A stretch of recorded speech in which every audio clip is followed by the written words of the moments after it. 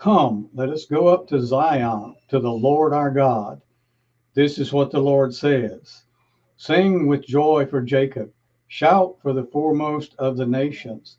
Make your praises heard and say, O Lord, save your people, the remnant of Israel. See, I will bring them from the land of the north and gather them from the ends of the earth. Among them will be the blind and the lame, expectant mothers and women in labor. A great throng will return.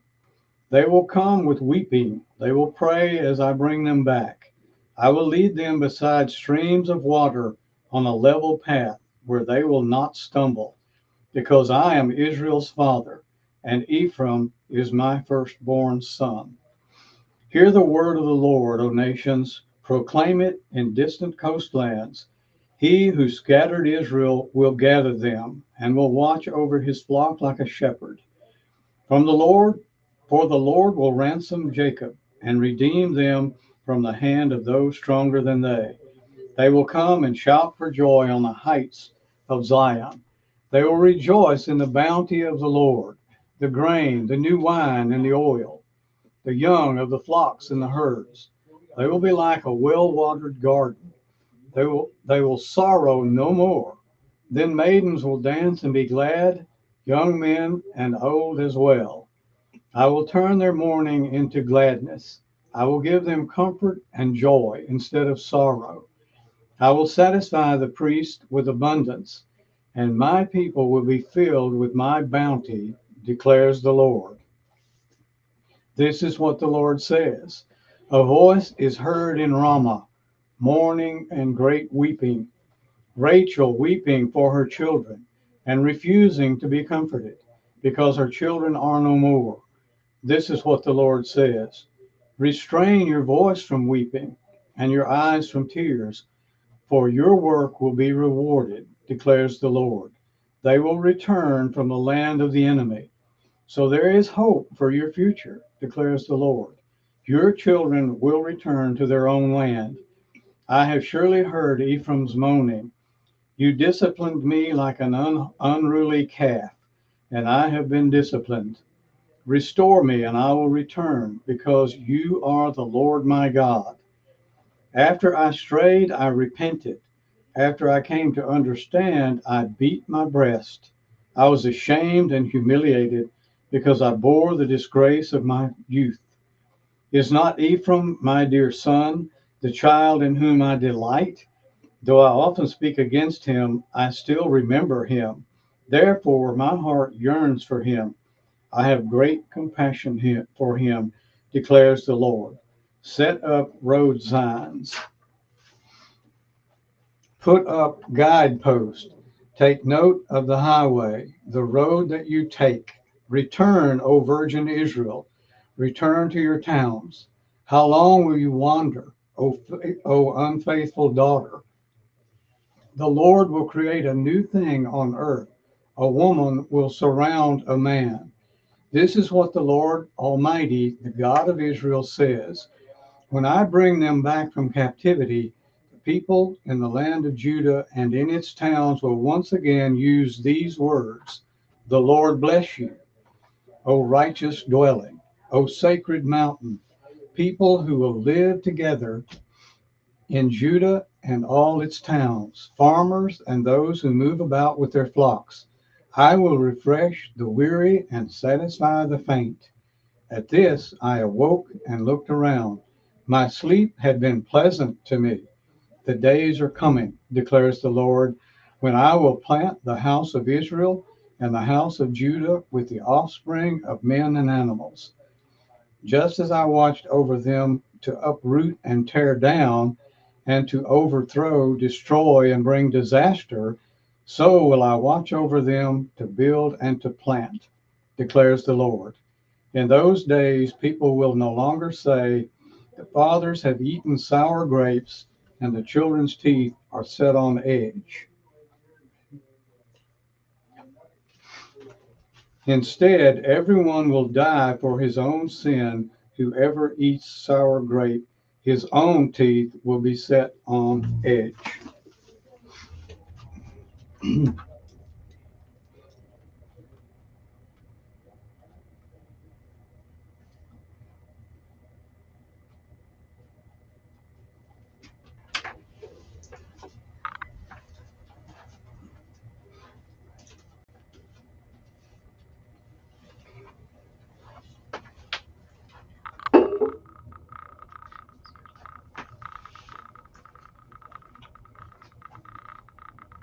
This is the covenant I will make with the house of Israel. After that time, declares the Lord, I will put my law in their minds and write it on their hearts. I will be their God, and they will be my people. No longer will a man teach his neighbor or a man his brother, saying, Know the Lord, because they will all know me, from the least of them to the greatest, declares the Lord. For I will forgive their wickedness, and will remember their sins no more. This is what the Lord says. He who appoints the sun to shine by day, who decrees the moon and stars to shine by night, who stirs up the sea, so that its waves roar, the Lord Almighty is his name. Only if these decrees vanish from my sight, declares the Lord, will the descendants of Israel ever cease to be a nation before me. This is what the Lord says. Only if the heavens above can be measured and the foundations of the earth below be searched out, will I reject all the descendants of Israel because of all they have done, declared the Lord. The days are coming, declares the Lord, when this city will be rebuilt for me from the tower of Hanal to the corner of Gate. The measuring line will stretch from there straight to the hill of Gareb and then turn to Goeb. The whole valley where dead bodies and ashes are thrown, and all the terraces out to the Kidron Valley on the east as far as the corner of the Horse Gate, will be holy to the Lord.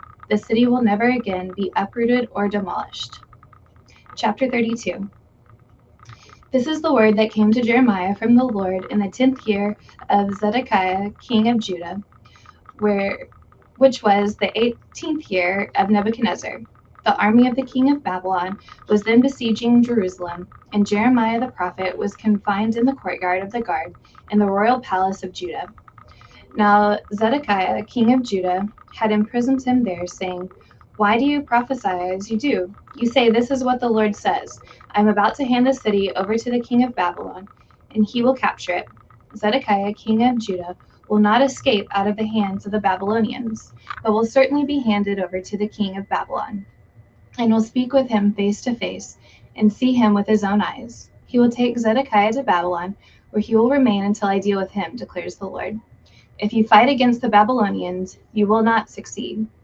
Jeremiah said, The word of the Lord came to me. Hanamel, son of Shallum, your uncle is going to come to you and say, Buy my field at Anathoth, because as nearest relatives it is your right and duty to buy it. Then, just as the Lord had said, my cousin Hanamel came to me in the courtyard of the guard and said, Buy my field at Anathoth, in the territory of Benjamin. Since it is your right to redeem it and possess it, buy it for yourself. I knew that this was the word of the Lord, so I bought the field at Anathoth from my cousin Hanamel and weighed out for him 17 shekels of silver. I signed and sealed the deed, had it witnessed, and weighed out the silver on the scales. I took the deeds of purchase, the sealed copy containing the terms and conditions, as well as the unsealed copy, and I gave this deed to Baruch, son of Neriah, the son of Mahasiah, in the presence of my cousin Hanamel, and of the witnesses who had signed the deed, and of all the Jews sitting in the courtyard of the guard. In their presence, I gave Baruch these instructions. This is what the Lord Almighty, the God of Israel, says. Take these documents, both the sealed and unsealed copies of the deed of purchase, and put them in a clay jar, so they will last a long time. For this is what the Lord Almighty, the God of Israel, says. Houses, fields, and vineyards will again be bought in this land. After I have given the deed of purchase to Baruch, son of Neriah, I prayed to the Lord. Ah, sovereign Lord, you have made the heavens and the earth by your great power and outstretched arm. Nothing is too hard for you. You show love to thousands, but bring the punishment for the fathers' sins into the laps of their children after them. O great and powerful God, whose name is the Lord Almighty, great are your purposes and mighty are your deeds. Your eyes are open to all the ways of men. You reward everyone according to his conduct and his deeds deserve. You perform miraculous signs and wonders in Egypt, and have continued them to this day, both in Israel and among all mankind, and have gained the renown that is still yours. You brought your people Israel out of Egypt with signs and wonders, by a mighty hand and an outstretched arm, and with great terror. You gave them this land you had sworn to give their forefathers, a land flowing with milk and honey. They came in and took possession of it, but they did not obey you or follow your law. They did not do what you commanded them to do, so you brought all this disaster upon them. See how the siege ramps are built up to the city. Because of the sword, famine, and plague, the city will be handed over to the Babylonians who are attacking it.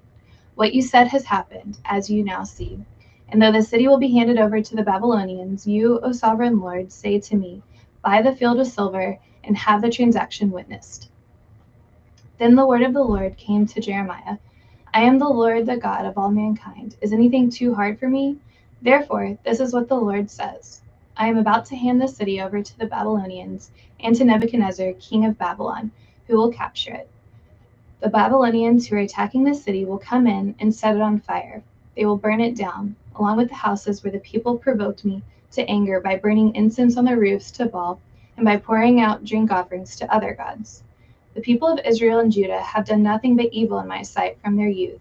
Indeed, the people of Israel have done nothing but provoke me with what their hands have made, declares the Lord. From the day it was built until now, this city has so aroused my anger and wrath that I must remove it from my sight. The people of Israel and Judah have provoked me by all the evil they have done.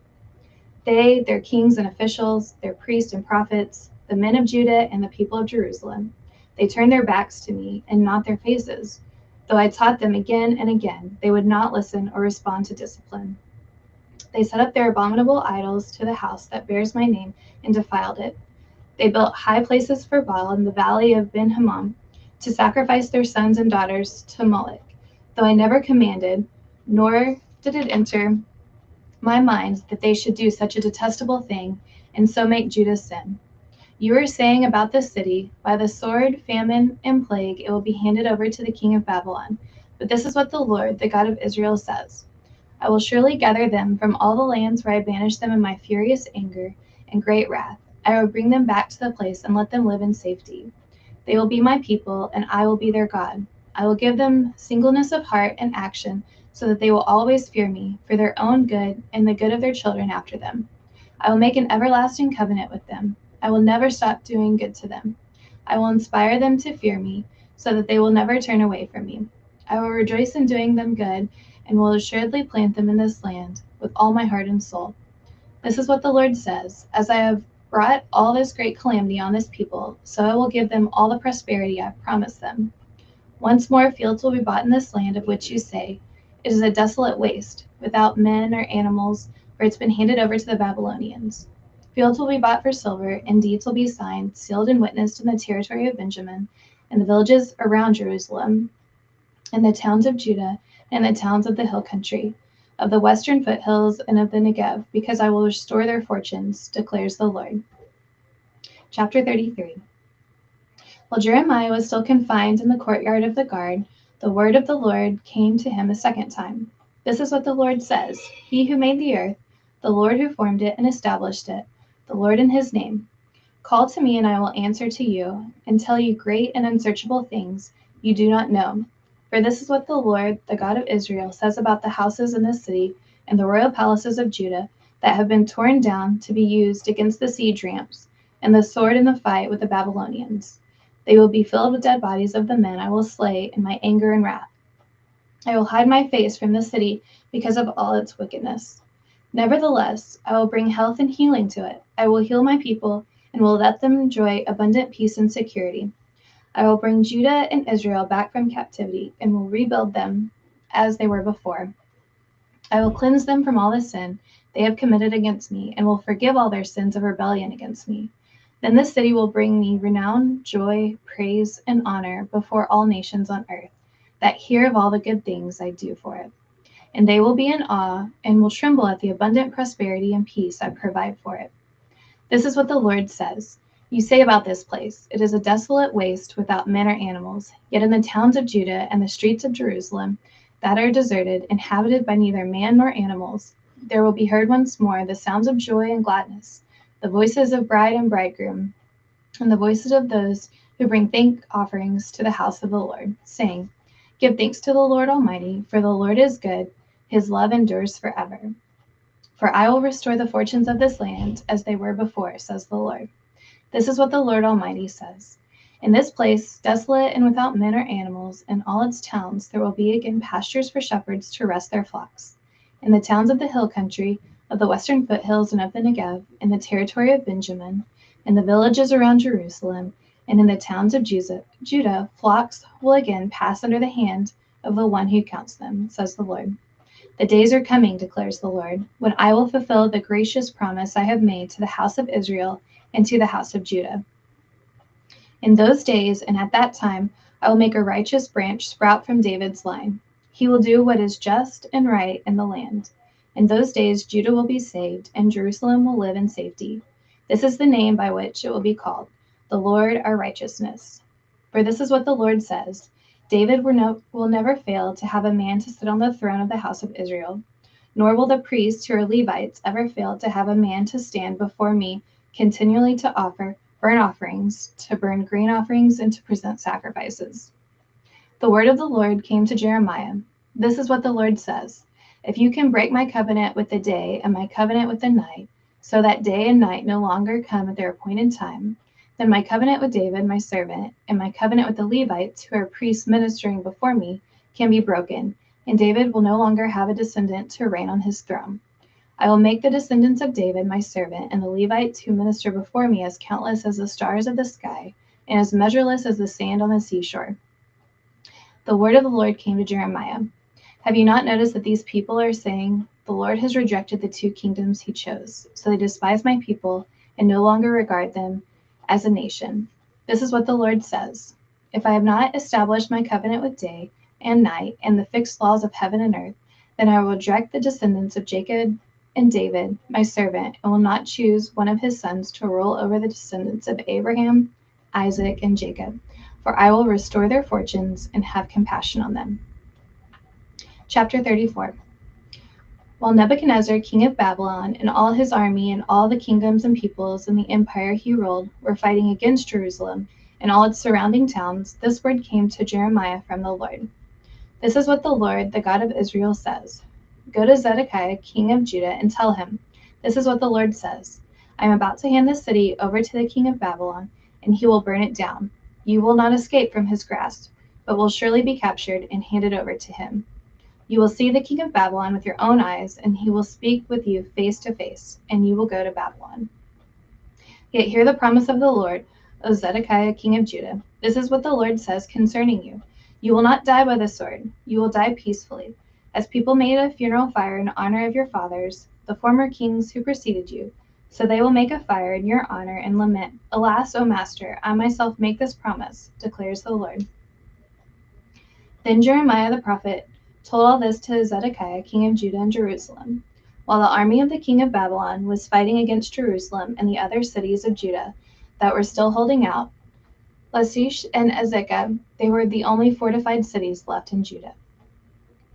The word came to Jeremiah from the Lord after King Zedekiah came from a covenant with all the people in Jerusalem to proclaim freedom for the slaves.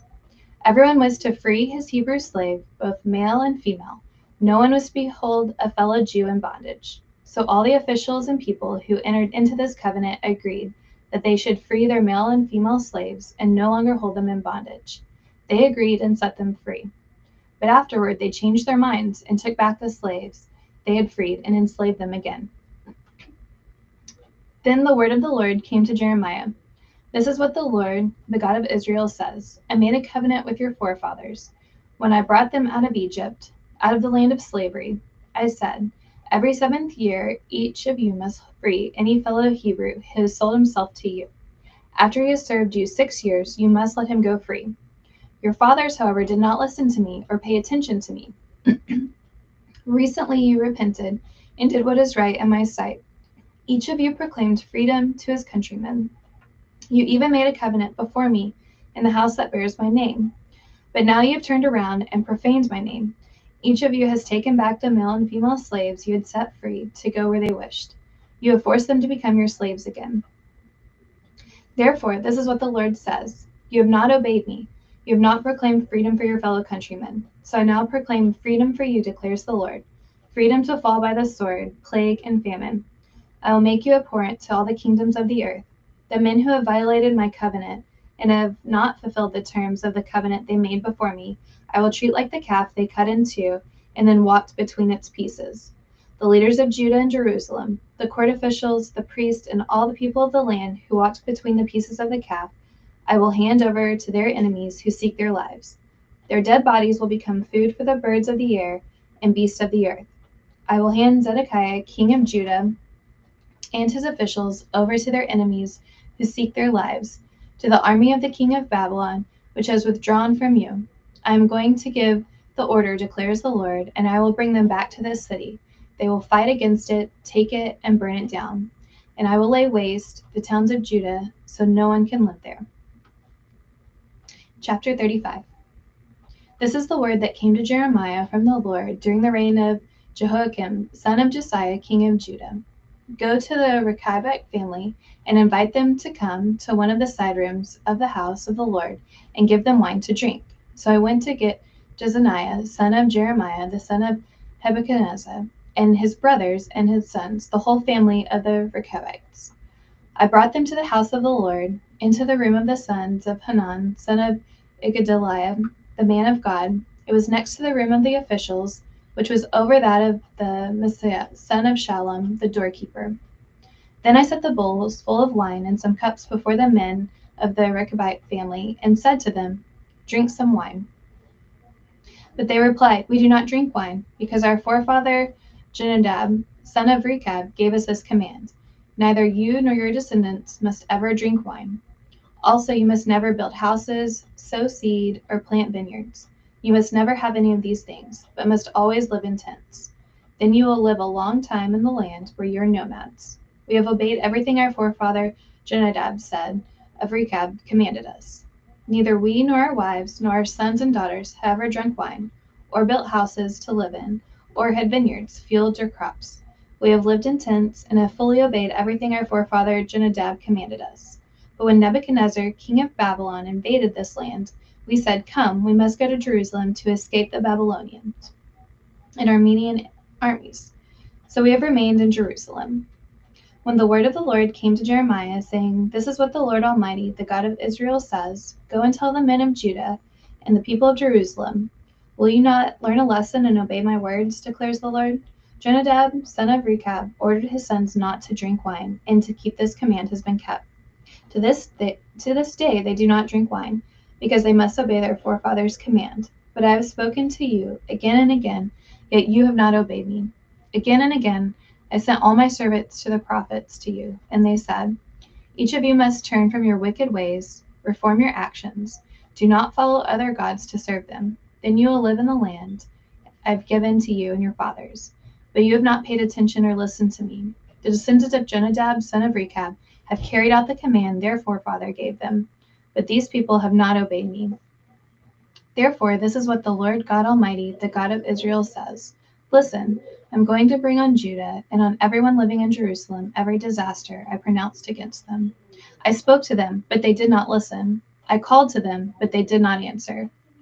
Then Jeremiah said to the family of the Rechabites, "This is what the Lord Almighty, the God of Israel, says: You have obeyed the command of your forefather Jonadab, and you have followed all of his instructions, and have done everything he ordered. Therefore, this is what the Lord Almighty, the God of Israel, says: Jonadab, son of Rechab, will never fail to have a man to serve me." Chapter 36. In the 4th year of Jehoiakim, son of Josiah, king of Judah, this word came to Jeremiah from the Lord: "Take a scroll and write on it all the words I have spoken to you concerning Israel, Judah, and all the other nations of the time I began speaking to you in the reign of Josiah till now. Perhaps when the people of Judah hear about every disaster I plan to inflict on them, each of them will turn from his wicked way. Then I will forgive their wickedness and their sin." So Jeremiah called Baruch, son of Neriah, and while Jeremiah dictated all the words the Lord had spoken to him, Baruch wrote them on a scroll. Then Jeremiah told Baruch, "I am restricted. I cannot go to the Lord's temple. So you go to the house of the Lord on a day of fasting and read to the people from the scroll the words of the Lord that you wrote as I dictated. Read them to all the people of Judah who come in from their towns. Perhaps they will bring their petition before the Lord, and each will turn from his wicked ways. For the anger and the wrath pronounced against this people by the Lord are great." Baruch, son of Neriah, did everything Jeremiah the prophet told him to do.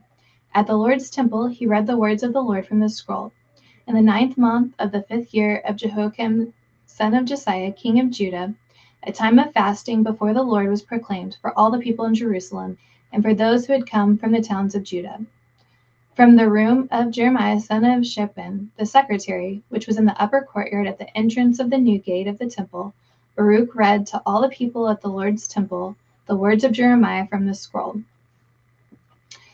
When Micaiah son of Jeremiah, the son of Shaphan, heard the words of the Lord from the scroll, he went down to the secretary's room in the royal palace, where all the officials were sitting.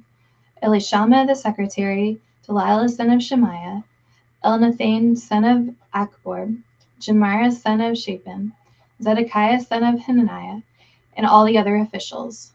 After Micaiah told them everything he had heard, Baruch read to the people from the scroll. All the officials sent Jehudi, son of Nethaniah, the son of Shelemiah, the son of Cushi, to say to Baruch, "Bring the scroll from which you have read to the people and come." So Baruch, son of Neriah, went down to them with the scroll in his hand. They said to him, "Sit down, please, and read it to us." So Baruch read it to them. When they heard all these words, they looked at each other in fear and said to Baruch, "We must report all these words to the king." Then they asked Baruch, "Tell us, how did you come to write this? Did Jeremiah dictate it?" "Yes," Baruch replied. "He dictated all these words to me, and I wrote them in ink on the scroll." Then the official said to Baruch, "You and Jeremiah go and hide. Don't let anyone know where you are." After they put the scroll in the room of the Elishama the secretary, they went to the king in the courtyard and reported everything to him. The king sent Jehudi to get the scroll, and Jehudi brought it from the room of Elishama the secretary and read it to the king and all the officials standing beside him. It was the 9th month, and the king was sitting in the winter apartment, with a fire burning in the firepot in front of him. Whenever Jehudi had read 3 or 4 columns of the scroll, the king cut them off with a scribe's knife and threw them into the firepot until the entire scroll was burned in the fire. The king and all his attendants who heard all these words showed no fear, nor did they tear their cloths. Even though Elnathan, Delilah, and Jeremiah urged the king not to burn the scroll, he would not listen to them. Instead, the king commanded Jeremiel, son of the king, Seraiah, son of Azriel, and Shelemiah, son of Abdeel, to arrest Baruch the scribe and Jeremiah the prophet, but the Lord had hidden them. After the king burned the scroll containing the words that Baruch had written at Jeremiah's dictation, the word of the Lord came to Jeremiah. "Take another scroll and write on it all the words that were on the first scroll, which Jehoiakim king of Judah burned up. Also tell Jehoiakim king of Judah, this is what the Lord says. You burned that scroll and said, 'Why did you write on it that the king of Babylon would certainly come and destroy this land and cut off both men and animals from it?' Therefore, this is what the Lord says about Jehoiakim king of Judah. He will have no one to sit on the throne of David. His body will be thrown out and exposed to the heat by day and the frost by night. I will punish him and his children and his attendants for their wickedness.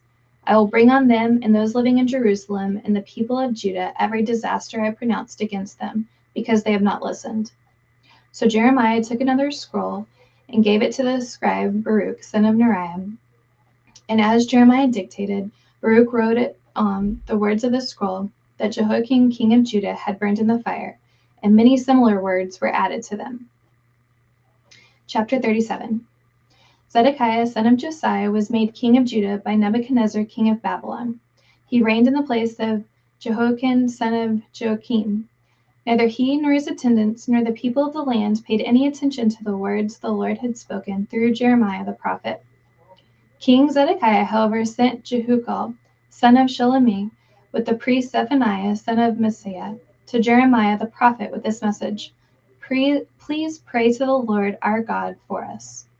Now Jeremiah was free to come and go among the people, for he had not yet been put in prison. Pharaoh's army had marched out of Egypt, and when the Babylonians who were besieging Jerusalem heard the report about them, they withdrew from Jerusalem. Then the word of the Lord came to Jeremiah the prophet. "This is what the Lord, the God of Israel, says. Tell the king of Judah, who sent you to inquire of me, Pharaoh's army, which has marched out to support you, will go back to its own land, to Egypt. Then the Babylonians will return and attack this city. They will capture it and burn it down. This is what the Lord says. Do not deceive yourselves thinking the Babylonians will surely leave us. They will not. Even if you were to defeat the entire Babylonian army that is attacking you, and only wounded men were left in their tents, they would come out and burn the city down. After the Babylonian army had withdrawn from Jerusalem because of Pharaoh's army, Jeremiah started to leave the city to go to the territory of Benjamin to get his share of the property among the people there. But when he reached the Benjamin gate, the captain of the guard, whose name was Urijah, son of Shelemiah, the son of Hananiah, arrested him and said, "You are deserting to the Babylonians." "That's not true," Jeremiah said. "I'm not deserting to the Babylonians." But Urijah would not listen to him. Instead, he arrested Jeremiah and brought him to the officials. They were angry with Jeremiah and had him beaten and imprisoned in the house of Jonathan the secretary, which they had made into a prison. Jeremiah was put into a vaulted cell in a dungeon, where he remained a long time. Then King Zedekiah sent for him and had him brought to the palace, where he asked him privately, "Is there any word from the Lord?" "Yes," Jeremiah replied.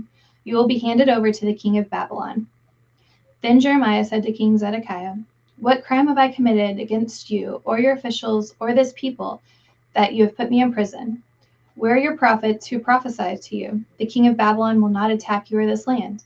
But now, my lord the king, please listen. Please bring my petition before you. Do not send me back to the house of Jonathan the secretary, or I will die there." King Zedekiah then gave the orders for Jeremiah to be placed in the courtyard of the guard and given bread from the street of the bakers each day until all the bread in the city was gone. So Jeremiah remained in the courtyard of the guard. Chapter 38. Shephatiah, son of Mattan, Gedaliah, son of Pashur, Jekyll, son of Shelemiah, and Pashur, son of Malchijah, heard what Jeremiah was telling all the people when he said, "This is what the Lord says. Whoever stays in this city will die by the sword, famine, or plague, but whoever goes over to the Babylonians will live. He will escape with his life. He will live. And this is what the Lord says. The city will certainly be handed over to the army of the king of Babylon, who will capture it." Then the officials said to the king, "This man should be put to death. He is discouraging the soldiers who are left in the city, as well as all the people, by the things he is saying to them. This man is not seeking the good of these people, but their ruin." "He is in your hands," King Zedekiah answered. "The king can do nothing to oppose you." So they took Jeremiah and put him into the cistern of Malchijah, the king's son, which was in the courtyard of the guard. They lowered Jeremiah by ropes into the cistern. It had no water in it, only mud, and Jeremiah sank down into the mud. But Ebed-Melech, a Cushite, an official in the royal palace, heard that they had put Jeremiah into the cistern. While the king was sitting in the Benjamin gate, Ebed-Melech went out of the palace and said to him, "My lord the king, these men have acted wickedly, and all they have done to Jeremiah the prophet. They have thrown him into death in the cistern. Well, he will starve to death when he has no longer any bread in the city." Then the king commanded Ebed-Melech the Cushite, "Take 30 men from here with you and lift Jeremiah the prophet out of the cistern before he dies." So Ebed-Melech took the men with him and went to the room under the treasury in the palace. He took some old rags and worn out clothes from there and let them down with ropes to Jeremiah in the cistern. Ebed-Melech the Cushite said to Jeremiah, "Put these old rags and worn out clothes under your arms to pad the ropes." Jeremiah did so, and they pulled him up with the ropes and lifted him out of the cistern. And Jeremiah remained in the courtyard of the guard.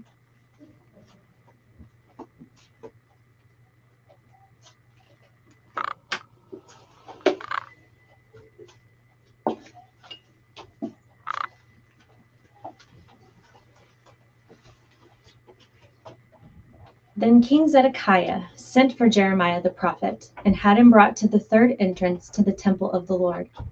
"I am going to ask you something," the king said to Jeremiah. "Do not hide anything from me." Jeremiah said to Zedekiah, "If I give you an answer, will you not kill me? Even if I did give you counsel, you would not listen to me." But King Zedekiah swore this oath secretly to Jeremiah, "As surely as the Lord lives, who has given us breath, I will neither kill you nor hand you over to those who are seeking your life."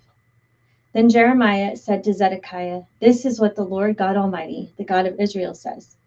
If you surrender to the officers of the king of Babylon, your life will be spared, and this city will not be burned down. You and your family will live. But if you will not surrender to the officers of the king of Babylon, this city will be handed over to the Babylonians, and they will burn it down. You yourself will not escape from their hands." King Zedekiah said to Jeremiah, I am afraid of the Jews who have gone over to the Babylonians, for the Babylonians may hand me over to them, and they will mistreat me." "They will not hand you over," Jeremiah replied. "Obey the Lord by doing what I tell you. Then it will go well with you, and your life will be spared. But if you refuse to surrender, this is what the Lord has revealed to me. All the women left in the palace of the king of Judah will be brought out to the officials of the king of Babylon. Those women will say to you, 'They misled you and overcame you, those trusted friends of yours. Your feet are sunk in the mud. Your friends have deserted you. All your wives and children will be brought out to the Babylonians. You yourself will not escape from their hands, but will be captured by the king of Babylon, and this city will be burned down.'" Then Zedekiah said to Jeremiah, "Do not let anyone know about this conversation, or you may die. If the officials hear that I talked with you, and they come to you and say, 'Tell us what you said to the king and what the king said to you,' do not hide it from us, or we will kill you. Then tell them, 'I was pleading with the king not to send me back to Jonathan's house to die there.'" All the officials did come to Jeremiah and questioned him, and he told them everything the king had ordered him to say. So they said no more to him, for no one had heard his conversation with the king. And Jeremiah remained in the courtyard of the guard until the day Jerusalem was captured. Chapter 39. This is how Jerusalem was taken. In the 9th year of Zedekiah, king of Judah, and the 10th month, Nebuchadnezzar, king of Babylon, marched against Jerusalem with his whole army and laid siege to it. And on the 9th day of the 4th month of Zedekiah's 11th year, the city wall was broken through. Then all the officials of the king of Babylon came and took seats in the middle gate. Nergal-Sharezer of Samgar, Nebo Sarsechim, a chief officer, Nergal-Sharezer, a high official, and all the other officials of the king of Babylon.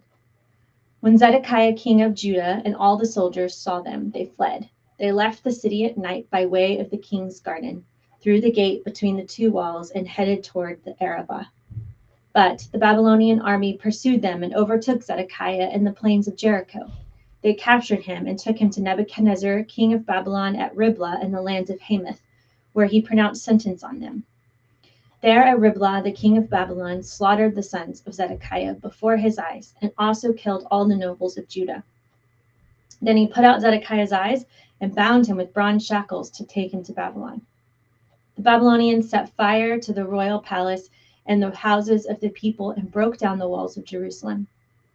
Nebuzaradan, commander of the imperial guard, carried into exile to Babylon the people who remained in the city, along with those who had gone over to him and the rest of the people. But Nebuzaradan, the commander of the guard, left behind in the land of Judah some of the poor people who owned nothing, and at that time he gave them vineyards and fields. Now Nebuchadnezzar, king of Babylon, had given these orders about Jeremiah through Nebuzaradan, commander of the imperial guard. "Take him and look after him. Don't harm him, but do for him whatever he asks." So Nebuzaradan, the commander of the guard, Nebushazban, a chief officer, Nergal-Sharezer, a high official, and all the other officers of the king of Babylon sent and had Jeremiah taken out of the courtyard of the guard. They turned him over to Gedaliah, son of Ahikam, the son of Shaphan, to take him back to his home. So he remained among his own people. While Jeremiah had been confined in the courtyard of the guard, the word of the Lord came to him. "Go and tell Ebed-Melech the Cushite, this is what the Lord Almighty, the God of Israel, says. I am about to fulfill my words against this city through disaster, not prosperity. At that time, they will be fulfilled before your eyes. But I will rescue you on that day, declares the Lord. You will not be handed over to those who fear. I will save you. You will not fall by the sword, but will escape with your life because you trust in me, declares the Lord." Chapter 40. The word came to Jeremiah from the Lord after Nebuzaradan, commander of the imperial guard, had released him at Ramah. He had found Jeremiah bound in chains among all the captives from Jerusalem and Judah who were being carried into exile and back to Babylon. When the commander of the guard found Jeremiah, he said to him, "The Lord your God decreed this disaster for this place, and now the Lord has brought it all about. He has done just as he said he would. All this happened because you people sinned against the Lord and did not obey him. But today I am freeing you from the chains on your wrists. Come with me to Babylon, if you like, and I will look after you. But if you do not want to, then don't come. Look, the whole country lies before you. Go wherever you please." However, before Jeremiah turned to go, Nebuzaradan added, "Go back to Gedaliah, son of Ahikam, the son of Shaphan, whom the king of Babylon has appointed over the towns of Judah, and live with him among the people, or go anywhere else you please." Then the commander gave him provisions and a present and let him go. So Jeremiah went to Gedaliah, son of Ahikam, at Mizpah, and stayed with him among the people who were left behind in the land. When all the army officers and their men who were still in the open country heard that the king of Babylon had appointed Gedaliah, son of Ahikam, as governor over the land, and had put him in charge of the men, women, and children who were the poorest in the land and who had not been carried into exile to Babylon, they came to Gedaliah at Mizpah. Ishmael, son of Nethaniah, Johanan, and Jonathan, the sons of Kareah, Sariah, son of Tanhumeth, the sons of Ephi the Netophathite, and Jezaniah, the son of the Maachathite, and their men. Gedaliah, son of Ahikam, the son of Shaphan, took an oath to reassure them and their men. "Do not be afraid to serve the Babylonians," he said. "Settle down in the land and serve the king of Babylon, and it will go well with you. I myself will stay at Mizpah to represent you before the Babylonians who come to us. But you are to harvest the wine, summer fruit, and oil, and put them in your storage jars, and live in the towns you have taken over." When all the Jews in Moab, Ammon, Edom, and all the other countries heard that the king of Babylon had left a remnant in Judah and had appointed Gedaliah, son of Ahikam, the son of Shaphan, as governor over them, they all came back to the land of Judah, to Gedaliah at Mizpah, from all the countries where they had been scattered. And they harvested an abundance of wine and summer fruit. Johanan, son of Kareah, said, and all the army officers still in the open country came to Gedaliah at Mizpah and said to him, "Don't you know that Baalis, king of the Ammonites, has sent Ishmael, son of Nethaniah, to take your life?" But Gedaliah, son of Ahikam, did not believe them. Then Johanan, son of Kareah, said privately to Gedaliah in Mizpah, "Let me go and kill Ishmael, son of Nethaniah, and no one will know it. Why should he take your life and cause all the Jews who are gathered around you to be scattered and the remnant of Judah to perish?" But Gedaliah, son of Ahikam, said to Johanan, son of Kareah, "Don't do such a thing. What you are saying about Ishmael is not true." Chapter 41. In the 7th month, Ishmael, son of Nethaniah, the son of Elishama, who was of royal blood and had been one of the king's officers, came with 10 men to Gedaliah, son of Ahikam, at Mizpah. While they were eating together there, Ishmael, son of Nethaniah, and the 10 men who were with him got up and struck down Gedaliah, son of Ahikam, the son of Shaphan, with the sword, killing the one whom the king of Babylon had appointed as governor over the land. Ishmael also killed all the Jews who were with Gedaliah at Mizpah, as well as the Babylonian soldiers who were there. The day after Gedaliah's assassination, before anyone knew about it, 80 men who had shaved off their beards, torn their clothes, and cut themselves came from Shechem, Shiloh, and Samaria, bringing grain offerings and incense with them to the house of the Lord. Ishmael, son of Nethaniah, went out from Mizpah to meet them, weeping as he went. When he met them, he said, "Come to Gedaliah, son of Ahikam." When they went into the city, Ishmael, son of Nethaniah, and the men who were with him slaughtered them and threw them into a cistern. But 10 of them said to Ishmael, "Don't kill us. We have wheat and barley, oil and honey hidden in a field." So he let them alone and did not kill them with the others. Now the cistern where he threw all the bodies of the men he had killed along with Gedaliah was the one King Asa had made as part of his defense against Baasha, king of Israel. Ishmael, son of Nethaniah, filled it with the dead.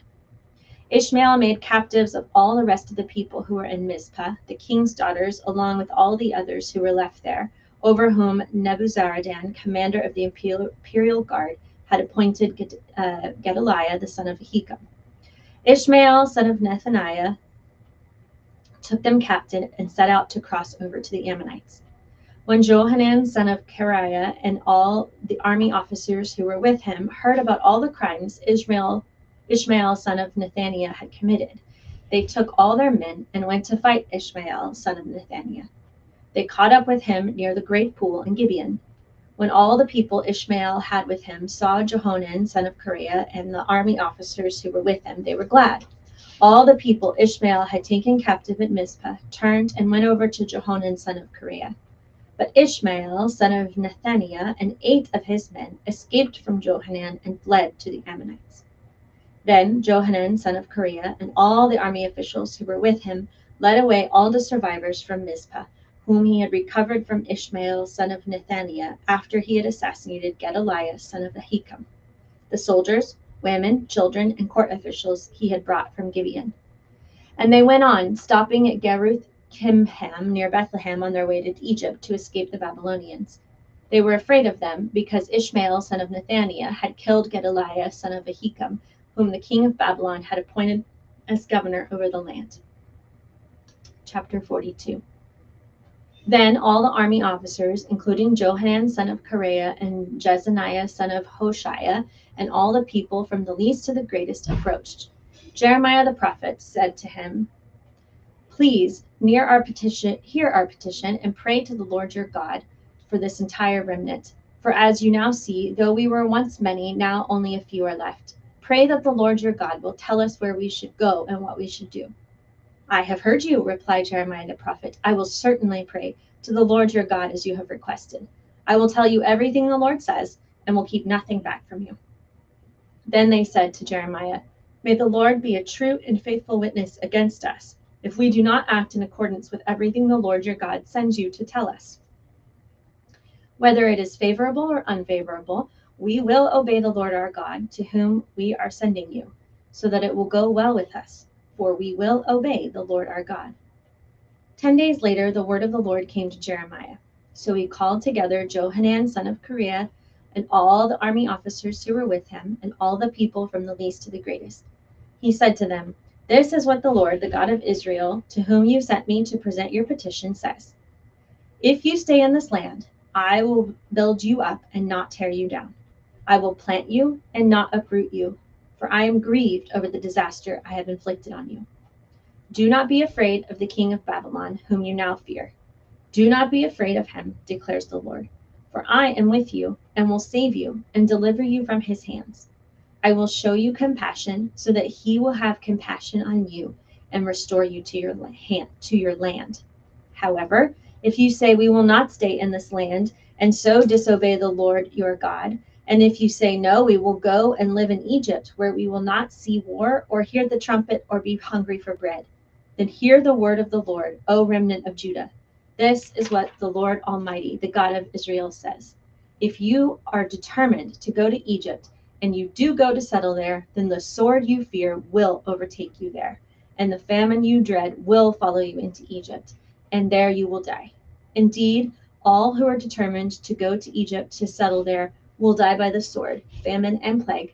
Not one of them will survive or escape the disaster I will bring on them. This is what the Lord Almighty, the God of Israel, says.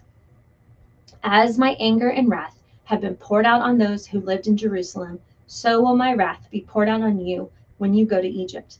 You will be an object of cursing and horror, of condemnation and reproach. You will never see this place again. O remnant of Judah, the Lord has told you, do not go to Egypt.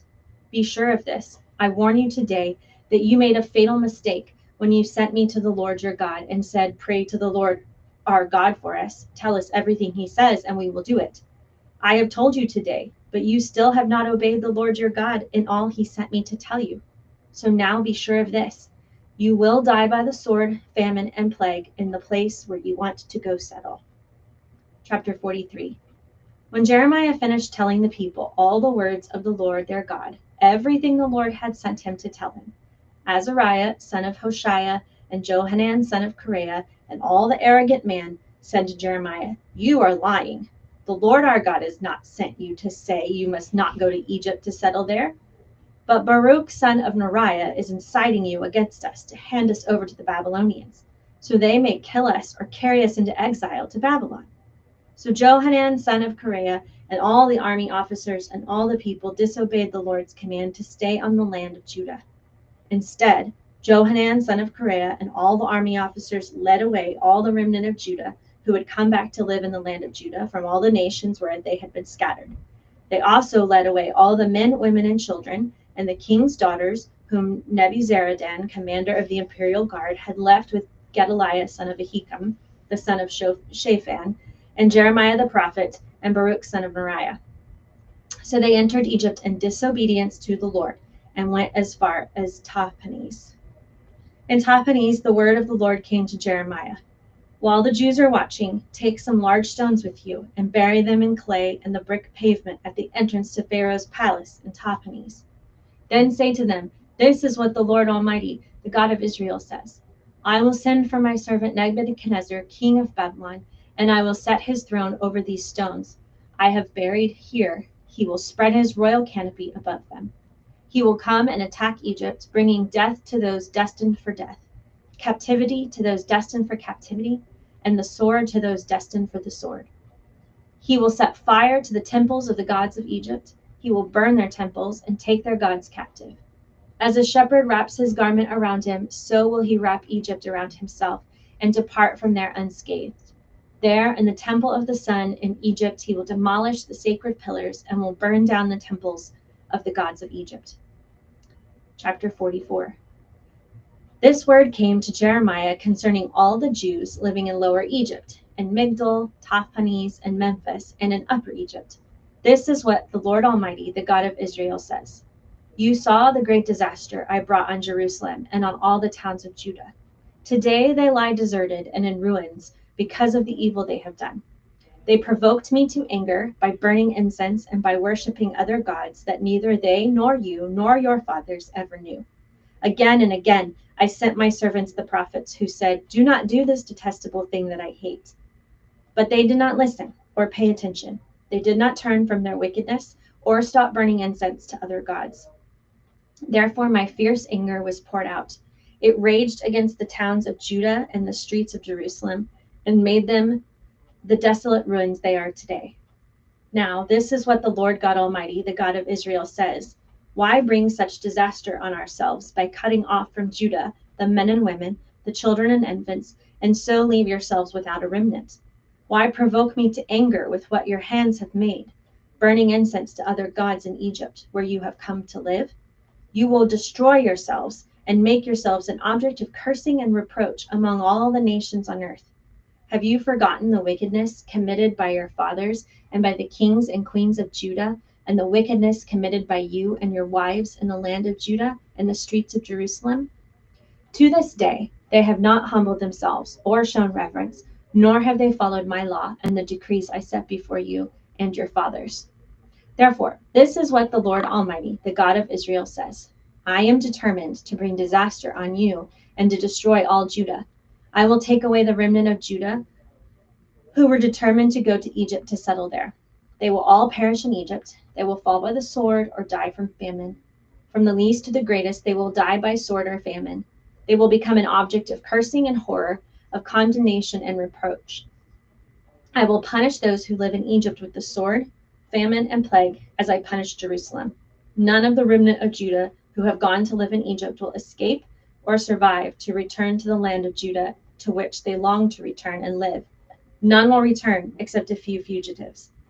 Then all the men who knew that their wives were burning incense to other gods, along with all the women who were present, a large assembly, and all the people living in Lower and Upper Egypt, said to Jeremiah, we will not listen to the message you have spoken to us in the name of the Lord. We will certainly do everything we said we would.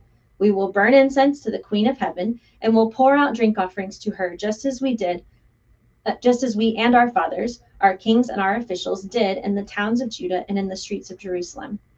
At that time, we had plenty of food and were well off and suffered no harm. But ever since we stopped burning incense to the Queen of Heaven and pouring out drink offerings to her, we have had nothing and have been perishing by sword and famine. The women added, when we burned incense to the Queen of Heaven and poured out drink offerings to her, did not our husbands know that we were making cakes like her image and pouring out drink offerings to her? Then Jeremiah said to all the people, both men and women, who were answering him, did not the Lord remember and think about the incense burned in the towns of Judah and the streets of Jerusalem by you and your fathers, your kings and your officials, and the people of the land? When the Lord could no longer endure your wicked actions and the detestable things you did, your land became an object of cursing and a desolate waste without inhabitants, as it is today. Because you have burned incense and have sinned against the Lord and have not obeyed him or followed his law or his decrees or his stipulations, this disaster has come upon you, as you now see. Then Jerusalem said to all the people, including the women. Then Jeremiah said to all the people, including the women, hear the word of the Lord, all you people of Judah and Egypt. This is what the Lord Almighty, the God of Israel, says. You and your wives have shown by your actions what you promised you when you said, we will certainly carry out the vows we made to burn incense and pour out drink offerings to the Queen of Heaven. Go ahead then, do what you promised, keep your vows. But hear the word of the Lord, all Jews living in Egypt. I swear by my great name, says the Lord, that no one from Judah living anywhere in Egypt will ever again invoke my name or swear, as surely as the sovereign Lord lives. For I am watching over them for harm, not for good. The Jews in Egypt will perish by sword and famine until they are all destroyed. Those who escape the sword and return to the land of Judah from Egypt will be very few. Then the whole remnant of Judah who came to live in Egypt will know whose word will stand, mine or theirs. This will be the sign to you that I will punish you in this place, declares the Lord, so that you will know that my threats of harm against you will surely stand. This is what the Lord says. I am going to hand Pharaoh Hophra, king of Egypt, over to his enemies who seek his life, just as I handed Zedekiah, king of Judah, over to Nebuchadnezzar, king of Babylon, the enemy who was seeking his life. Chapter 45. This is what Jeremiah the prophet told Baruch, son of Neriah, in the 4th year of Jehoiakim, son of Josiah, king of Judah, after Baruch had written on a scroll the words Jeremiah was then dictating. This is what the Lord, the God of Israel, says to you, Baruch. You said, woe to me! The Lord has added sorrow to my pain. I am worn out with groaning and find no rest. The Lord said, say this to him. This is what the Lord says. I will overthrow what I have built and uproot what I have planted throughout the land. Should you then seek great things for yourself? Seek them not, for I will bring disaster on all people, declares the Lord. But wherever you go, I will let you escape with your life. Chapter 46. This is the word of the Lord that came to Jeremiah the prophet concerning the nations, concerning Egypt. This is the message against the army of Pharaoh Necho, king of Egypt, which was defeated at Carchemish on the Euphrates River by Nebuchadnezzar, king of Babylon, in the 4th year of Jehoiakim, son of Josiah, king of Judah. Prepare your shields, both large and small, and march out for battle. Harness the horses, mount the steeds, take your positions with helmets on, polish your spears, put on your armor. What do I see? They are terrified. They are retreating. Their warriors are defeated. They flee in haste without looking back, and there is terror on every side, declares the Lord. The swift cannot flee, nor the strong escape. In the north, by the river Euphrates, they stumble and fall. Who is this that rises like the Nile, like rivers of surging waters? Egypt rises like the Nile, like rivers of surging waters. She says, I will rise and cover the earth. I will destroy cities and their people. Charge, O horses, drive furiously, O charioteers. March on, O warriors, men of Cush and Put, who carry shields, men of Lydia, who draw the bow. But that day belongs to the Lord Almighty, a day of vengeance for vengeance on his foes. The sword will devour till it is satisfied, till it has quenched its thirst with blood. For the Lord Almighty, will offer sacrifice in the land of the north by the river Euphrates. Go up to Gilead and get balm, O virgin daughter of Egypt. But you multiply remedies in vain. There is no healing for you. The nations will hear of your shame. Your cries will fill the earth. One warrior will stumble over another, and both will fall down together.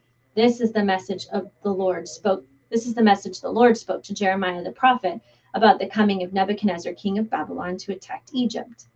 Announce this in Egypt and proclaim it in Migdol. Proclaim it also in Memphis and Tahpanhes. Take your positions and get ready, for the sword devours those around you. Why will your warriors be laid low? They cannot stand, for the Lord will push them down. They will stumble repeatedly. They will fall over each other. They will say, get up, let us go back to our own people and our native lands, away from the sword of the oppressor. There they will exclaim, Pharaoh, king of Egypt, is only a loud noise. He has missed his opportunity. As surely as I live, declares the king, whose name is the Lord Almighty, one will come who is like Tabor among the mountains, like Carmel by the sea. Pack your belongings for exile, you who live in Egypt, for Memphis will be laid waste and lie in ruins without inhabitant. Egypt is a beautiful heifer, but a gadfly is coming against her from the north. The mercenaries in her ranks are like fattened calves. They too will turn and flee together. They will not stand their ground, for the day of disaster is coming upon them, the time for them to be punished. Egypt will hiss like a fleeing serpent as the enemy advances in force. They will come against her with axes, like men who cut down trees.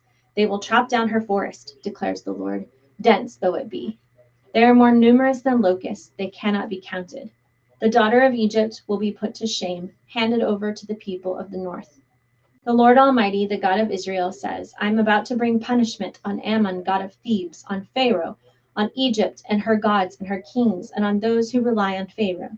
I will hand them over to those who seek their lives, to Nebuchadnezzar, king of Babylon, and his officers. Later, however, Egypt will be inhabited as in times past, declares the Lord. Do not fear, O Jacob, my servant. Do not be dismayed, O Israel. I will surely save you out of a distant place, your descendants from the land of their exile. Jacob will again have peace and security, and no one will make him afraid.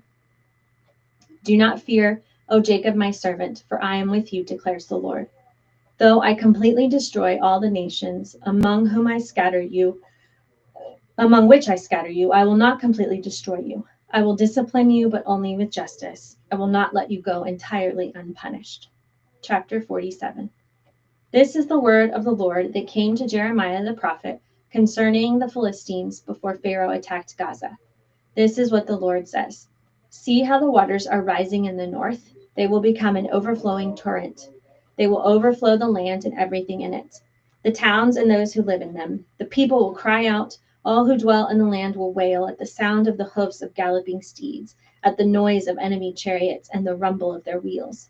Fathers will not turn to help their children. Their hands will hang limp. For the day has come to destroy all the Philistines and to cut off all survivors who could help Tyre and Sidon. The Lord is about to destroy the Philistines, the remnant from the coasts of Caphtor. Gaza will shave her head in mourning. Ashkelon will be silent. O remnant on the plain, how long will you cut yourselves? Ah, sword of the Lord, you cry, how long till you rest? Return to your scabbard, cease and be still. But how can it rest when the Lord has commanded it, when he has ordered it to attack Ashkelon and the coast? All right. Perfect.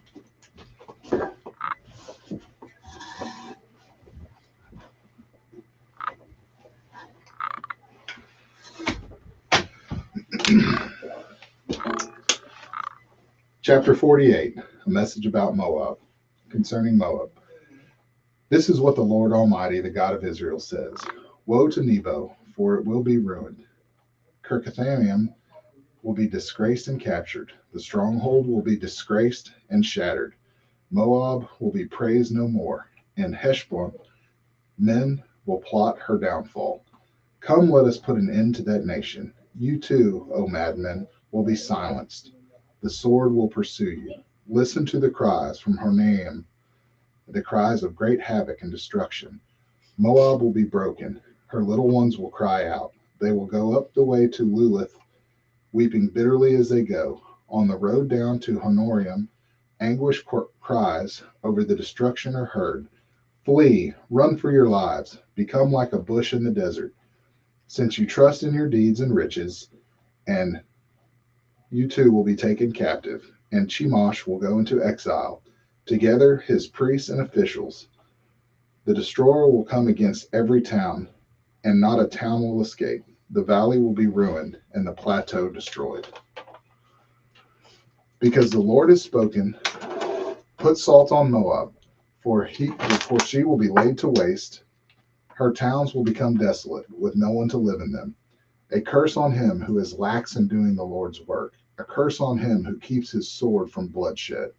Moab has been at rest from youth, like wine left on its dregs. not poured from one jar to another. She has not gone into exile. So she tastes as she did, and her aroma is unchanged. But days are coming, declares the Lord, when I will send men who pour from jars, and they will pour her out. They will empty her jars, and they will smash her jugs. Then Moab will be ashamed of Chemosh, and the house of Israel was ashamed when they trusted in Bethel. How can you say, we are warriors, men of valiant in battle? Moab will be destroyed and her towns invaded. Her finest young men will go down to the slaughter, declares the King, whose name is the Lord Almighty. The fall of Moab is at hand. Her calamity will come quickly. Mourn for her, all who live around her, all who know her fame. Say, how broken is the mighty scepter, how broken is the glorious staff. Come down from your glory and sit on the parched ground, O inhabitants of the daughter of Dibon. For he who destroys Moab will come up against you. She will ruin your fortified cities. Stand by the road and watch, you who live in Aror. Ask the man fleeing and the women escaping. Ask them, what has happened? Moab is disgraced, for she is shattered.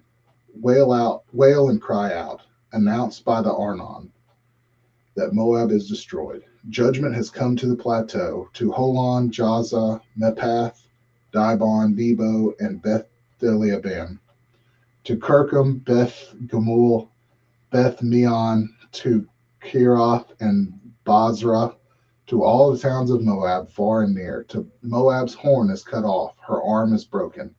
Make her, declares the Lord, make her drunk, for she has defied the Lord. Let Moab wallow in her vomit. Let her be an object of ridicule. Was not Israel the object of your ridicule? Was she caught among thieves that shake your head in scorn whenever you speak of her? Abandon your towns and dwell among the rocks, for you who live in Moab. Be like a dove that makes its nest in the mouth of a cave. We have heard of Moab's pride, her overweening pride and conceit, her pride and arrogance, and the haughtiness of her heart.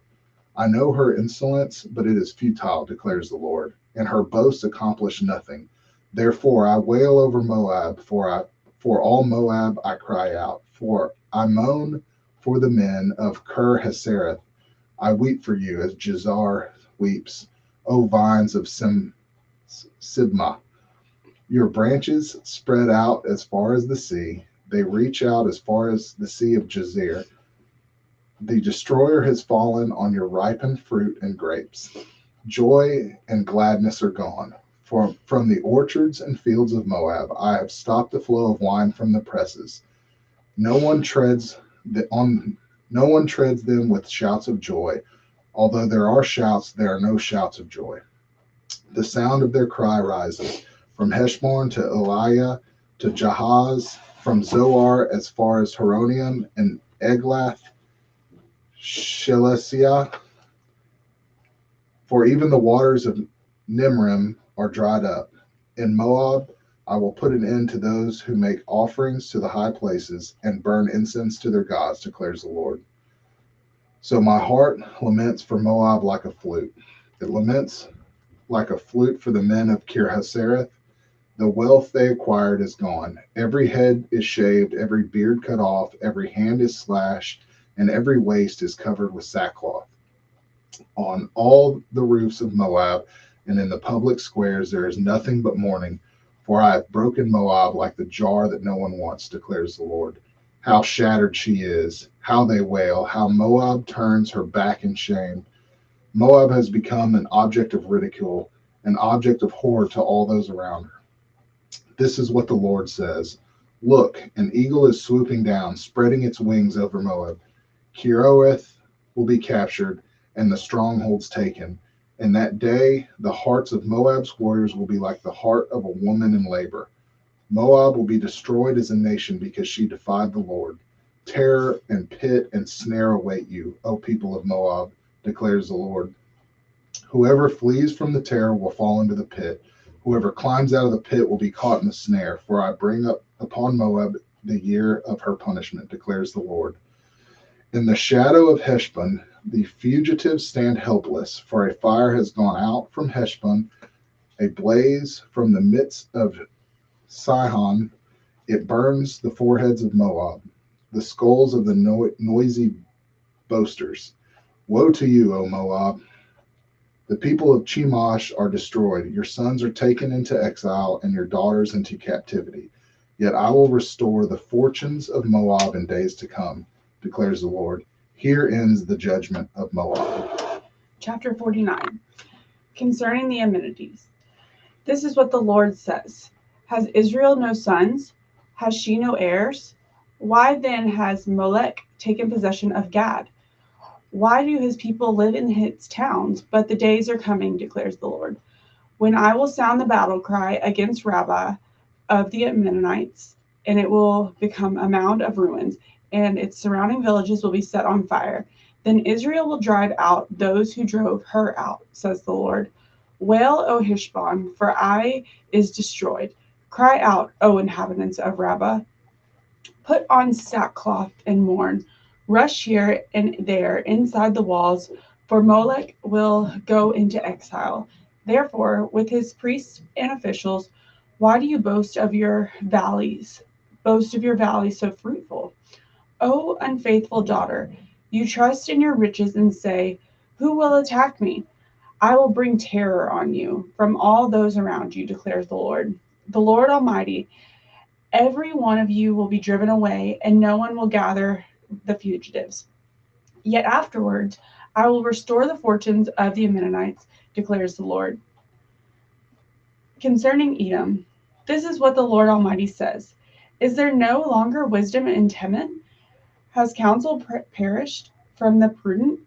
Has their wisdom decayed? Turn and flee.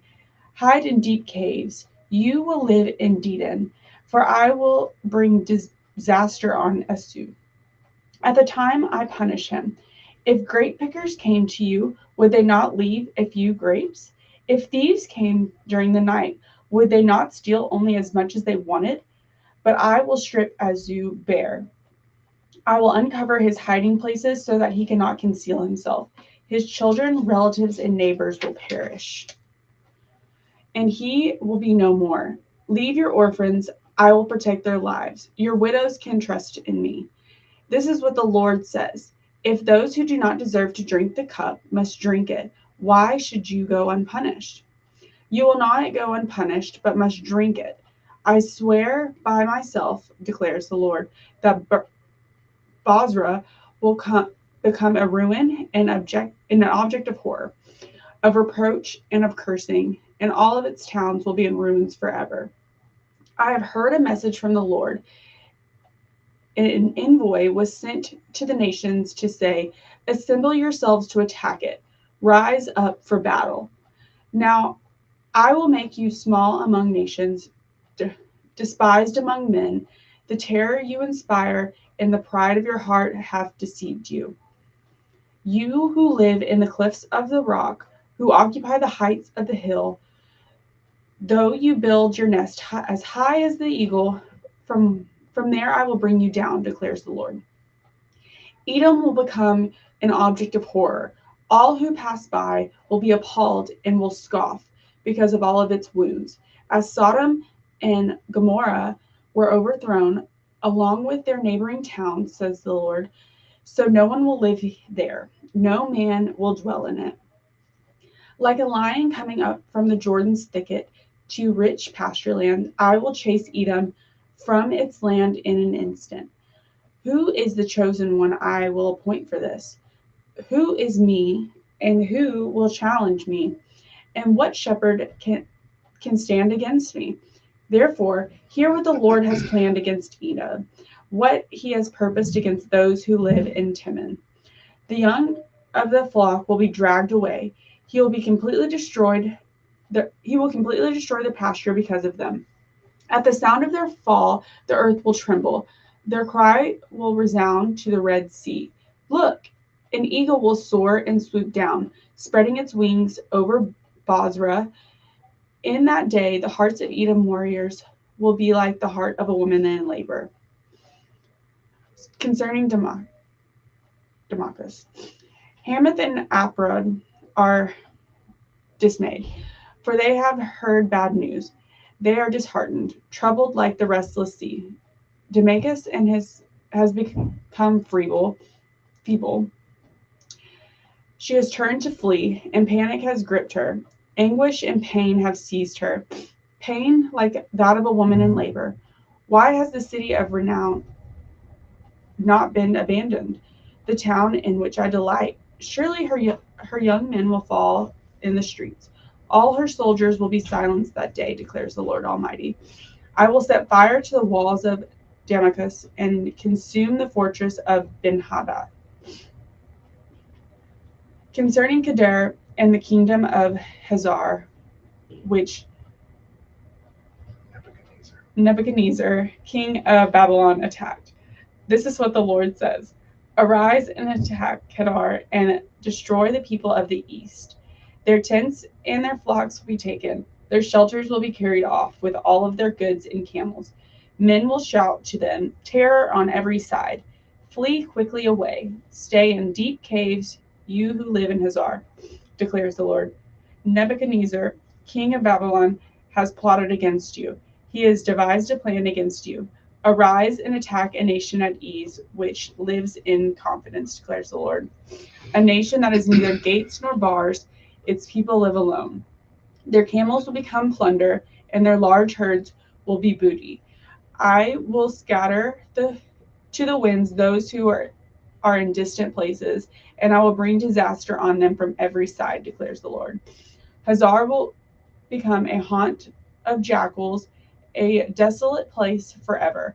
No one will live there, no man will dwell in it. This is the word of the Lord that came to Jeremiah, the prophet concerning Elam, early in the reign of Zedekiah, king of Judah. This is what the Lord Almighty says. See, I will break the bow of Elam, the mainstay of their might. I will bring this against Elam, the four winds, from the four quarters of heavens. I will scatter them to the four winds, and there will not be a nation where Elam exiles do not go. I will shatter Elam before their foes, before those who seek their lives. I will bring disaster upon them, even my fierce anger, declares the Lord. I will pursue them with the sword until I have made an end of them. I will set my throne in Elam. I will destroy her king and officials, declares the Lord. Yet I will restore the fortunes of Elam in days to come, declares the Lord. Chapter 50. This is the word of the Lord spoke through Jeremiah the prophet concerning Babylon and the land of Babylonians. Announce and proclaim among the nations. Lift up a banner and proclaim it. Keep nothing back, but say Babylon will be captured, Bel will be put to shame, Marduk will be filled with terror, her images will be put to shame, and her idols filled with terror. A nation from the north will attack her and lay waste to her land. No one will live in it. Both men and animals will flee away. In those days, at the time, declares the Lord, the people of Israel and the people of Judah together will go in tears to seek the Lord their God. They will ask the way to Zion and turn their faces toward it. They will come and bind themselves to the Lord in an everlasting covenant that will not be forgotten. My people have been lost sheep. Their shepherds have led them astray and caused them to roam in the mountains. They wandered over mountain and hill and forgot their own resting place. Whoever found them devoured them. Their enemies said, we are not guilty, for they sinned against the Lord, their true pasture, the Lord, the hope of their fathers. Flee out of Babylon, leave the land of the Babylonians, and be like the goats that lead the flock. For I will stir up and bring against Babylon an alliance of great nations from the land of the north. They will take up their positions against her, and from the north she will be captured. Their arrows will be like skilled warriors who do not return empty-handed. So Babylonia will be plundered, and all who plundered her will have their fill, declares the Lord. Because you rejoice and are glad, you who pillage my inheritance, because you frolic like heifer threshing grain, and neigh like stallions, your mother will be greatly ashamed. She who gave birth will be disgraced. She will be the least of nations, a wilderness, a dry land, a desert. Because of the Lord's anger, she will not be inhabited. but she will be completely desolate. And all who pass Babylon will be horrified and scoff because of all of her wounds. Take up your positions around Babylon, all who draw the bow. Shoot at her, spare no arrows, for she has sinned against the Lord. Shout against her every side. She surrenders, her towers fall, her walls are torn down. Since this is the vengeance of the Lord, take vengeance on her. Do to her as she has done to others. Cut off from Babylon the sower and the reaper with his sickle at harvest. Because of the sword of the oppressor, let everyone return to his own people. Let everyone flee to his own land. Israel is a scattered flock that lions have chased away. The first to devour him was the king of Assyria. The last to crush his bones was Nebuchadnezzar, king of Babylon. Therefore, this is what the Lord Almighty, the God of Israel, says. I will punish the king of Babylon and his land as I punish the king of Assyria. I will bring back Israel to its own pasture, and he will graze on Carmel and Bashan. His appetite will be satisfied on the hills of Ephraim and Gilead. In those days at the time, declares the Lord, search will be made for Israel's guilt, but there will be none, and for the sins of Judah, but none will be found, for I will forgive the remnant I spare. Attack the land of Merathaim and those who live in Pekod. Pursue, kill, and completely destroy them, declares the Lord. Do everything I have commanded you. The noise of battle is in the land, the noise of great destruction. How broken and shattered is the hammer of the whole earth. How desolate is Babylon among the nations. I set a trap for you, O Babylon, and I knew you were caught before you knew it. You were found and captured because you opposed the Lord. The Lord has opened his arsenal and brought out the weapons of his wrath. For the sovereign Lord Almighty has work to do in the land of the Babylonians. Come against her from afar, break open her granaries, pile her up like heaps of grain, completely destroy her and leave no remnant. Kill all her young bulls, let them go down to the slaughter. Woe to them, for their day has come, like the time for them to be punished. Listen to the fugitives and refugees from Babylon, declaring in Zion how the Lord our God has taken vengeance for his temple. Summon archers against Babylon. All those who draw the bow and camp around her, let no one escape. Repay her for her deeds. Do to her as she has done, for she has defied the Lord, the Holy One of Israel. Therefore, her young men will fail in the streets. All her soldiers will be silenced in that day, declares the Lord. See, I am against you, O arrogant one, declares the Lord Almighty. For your day has come, the time for you to be punished. The arrogant one will stumble and fall, and no one will help her get up. I will kindle a fire in her towns that will consume all who are around her. This is what the Lord Almighty says. The people of Israel are oppressed, and the people of Judah as well. All their captors hold them fast, refusing to let them go. Yet their Redeemer is strong, the Lord Almighty is his name. He will vigorously defend their cause so that he may bring rest to their land, but unrest to those who live in Babylon. The sword against the Babylonians, declares the Lord, against those who live in Babylon, and against her officials and wise men, a sword against her false prophets. They will become fools, a sword against her warriors. They will be filled with terror. A sword against her horses and chariots, and all the foreigners in her ranks. They will become women. A sword against her treasures. They will be plundered. A drought on her waters. They will dry up. For it is a land of idols, idols that will go mad with terror. So desert creatures and hyenas will live there, and there the owl will dwell. It will never again be inhabited or lived in from a generation to generation. As God overthrew Sodom and Gomorrah along with their neighboring towns, declares the Lord, so no one will live there. No man will dwell in it.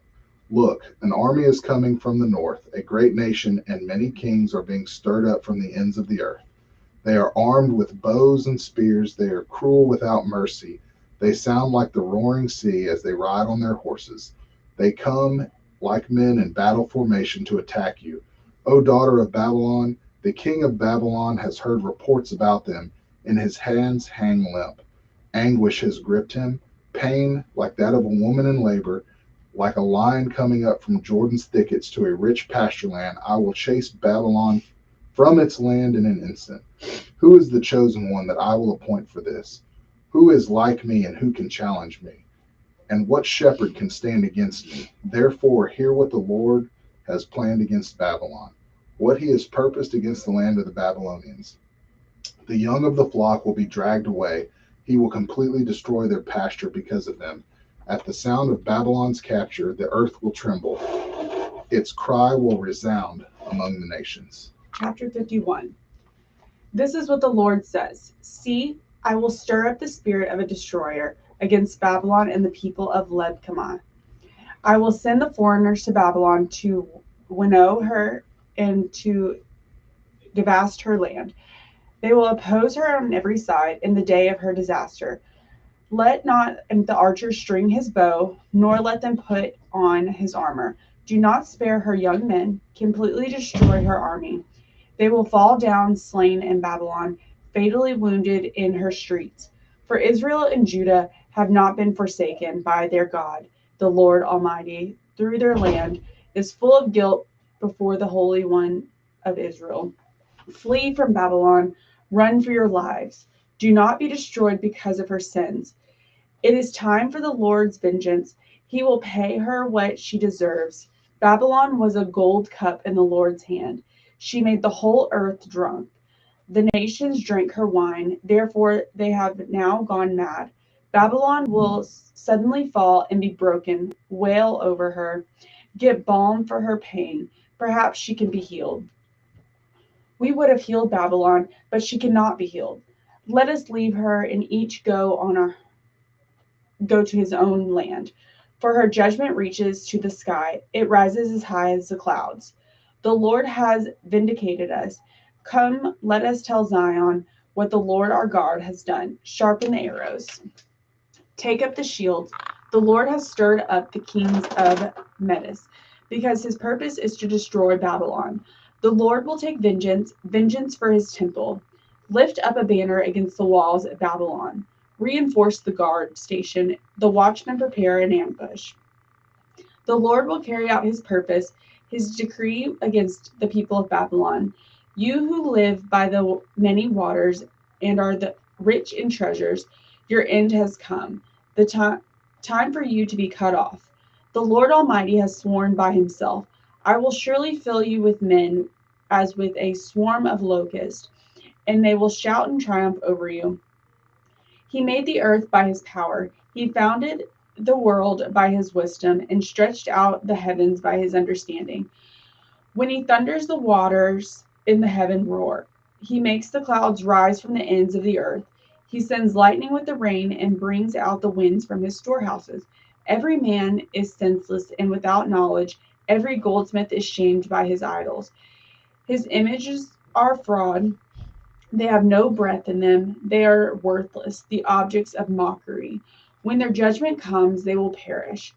He who is the portion of Jacob is not like these, for he is the maker of all things, including the tribe of his inheritance. The Lord Almighty is his name. You are my war club, my weapon for battle.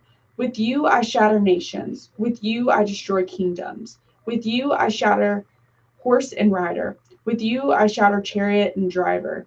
With you I shatter man and woman. With you I shatter old man and youth. With you I shatter young man and maiden. With you I shatter shepherd and flock. With you I shatter farmer and oxen. With you I shatter governors and officials. Before your eyes I will repay Babylon and all of those who live in Babylonia for all the wrong they have done in Zion, declares the Lord. I am against you, O destroying mountain, you who destroy the whole earth, declares the Lord. I will stretch out my hand against you, roll you off the cliffs, and make you a burned out mountain. No rock will be taken from you for a cornerstone, nor any stone for a foundation, for you will be desolate forever, declares the Lord. Lift up a banner in the land, blow the trumpet amongst the nation. Prepare the nations for battle against her. Summon against her these kingdoms, Aria, Mini, and Ashkenaz. Appoint a commander against her. Send a horse like a swarm of locusts. Prepare the nations for a battle against her. The kings of the Medes, their governors and all their officials, and all of the countries they rule. The land trembles and for the Lord's purpose against Babylon stand, to lay waste in the land of Babylon, so that no one will live there. Babylon's warriors have stopped fighting. They remain in their strongholds. Their strength is exhausted. They have become like women. Her dwellings are set on fire, and the bars of her gates are broken. One courier follows another, and messenger follows a messenger to announce to the king of Babylon that his entire city is captured. The river crossing seas and the marshes set on fire, and the soldiers terrified. This is what the Lord Almighty, the God of Israel, says. The daughter of Babylon is like a threshing floor at the time it is trampled. The time to harvest her will soon come. Nebuchadnezzar, king of Babylon, has devoured us. He has thrown us into confusion. He has made us an empty jar. Like a serpent, he has swallowed us and filled his stomach with our delicacies, and then has spewed us out. May the violence done to our flesh be upon Babylon, says the inhabitants of Zion. May our blood be on those who live in Babylonia, says Jerusalem. Therefore, this is what the Lord says. See, I will defend your cause and avenge you. I will dry up her sea and make her springs dry. Babylon will be a heap of ruins, a haunt of jackals, an object of horror and scorn, a place where no one lives. Her people will roar like young lions. They growl like lion cubs, but while they are aroused, I will set out a feast for them and make them drunk, so that they shout with laughter and then sleep forever and not awake, declares the Lord. I will bring them down like lambs to the slaughter, like rams and goats. How Shishka will be captured, the boast of the whole earth seized. What a horror Babylon will be among the nations. The sea will arise over Babylon, its roaring waves will cover her, her towns will be desolate, a dry and desert land, a land where no one lives, though which no man travels. I will punish Bel in Babylon. I will make him spew out what he has swallowed. The nations will no longer stream to him, and the wall of Babylon will fall. Come out of her, my people. Run for your lives. Run from the fierce anger of the Lord. Do not lose heart or be afraid. When rumors are heard in the land, one rumor comes this year, another next. Rumors of violence in the land and of ruler against ruler. For the time will surely come when I will punish the idols of Babylon. Her whole land will be disgraced, and her slain will all lie fallen within her. Then heaven and earth and all that is them will shout for joy over Babylon, for out of the north destroyers will attack her, declares the Lord. Babylon must fall because of Israel's slain, just as the slain in all earths have fallen because of Babylon. You who have escaped the sword, leave and do not linger. Remember the Lord in a distant land and think on Jerusalem. We are disgraced, for we have been insulted, and a shame covers our faces because of the foreigners have entered the holy places of the Lord's house. But days are coming, declares the Lord, when I will punish her idols, and throughout her land the wounded will all groan. Even if Babylon reaches the sky and fortifies her lofty stronghold, I will send destroyers against her, declares the Lord. The sound of a cry comes from Babylon, the sound of a great destruction from the land of the Babylonians. The Lord will destroy Babylon. He will silence her noisy din. Waves of enemies will rage like great waters. The roar of their voices will resound. A destroyer will come against Babylon. Her warriors will be captured, and their bows will be broken. For the Lord is a God of retribution, and he will repay in full. I will make her officials and wise men drunk, her governors, officers, and warriors as well. They will sleep forever and not awake, declares the King whose name is the Lord Almighty. This is what the Lord Almighty says. Babylon's thick walls will be leveled, and her high gates will be set on fire. The peoples exhausted themselves for nothing. The nation's labor is only fuel for the flames. This is the message Jeremiah gave to the staff officer Seraiah, son Neriah, the sons of Mezechai, when he went to Babylon with Zedekiah, king of Judah, in the 4th year of his reign. Jeremiah had written on a scroll about all of the disasters that would soon come upon Babylon, all that had been recorded concerning Babylon. He said to Seraiah, "When you get to Babylon, see that you read these words aloud. Then say, 'O Lord, you have said that you will destroy this place so that neither man nor animal will live in it. It will be desolate forever. When you finish reading this scroll, tie a stone to it and throw it to the Euphrates. And then say, so will Babylon sink into rise no more because of the disaster I will bring upon her, and the people will fall.'" The words of Jeremiah end here.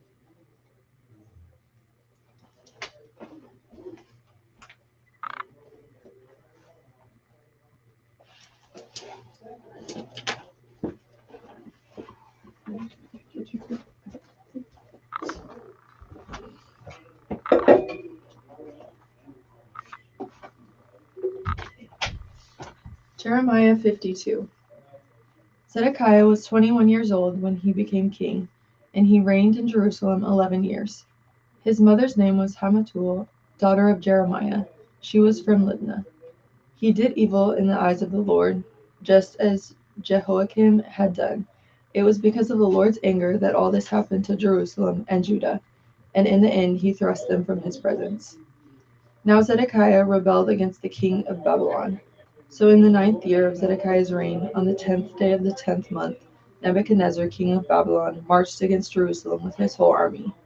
They camped outside the city and built siege works all around it. The city was kept under siege until the 11th year of King Zedekiah. By the 9th day of the 4th month, the famine in the city had become so severe that there was no food for the people to eat. Then the city wall was broken through, and the whole army fled.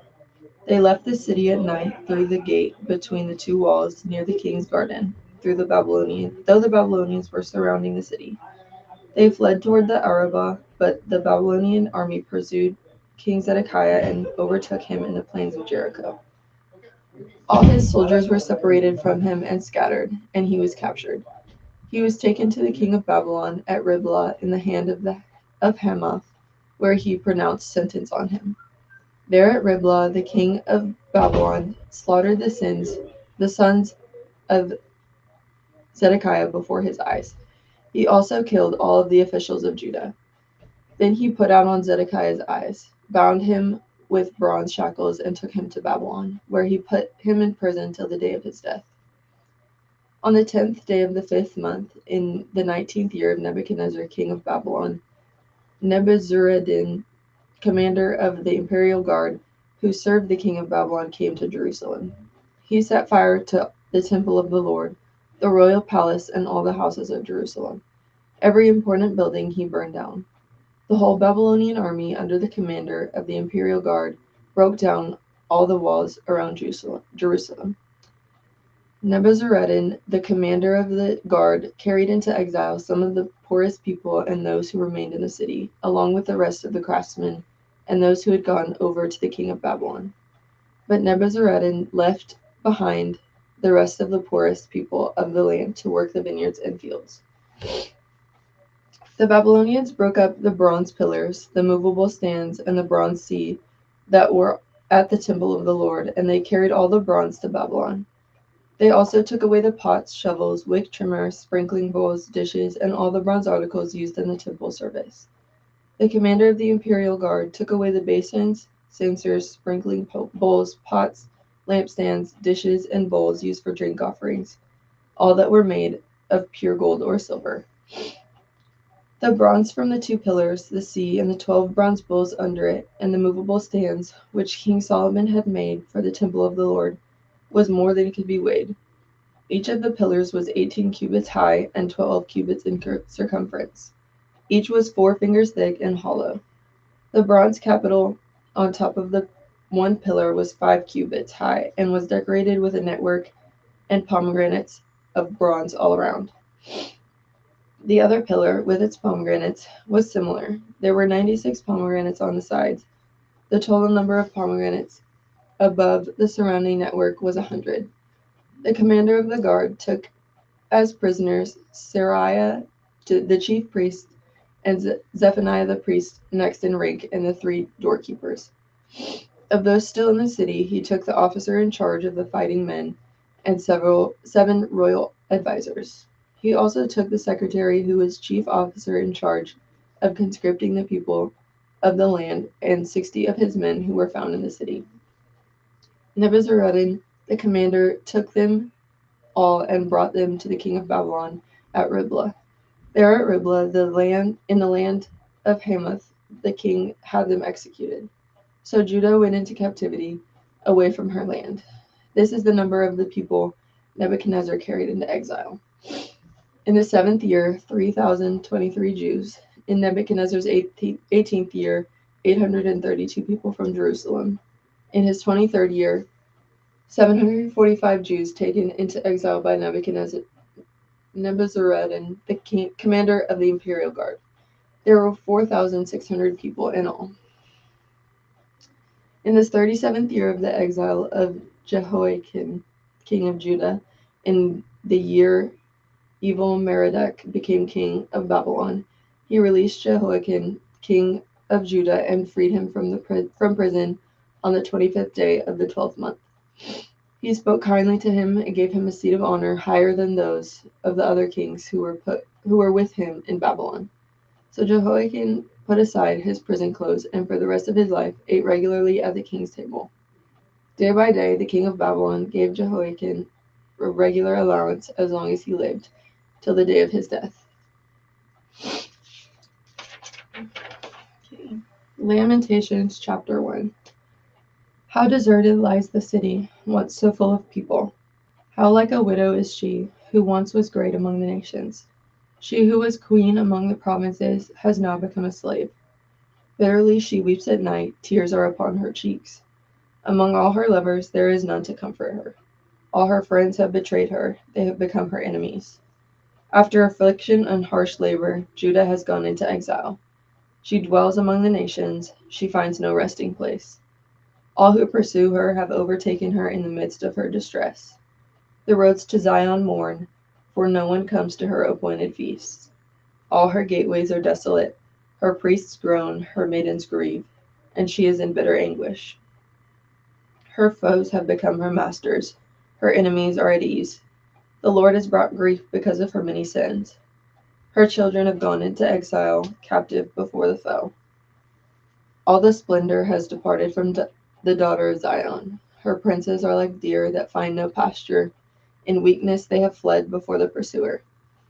In the days of her affliction and wandering, Jerusalem remembers all the treasures that were hers in the days of old. When her people fell into enemy hands, there was no one to help her. Her enemies looked at her and laughed at her destruction. Jerusalem has sinned greatly, and so has become unclean. All who honored her despise her, for they have seen her nakedness. She herself groans and turns away. Her filthiness clung to her skirts. She did not consider her future.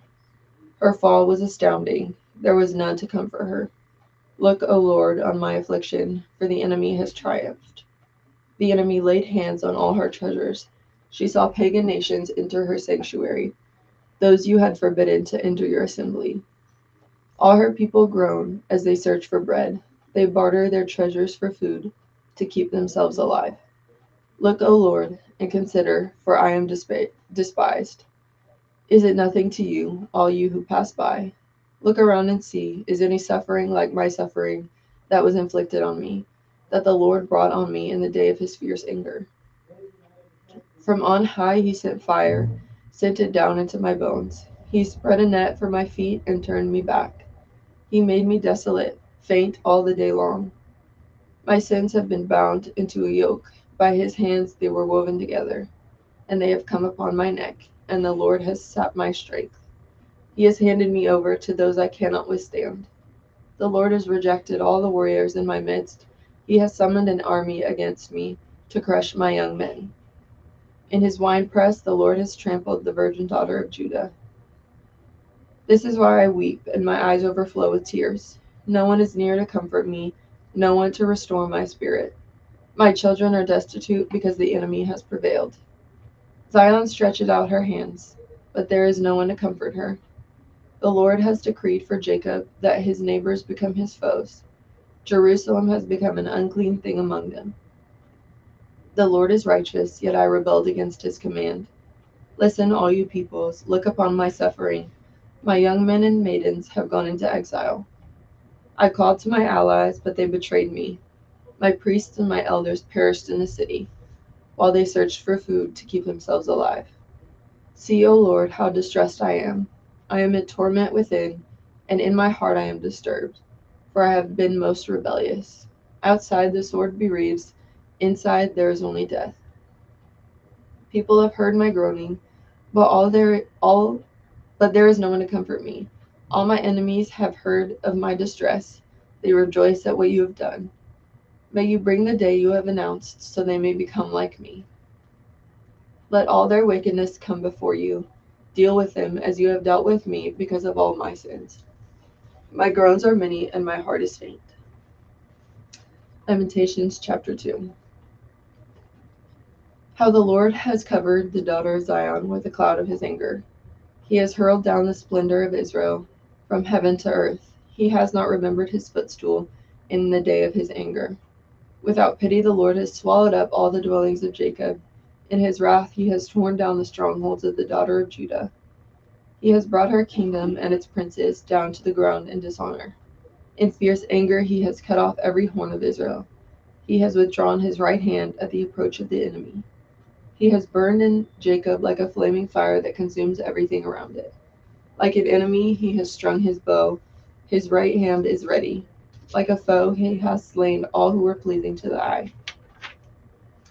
He has poured out his wrath like fire on the tent of the daughter of Zion. The Lord is like an enemy. He has swallowed up Israel. He has swallowed up all her palaces and destroyed her strongholds. He has multiplied mourning and lamentation for the daughter of Judah. He has laid waste his dwelling like a garden. He has destroyed his place of meeting. The Lord has made Zion forget her appointed feasts and her Sabbaths. In his fierce anger, he has spurned both king and priest. The Lord has rejected his altar and abandoned his sanctuary. He has handed over to the enemy the walls of her palaces. They have raised a shout in the house of the Lord, as on the day of an appointed feast. The Lord determined to tear down the wall around the daughter of Zion. He stretched out a measuring line and did not withhold his hand from destroying. He made ramparts and walls lament. Together they wasted away. Her gates have sunk into the ground. Their bars he has broken and destroyed. Her king and her princes are exiled among the nations. The law is no more, and her prophets no longer find visions from the Lord. The elders of the daughter of Zion sit on the ground in silence. They have sprinkled dust on their heads and put on sackcloth. The young women of Jerusalem have bowed their heads to the ground. My eyes fail from weeping. I am in torment within. My heart is poured out on the ground because my people are destroyed, because children and infants faint in the streets of the city. They say to their mothers, "Where is bread and wine?" as they faint like wounded men in the streets of the city, as their lives ebb away in their mother's arms. What can I say for you? With what can I compare you, O daughter of Jerusalem? To what can I liken you, that I may comfort you, O virgin daughter of Zion? Your wound is as deep as the sea. Who can heal you? The visions of your prophets were false and worthless. They did not expose your sin to ward off your captivity. The oracles they gave you were false and misleading. All who pass your way clap their hands at you. They scoff and shake their heads at the daughter of Jerusalem. Is this the city that was called the perfection of beauty, the joy of the whole earth? All your enemies open their mouths wide against you. They scoff and gnash their teeth and say, "We have swallowed her up. This is the day we have waited for. We have lived to see it." The Lord has done what he planned. He has fulfilled his word, which he decreed long ago. He has overthrown you without pity. He has let the enemy gloat over you. He has exalted the horn of your foes. The hearts of the people cry out to the Lord. O wall of the daughter of Zion, let your tears flow like a river day and night. Give yourself no relief, your eyes no rest. Arise, cry out in the night as the watches of the night begin. Pour out your heart like water in the presence of the Lord. Lift your hands up to him for the lives of your children who faint from hunger at the head of every street. Look, O Lord, and consider, whom have you ever treated like this? Should women eat their offspring, the children they have cared for? Should priest and prophet be killed in the sanctuary of the Lord? Young and old lie together in the dust of the streets. My young men and maidens have fallen by the sword. You have slain them in the day of your anger. You have slaughtered them without pity. As you summoned to a feast day, so you summoned against me terrors on every side. In the day of the Lord's anger, no one escaped or survived. Those I cared for and reared, my enemy has destroyed. Lamentations chapter 3. I am the man who has seen affliction by the rod of his wrath. He has driven me away and made me walk in darkness rather than light. Indeed, he has turned his hand against me again and again all day long. He has made my skin and my flesh grow old and has broken my bones. He has besieged me and surrounded me with bitterness and hardship. He has made me dwell in darkness like those long dead. He has walled me in so I cannot escape. He has weighed me down with chains. Even when I call out or cry for help, he shuts out my prayer. He has barred my way with blocks of stone. He has made my paths crooked. Like a bear lying in wait, like a lion in hiding, he dragged me from the path and mangled me and left me without help. He drew his bow and made me the target for his arrows. He pierced my heart with arrows from his quiver. I became the laughingstock of all my people. They mocked me in song all day long. He has filled me with bitter herbs and sated me with gall.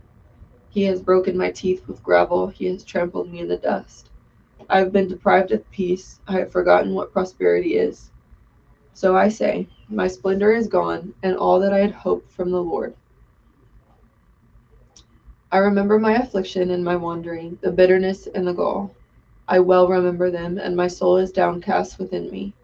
Yet this I call to mind, and therefore I have hope. Because of the Lord's great love, we are not consumed, for his compassions never fail. They are new every morning. Great is your faithfulness. I say to myself, the Lord is my portion, therefore I will wait for him. The Lord is good to those whose hope is in him, to the one who seeks him. It is good to wait quietly for the salvation of the Lord. It is good for a man to bear the yoke while he is young. Let him sit alone in silence, for the Lord has laid it on him. Let him bury his face in the dust. There may yet be hope. Let him offer his cheek to one who would strike him, and let him be filled with disgrace. For men are not cast off by the Lord forever. Though he brings grief, he will show compassion. So great is his unfailing love. For he does not willingly bring affliction or grief to the children of men. To crush underfoot all prisoners in the land, to deny a man his rights before the Most High, to deprive a man of justice, would the Lord not see such things? Who can speak and have it happen if the Lord has not decreed it? Is it not from the mouth of the Most High that both calamities and good things come? Why should any living man complain when punished for his sins? Let us examine our ways and test them, and let us return to the Lord. Let us lift up our hearts and our hands to God in heaven and say, we have sinned and rebelled, and you have not forgiven. You have covered yourself with anger and pursued us. You have slain without pity. You have covered yourself with a cloud so that no prayer can get through. You have made us scum and refuse among the nations. All our enemies have opened their mouths wide against us.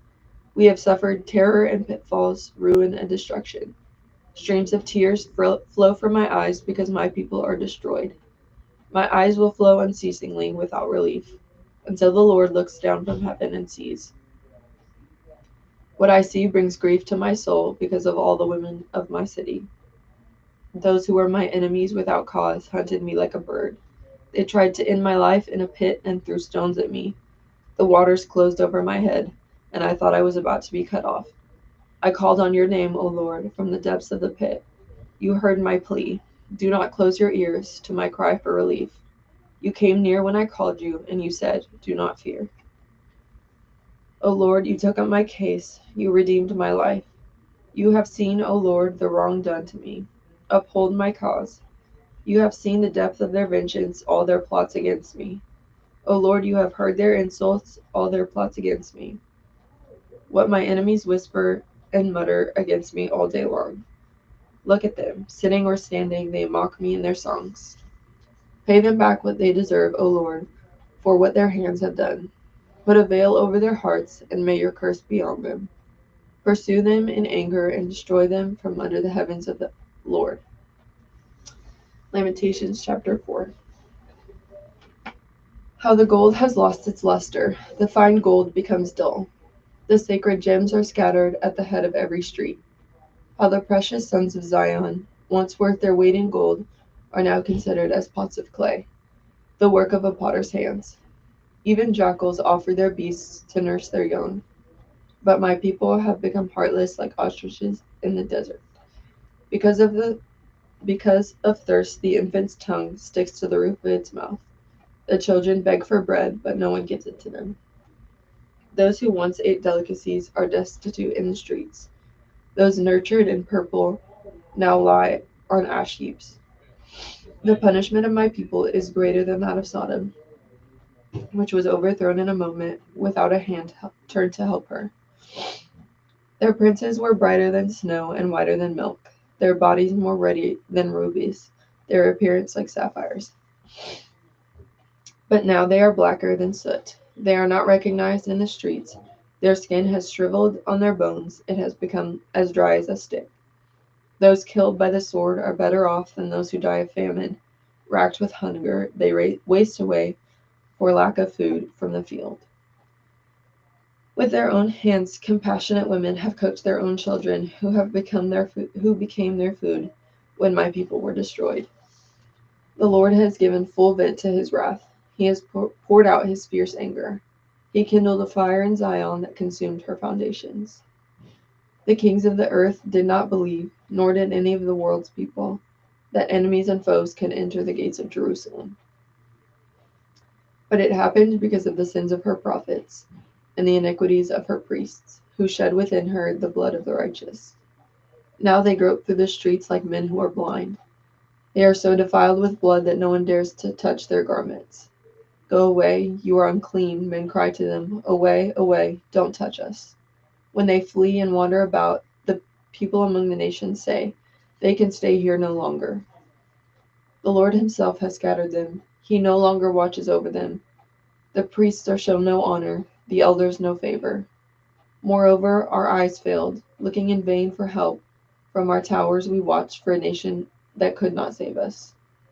Men stalked us at every step, so we could not walk in our streets. Our end was near, our days were numbered, for our end had come. Our pursuers were swifter than eagles in the sky. They chased us over the mountains and lay in wait for us in the desert.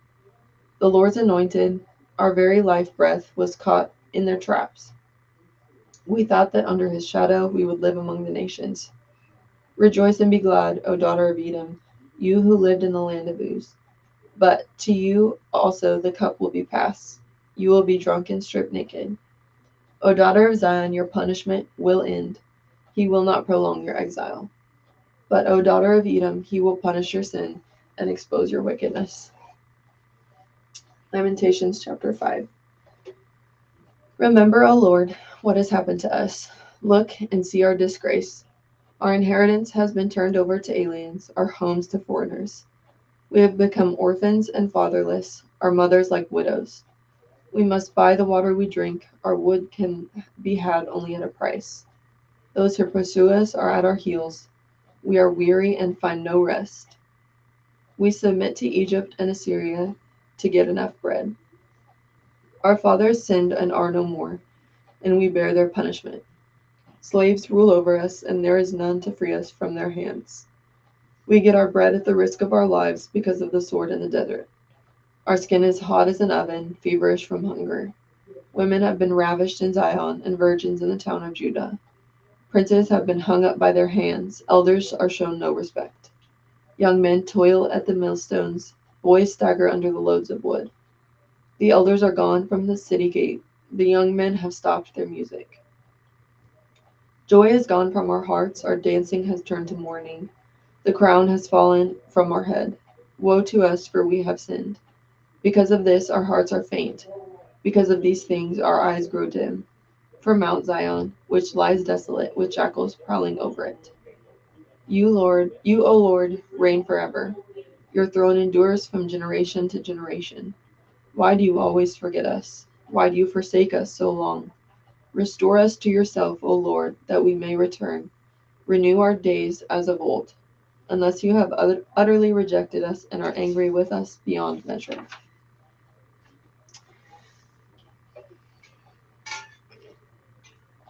Ezekiel chapter 1. In the 30th year, in the 4th month, on the 5th day, while I was among the exiles by the Kibar River, the heavens were opened, and I saw visions of God. On the 5th of the month, it was the 5th year of the exile of King Jehoiakim, the word of the Lord came to Ezekiel the priest, the son of Buzi, by the Kibar River in the land of the Babylonians. There the hand of the Lord was upon him. I looked, and I saw a windstorm coming out of the north, an immense cloud with flashing lightning and surrounded by brilliant light. The center of the fire looked like a glowing metal, and in the fire was what looked like 4 living creatures. In appearance, their form was that of a man, but each of them had 4 faces and 4 wings. Their legs were straight, their feet were like those of a calf, and gleamed like burnished bronze. Under their wings, on their 4 sides, they had the hands of a man. All 4 of them had faces and wings, and their wings touched one another. Each one went straight ahead. They did not turn as they moved. Their faces looked like this. Each of the 4 had the face of a man, and on the right side each had the face of a lion, and on the left the face of an ox. Each also had the face of an eagle. Such were their faces. Their wings were spread out upward. Each had 2 wings, one touching the wing of another creature on either side, and 2 wings covering its body. Each one went straight ahead. Wherever the spirit would go, they would go, without turning as it went. The appearance of the living creatures was like burning coals or fire like torches. Fire moved back and forth among the creatures. It was bright, and lightning flashed out of it. The creatures spread back and forth like flashes of lightning. As I looked at the living creatures, I saw a wheel on the ground beside each creature with its 4 faces. This was the appearance and structure of the wheels.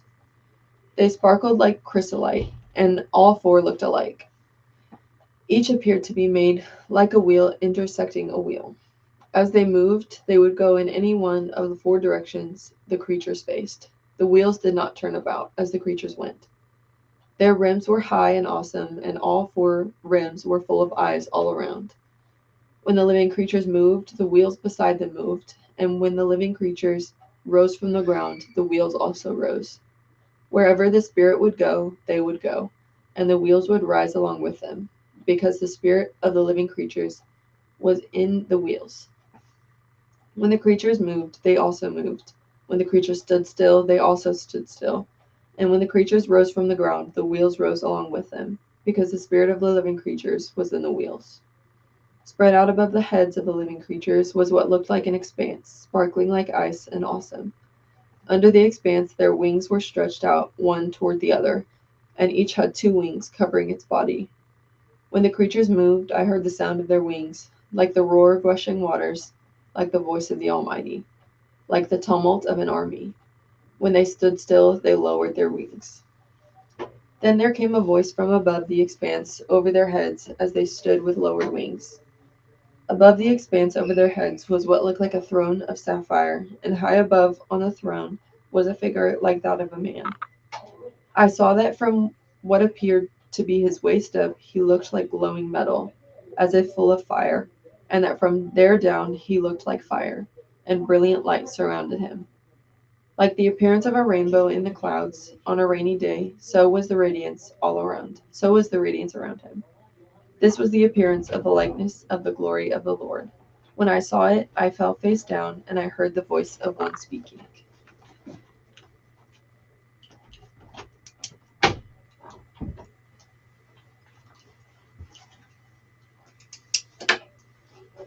Ezekiel chapter 2. Beginning of chapter 2.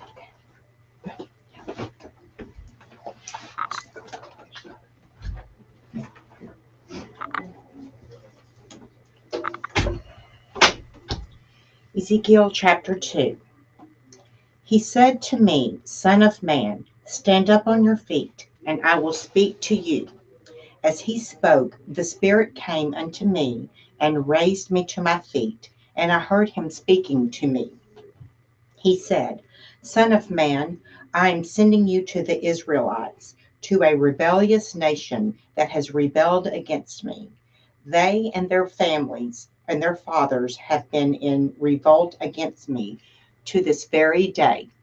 The people to whom I am sending you are obstinate and stubborn. Say to them, This is what the sovereign Lord says, and whether they listen or fail to listen, for they are a rebellious house, they will know that a prophet has been among them. And you, Son of man, do not be afraid or of them or their words. Do not be afraid through the thorns and all around you, and you live among scorpions. Do not be afraid of what they say or terrified by them, though you are a rebellious house. You must speak my words to them, whether they listen or fail to listen, for they are rebellious. But you, Son of man, listen to what I say to you. Do not rebel like that of the rebellious house. Open your mouth and eat what I give you. Then I looked, and I saw a hand stretched out to me. In it was a scroll, which he unrolled before me. On both sides of it were written words of lament and mourning and woe. Chapter 3. And he said to me, Son of man, eat what is before you. Eat this scroll, then go and speak to the house of Israel. So I opened my mouth, and he gave me the scroll to eat. Then he said to me, Son of man, eat this scroll I am giving you, and fill your stomach with it. So I ate it, and it tasted as sweet as honey in my mouth. Then he said to me, Son of man, go now to the house of Israel and speak my words to them. You are not being sent to a people of obscure speech and difficult language, but to the house of Israel, and to many peoples of obscure speech and difficult language, whose words you cannot understand. Surely, if I have sent you to them, they would have listened to you. But the house of Israel is not willing to listen to you, because they are not willing to listen to me. For the whole house of Israel is hardened and obstinate. But I will make you as unyielding and hardened as they are. I will make your forehead like the hardest stone, harder than flint. Do not be afraid of them or terrified by them, though they are a rebellious house. And he said to me, Son of man, listen carefully and take to heart all the words I speak to you. Go now to your countrymen in exile and speak to them. Say to them, This is what the sovereign Lord says, whether they listen or fail to listen.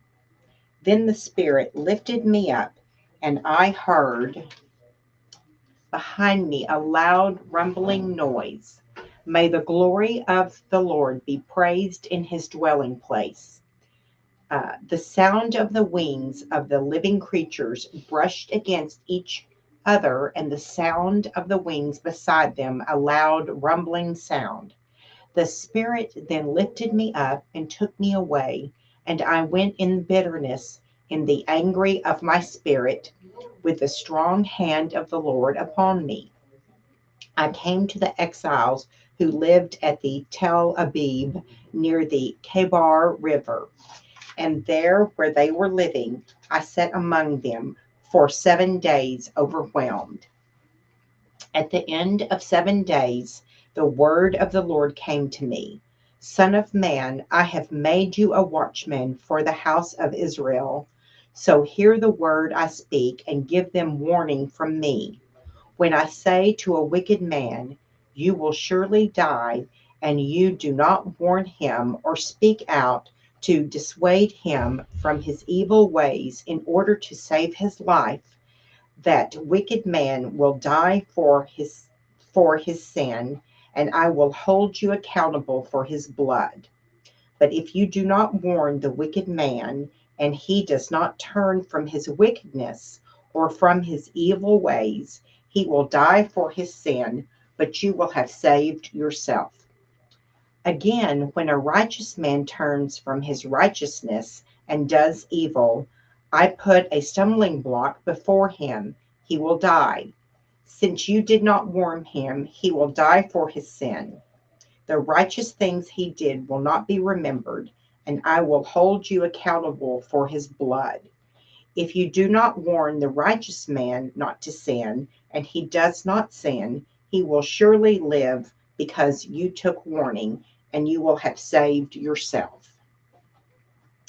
The hand of the Lord was upon me, and then he said to me, Get up and go to the plain, and I there will speak to you.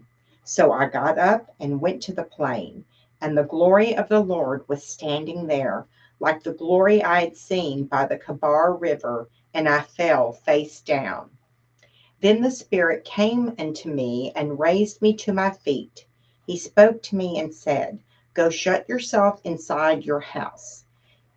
And you, son of man, they will tie with ropes. You will be bound, so you cannot go out among the people. I will make your tongue stick to the roof of your mouth, so that you will be silent and unable to rebuke them, though they are a rebellious house. But when I speak to you, I will open your mouth, and you shall say to them, This is what the sovereign Lord says. Whoever will listen, let him listen, and whoever will refuse, let him refuse, for they are a rebellious house. Chapter 4. Now, son of man, take a clay tablet, put it in front of you, and draw the city of Jerusalem on it. Then lay siege to it, erect siege works against it, build a ramp up to it, set up camps against it, and put battering rams around it. Then take an iron pan, place it as an iron wall between you and the city. Turn your face toward it. It will be under siege, and you shall besiege it. This will be a sign to the house of Israel. Then lie on your left side and put the sin of the house of Israel upon yourself. You are to bear their sin for a number of days. You lie on your side.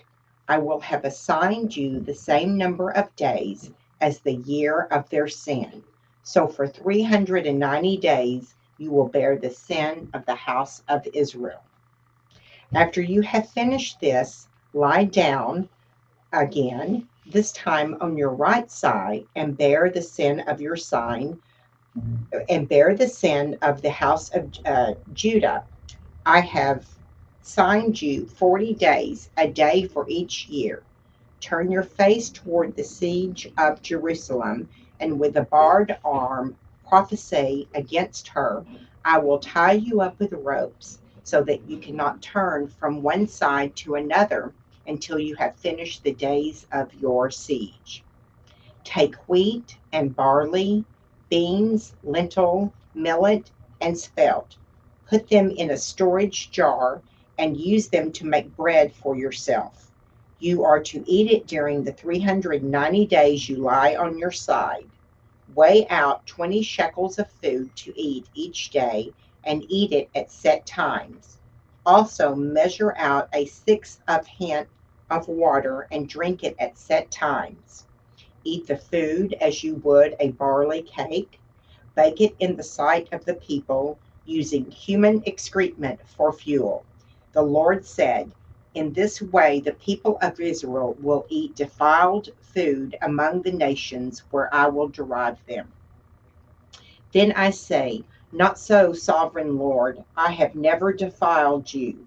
From my youth until now, I have never eaten anything found dead or torn by wild animals. No unclean meat has ever entered my mouth. Very well, he said, I will let you bake your bread over cow manure instead of human excrement. He then said to me, Son of man, I will cut off the supply of food in Jerusalem. The people will eat rationed food in anxiety and drink rationed water in despair, for food and water will be scarce. They will be appalled at the sight of each other and will waste away because of their sin. Chapter 5. Now, son of man, take a sharp sword and use it in the barber's razor to shave your head and your beard. Then take a set of scales and divide up the hair. When the days of your siege come to an end, burn a third of your hair with the fire inside the city.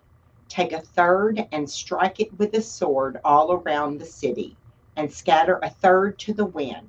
For I will pursue them with drawn sword. But take a few strands of hair and tuck them away in the folds of your garment. Again, take a few of these and throw them into the fire and burn them up. A fire will spread from there to the whole house of Israel. This is what the sovereign Lord says. This is Jerusalem, and I have set in the center of the nations, with countries all around her. Yet in her wickedness she has rebelled against my laws and decrees more than the nations and countries around her. She has rejected my laws and has not followed the decrees. Therefore, this is what the sovereign Lord says.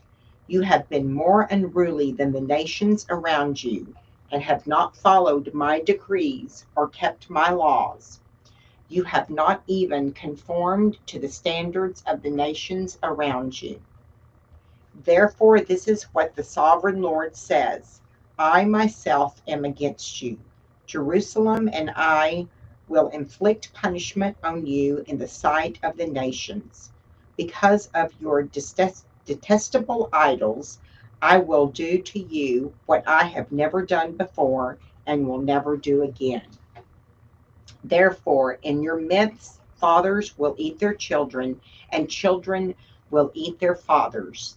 I will inflict punishment on you, and will scatter all your survivors to the winds. Therefore, as surely as I live, declares the sovereign Lord, because you have defiled my sanctuary with all your vile images and detestable practices, I myself will withdraw my favor. I will not look on you with pity or spare you. A third of your people will die of the plague or perish by famine inside you. A third will fall by sword outside your walls, and a third I will scatter to the winds and pursue with drawn sword. Then my anger will cease, and my wrath against them will subside, and I will be avenged. And when I have spent my wrath upon them, I will know that the Lord hath spoken in my zeal. I will make you a ruin and a reproach among the nations around you. In the sight of all who pass by, you will be reproached and a taunt, a warning, and an object of horror to the nations around you when I inflict punishment on you in anger, in wrath, and with stinging rebuke. I, the Lord, have spoken. When I shoot at you with my deadly and destructive arrows of famine, I will shoot to destroy you.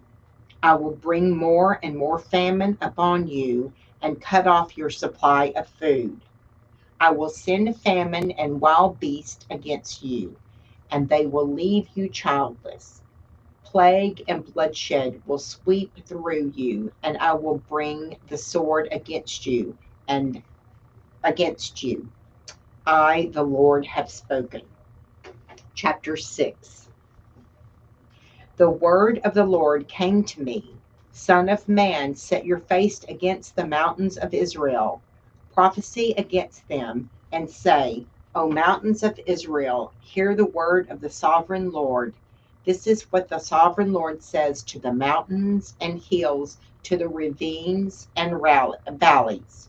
I am about to bring a sword against you, and I will destroy your high place. Your altars will be demolished, and your incense altars will be smashed, and I will slay your people in front of your idols. I will lay the dead bodies of the Israelites in front of their idols, and I will scatter your bones around your altars. Whenever you live, the towns will be laid waste. Wherever you live, the towns will be laid waste and the high places demolished, so that your altars will be laid waste and devastate, your idols smashed and ruined, your incense altars broken down, and what you have made wiped out. Your people will fall slain among you, and you will know that I am the Lord. But I will spare some, for some of you will escape the sword when you are scattered among the lands and nations. In the nations where they have been carried captive, those who escape will remember me, how I have been grieved by their adulterous hearts, which have turned away from me, and by their eyes, which have lusted after their idols. They will loathe themselves for the evil they have done and for all their detestable practices. And I will know, and they will know that I am Lord. I did not threaten in vain to bring this calamity on them. This is what the sovereign Lord says. Strike your hands together and stamp your feet and cry out, Alas, because of the wicked and detestable practices of the house of Israel. They will fall by the sword, famine, and plague. He that is far away will die of the plague. He that is near will fall by the sword, and he that survives and is spared will die of famine. So will I spend my wrath upon them, and they will know that I am the Lord when their people lie slain among their idols around their altars, on every high hill and on all the mountain tops, under every spreading tree and every leafy oak, places where they offered fragrant incense to all their idols. And I will stretch out my hand against them, and will make the land a desolate waste from the desert to Diblah. Wherever they live, then they will know that I am the Lord. Chapter 7. The word of the Lord came to me, Son of man, this is what the sovereign Lord says to the land of Israel. The end has come upon the four corners of the land, and the end is now upon you, and I will unleash my anger against you. I will judge you according to your conduct and repay you for all your detestable practices. I will not look on you with pity or spare you. I will surely repay you for your conduct and the detestable practices among you, and you will know that I am the Lord. This is what the sovereign Lord says. Disaster, an unheard of disaster is coming. The end has come. The end has come. It has roused itself against you. It has come. Doom has come upon you, you who dwell in the land. The time has come. The day is near. There is panic, not joy, upon the mountains.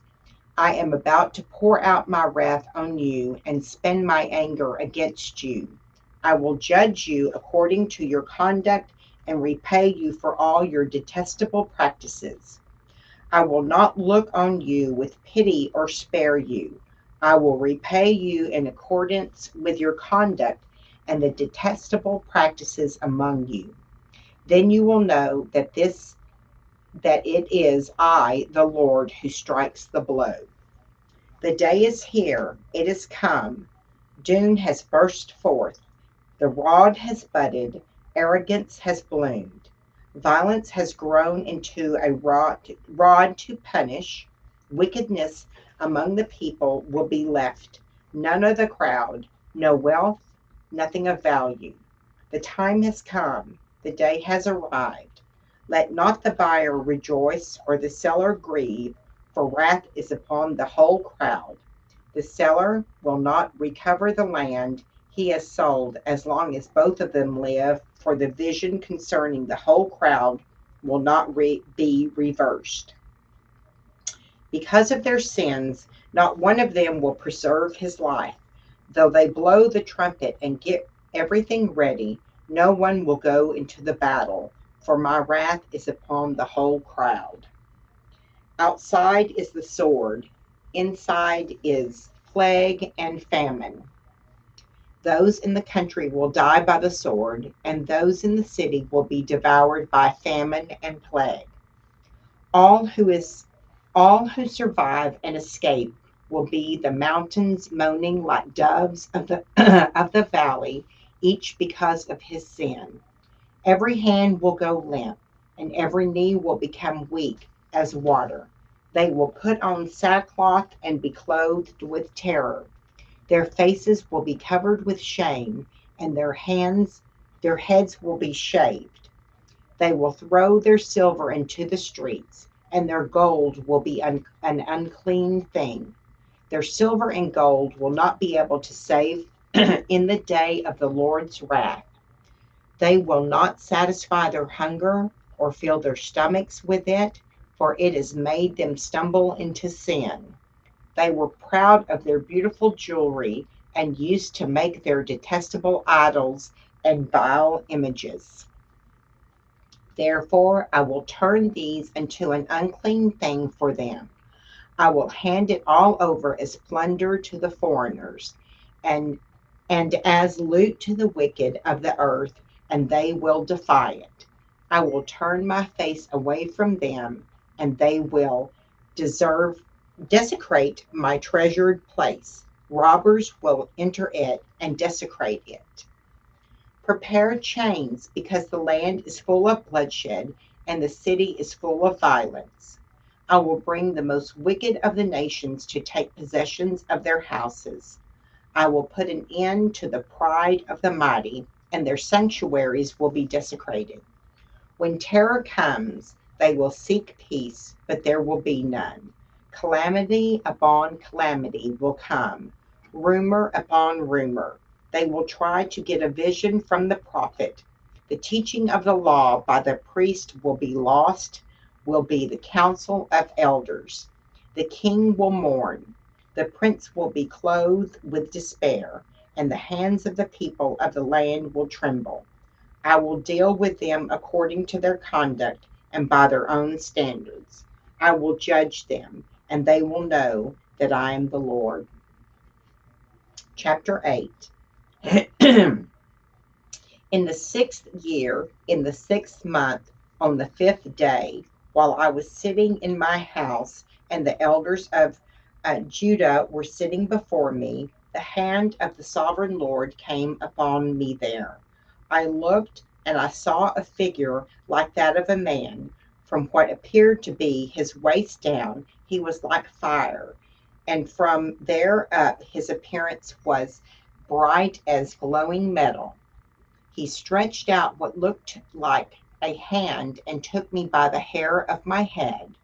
The Spirit lifted me between earth and heaven, and the visions of God he took me to Jerusalem, to the entrance of the north gate of the inner court, where the idol that provokes to jealousy stood.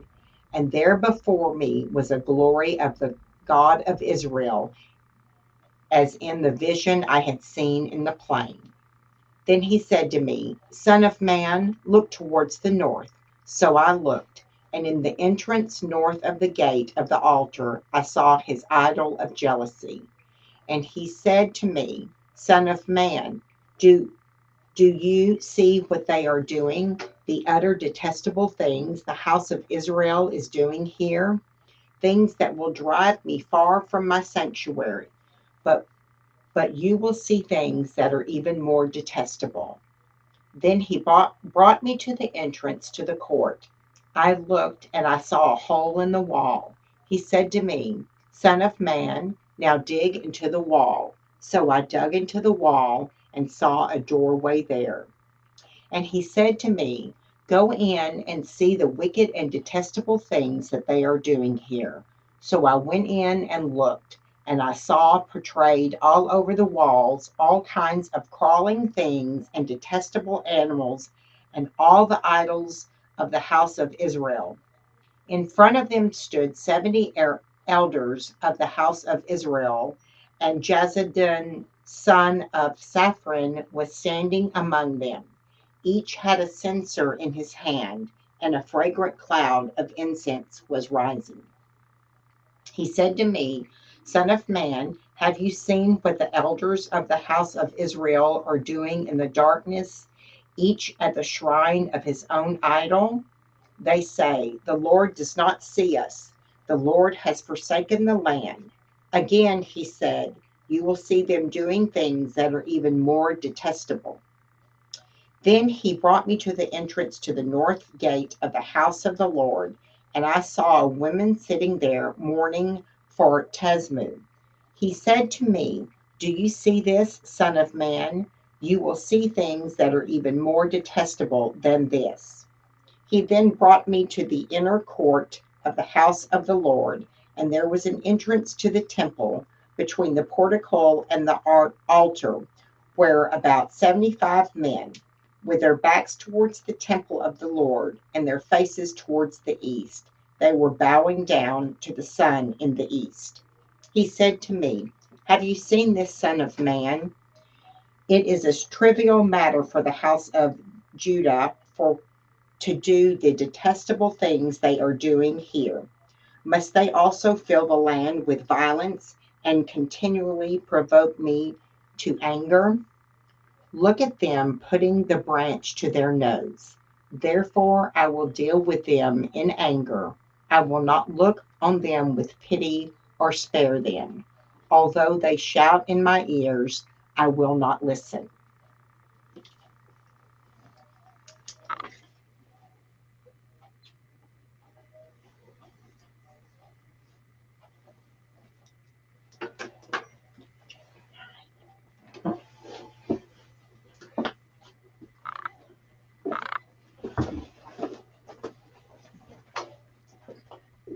Ezekiel chapter 9.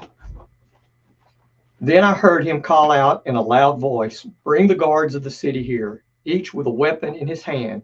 And I saw 6 men coming from the direction of the upper gate, which faces north, each with a deadly weapon in his hand.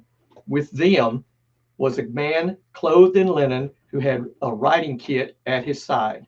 They came in and stood beside the bronze altar.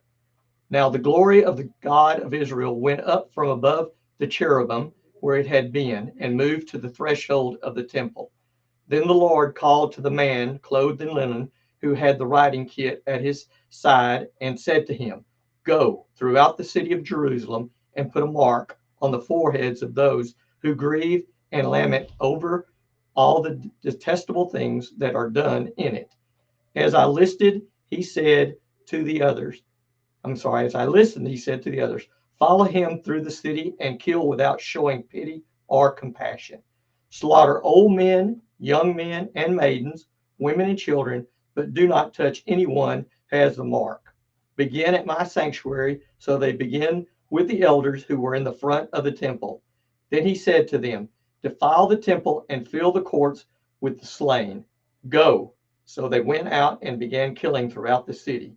While they were killing, and I was left alone, I fell face down, crying out, Ah, sovereign Lord, are you going to destroy the entire remnant of Israel in this outpouring of your wrath on Jerusalem? He answered me, The sin of the house of Israel and Judea is exceedingly great. The land is full of bloodshed, and the city is full of injustice. They say, the Lord has forsaken the land. The Lord does not see. So I will not look on them with pity or spare them, but I will bring down on their own heads what they have done. Then the man in linen with a writing kit at his side brought back word saying, I have done as you commanded. Ezekiel chapter 10. I looked and I saw the likeness of a throne of sapphire above the expanse that was over the heads of the cherubim. The Lord said to the man clothed in linen, go in among the wheels beneath the cherubim. Fill your hands with burning coals from among the cherubim and scatter them over the city. And as I watched, he went in. Now the cherubim were standing on the south side of the temple when the man went in, and a cloud filled the inner court. Then the glory of the Lord rose from above the cherubim and moved to the threshold of the temple. The cloud filled the temple, and the court was full of radiance of the glory of the Lord. The sound of the wings of the cherubim could be heard as far away as the outer court, like the voice of God Almighty when he speaks. When the Lord commanded the man in linen, take fire from among the wheels, from among the cherubim, the man went in and stood beside a wheel. Then one of the cherubim reached out his hand to the fire that was among them. He took up some of it and put it in the hands of the man in the linen, who took it and went out under the wings of the cherubim, and could be seen what looked like the hands of a man. I looked and I saw beside the cherubim 4 wheels, one beside each other of the cherubim. The wheels sparkled like chrysolite. As for their appearance, the 4 of them looked alike. Each was like a wheel intersecting a wheel. As they moved, they would go in any one of the 4 directions the cherubim faced. The wheels did not turn about as the cherubim went. The cherubim went in whatever direction the head faced, without turning as they went. Their entire bodies, including their backs, their hands, and their wings, were completely full of eyes, as were their 4 wheels. I heard the wheels being called the whirling wheels. Each of the cherubim had 4 faces. One face was that of a cherub, the second the face of a man, the third the face of a lion, and the fourth the face of an eagle. Then the cherubim rose upward. These were the living creatures I had seen by the Kabar River. When the cherubim moved, the wheels beside them moved. And when the cherubim spread their wings to rise from the ground, the wheels did not leave their side. When the cherubim stood still, they also stood still. And when the cherubim rose, they rose with them, because the spirit of the living creatures was in them. Then the glory of the Lord departed from over the threshold of the temple and stopped above the cherubim. While I watched, the cherubim spread their wings and rose from the ground. And as they went, the wheels went with them. They stopped at the entrance to the east gate of the Lord's house, and the glory of the God of Israel was above them. These were the living creatures I had seen beneath the God of Israel by Kabar River, and I realized that they were cherubim. Each had 4 faces and 4 wings, and under the wings was what looked like the hands of a man. Their faces had the same appearance as those I had seen by the Kabar River. Each one went straight ahead. Then the Spirit lifted me up and brought me to the gate of the house of the Lord that faces east. There at the entrance to the gate were 25 men, and I saw among them Jezaniah, son of Zur, and Pelatiah, son of Benaniah, leaders of the people. The Lord said to me, Son of man, these are the men who are plotting evil and giving wicked advice in this city. They say, will it not soon be time to build houses? This city is a cooking pot, and we are the meat. Therefore prophecy against them, prophecy, son of man. Then the Spirit of the Lord came upon me, and he told me to say, this is what the Lord says. That is what you are saying, O house of Israel, but I know what is going through your mind. You have killed many people in the city and filled its street with the dead. Therefore, this is what the sovereign Lord says. The bodies you have thrown there are the meat, and this city is the pot. But I will drive you out of it. You fear the sword, and the sword is what I will bring against you, declares the sovereign Lord. I will drive you out of the city and hand you over to foreigners and inflict punishment on you.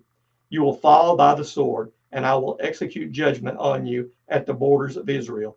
Then you will know that I am the Lord. This city will not be a pot for you, nor will you be the meat in it. I will execute judgment on you at the borders of Israel. And you will know that I am the Lord, for you have not followed my decrees or kept my laws, but have conformed to the standards of the nations around you. Now, as I was prophesying, Pelatiah, son of Benaiah, died. Then I fell face down and cried out in a loud voice, Ah, sovereign Lord, will you completely destroy the remnant of Israel?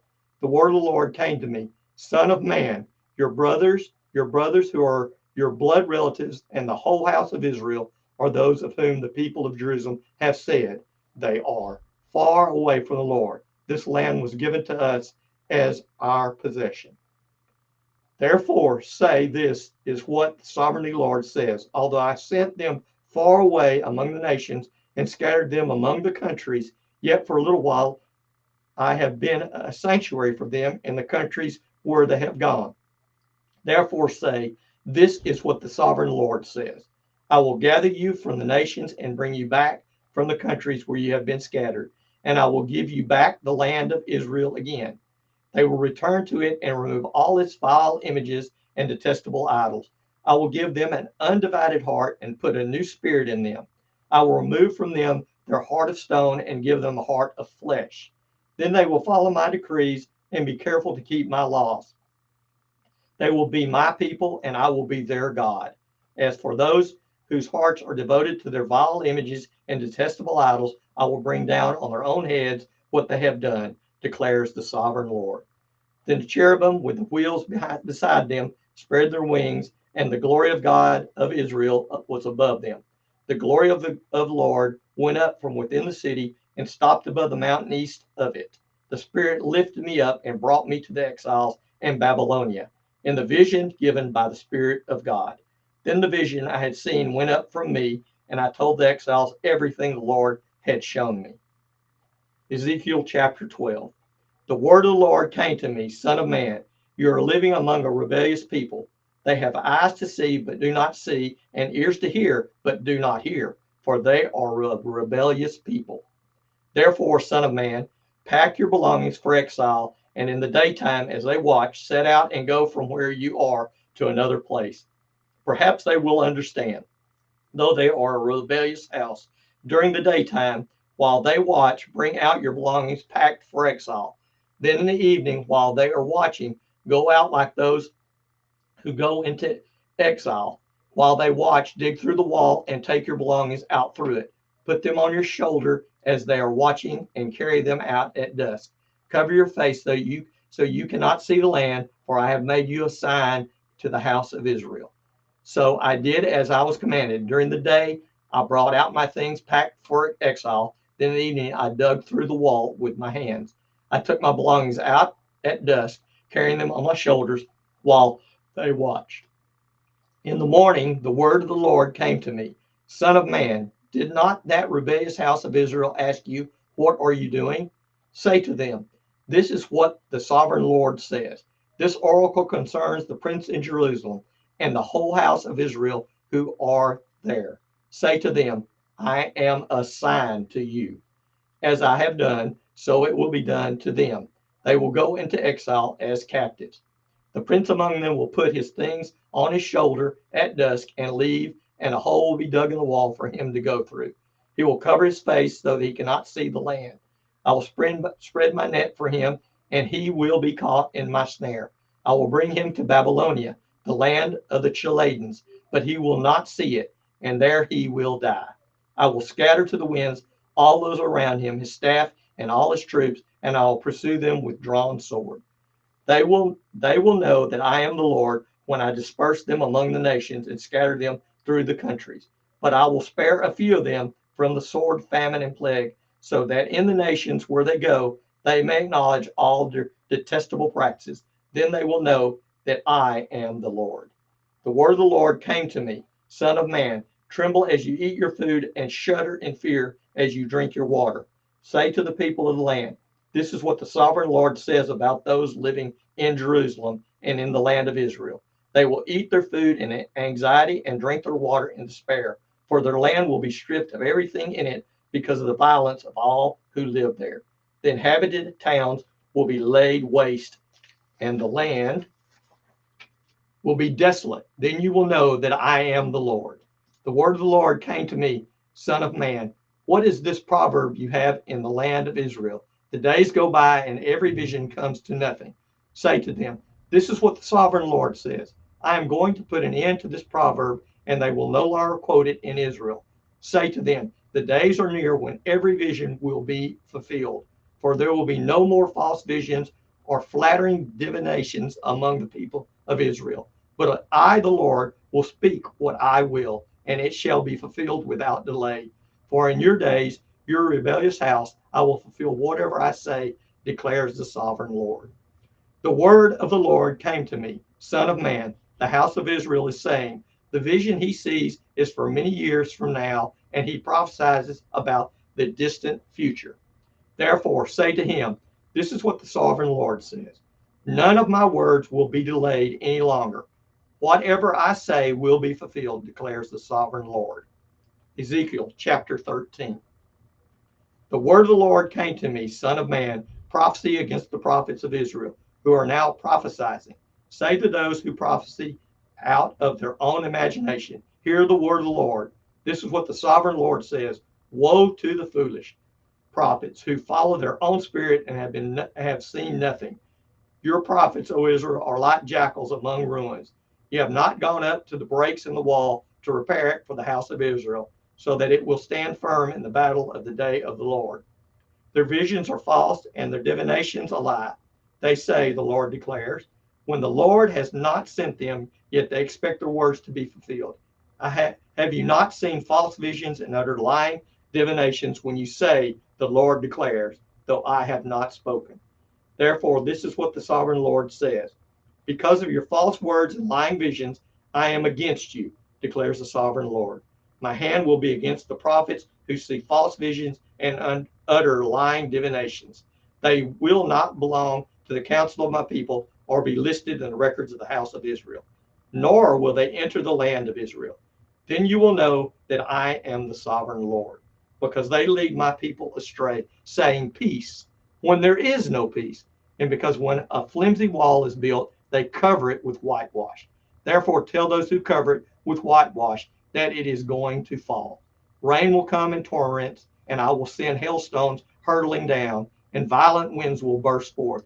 When the wall collapses, will people not ask you, where is the whitewash you covered it with? Therefore, this is what the sovereign Lord says. In my wrath, I will unleash a violent wind, and in my anger, hailstones and torrents of rain will fall with destructive fury.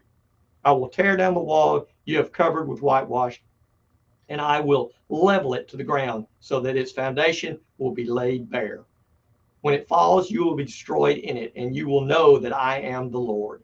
So I will spend my wrath against the wall and against those who covered it with whitewash. I will say to you, the wall is gone, and so are those who whitewashed it. Those prophets of Israel who prophesied to Jerusalem and saw visions of peace for her when there was no peace, declares the sovereign Lord. Now, son of man, set your face against the daughters of your people who prophesies out of their own imagination. Prophesy against them and prophesize against them and say, this is what the sovereign Lord says. Woe to the women who grew magic charms on all the wrists and make veils of various lengths for their heads in order to ensnare people. We ensnare the lives of my people, but preserve your own. You have profaned me among my people for a few handfuls of barley and scrapes of bread. By lying to my people who listen to lies, you have killed those who should not have died, and have spared those who should not have lived. Therefore, this is what the sovereign Lord says. I am against your magic charms with which you ensnare people like birds, and I will tear them from your arms. I will set free the people that you ensnare like birds. I will tear off your veils and save my people from your hands, and they will no longer fall prey to your power. Then you will know that I am the Lord, because disheartened the righteous with your lies when I had brought them no grief, and because you encouraged the wicked not to turn from their evil ways and so save their lives. Therefore, you will no longer see false visions of practice divination. I will save my people from your hands, and then you will know that I am the Lord. Ezekiel 14. Some of the elders of Israel came to me and sat down in front of me. Then the word of the Lord came to me. Son of man, these men have set up idols in their hearts and put wicked stumbling blocks before their faces. Should I let them inquire of me at all? Therefore speak to them and tell them, this is what the sovereign Lord says. When my Israelite sets up idols in his heart and puts a wicked stumbling block before his face and goes to prophet, I, the Lord, will answer him myself in keeping with his great idolatry. I will do this to recapture the hearts of my people of Israel, and who have all deserted me for their idols. Therefore, say to the house of Israel, this is what the sovereign Lord says. Repent, turn from your idols, and renounce all your detestable practices.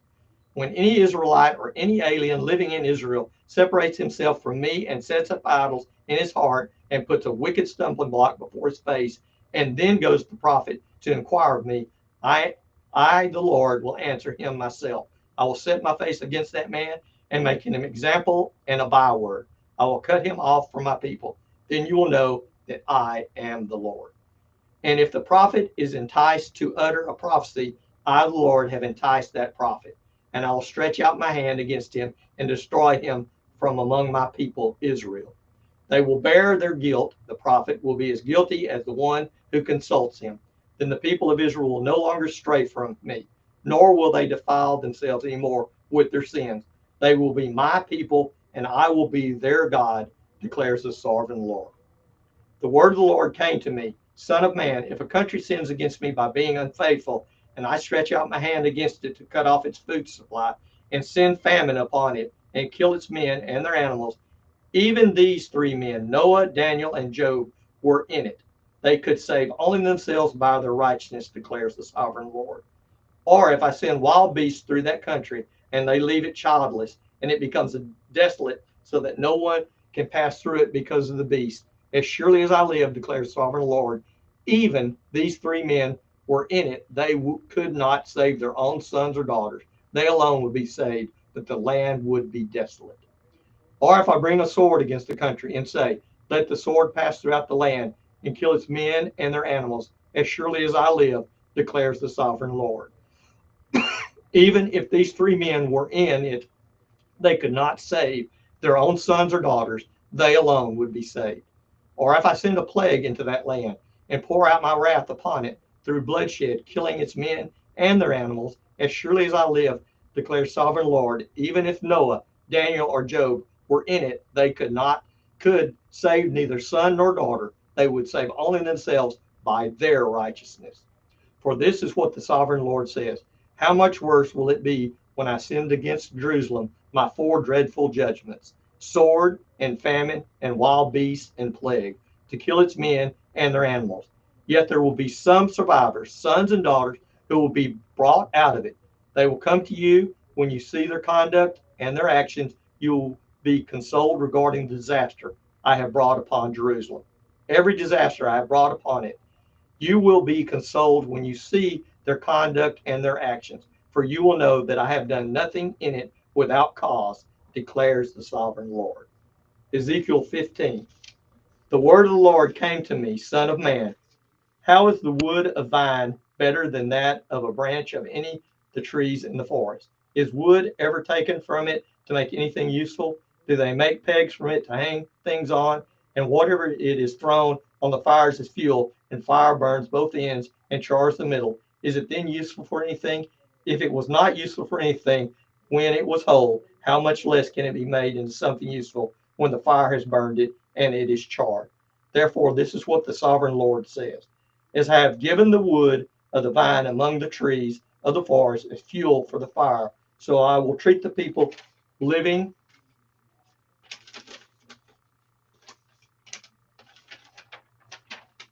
in Jerusalem. I will set my face against them. Although they have come out of the fire will yet consume them. And when I set my face against them, you will know that I am the Lord. I will make the land desolate because they have been unfaithful, declares the sovereign Lord. Ezekiel 16. The word of the Lord came to me, Son of man, confront Jerusalem with her detestable practices and say, this is what the sovereign Lord says to Jerusalem. Your ancestry and birth were in the land of the Canaanites. Your father was an Amorite and your mother a Hittite. On that day you were born, your cord was not cut, nor were you washed with water to make you clean, nor were you rubbed with salt or wrapped in clothes. No one looked on you with pity or had compassion enough to do any of these things for you. Rather, you were thrown out into the open field, for on the day you were born, you were despised. Then I passed by and I saw you kicking about in your blood. And you lay there in your blood. I said to you, live. I made you grow like a plant of the field. You grew up and developed and became the most beautiful of jewels. Your breasts were formed and your hair grew, you who were naked and bare. Later I passed by, and when I looked at you and saw that you were old enough for love, I spread the corner of my garment over you and covered your nakedness. I gave you my solemn oath and entered into a covenant with you, declares the sovereign Lord, and you became mine. I bathed you with water and washed the blood from you and put ointments on you. I clothed you with an embroidered dress and put leather sandals on you. I dressed you in fine linen and covered you with costly garments. I adorned you with jewelry. I put bracelets on your arms and a necklace around your neck, and I put a ring on your nose, earrings on your ears, and a beautiful crown on your head. So you were adorned with the gold and silver. Your clothes were of fine linen and costly fabric and embroidered cloth. Your food was fine flour, honey, and olive oil. You came very beautiful and rose to be a queen. And your fame spread among the nations on account of your beauty. Because the splendor I had given you made your beauty perfect, declares the sovereign Lord. But you trusted in your beauty and used your fame to become a prostitute. You lavished your favors on anyone who passed by, and your beauty became his. You took some of your garments to make gaudy high places where you carried on your prostitution. Such things should not happen, nor should they ever occur. You also took the fine jewelry I gave you, the jewelry made of my gold and silver, and you made yourself male idols and engaged in prostitution with them. And you took your embroidered clothes to put on them, and you offered my oil and incense before them. Also, the food I provided for you, the fine flour, olive oil, and honey I gave you to eat, you offered as fragrant incense before them. That is what happened, declares the sovereign Lord.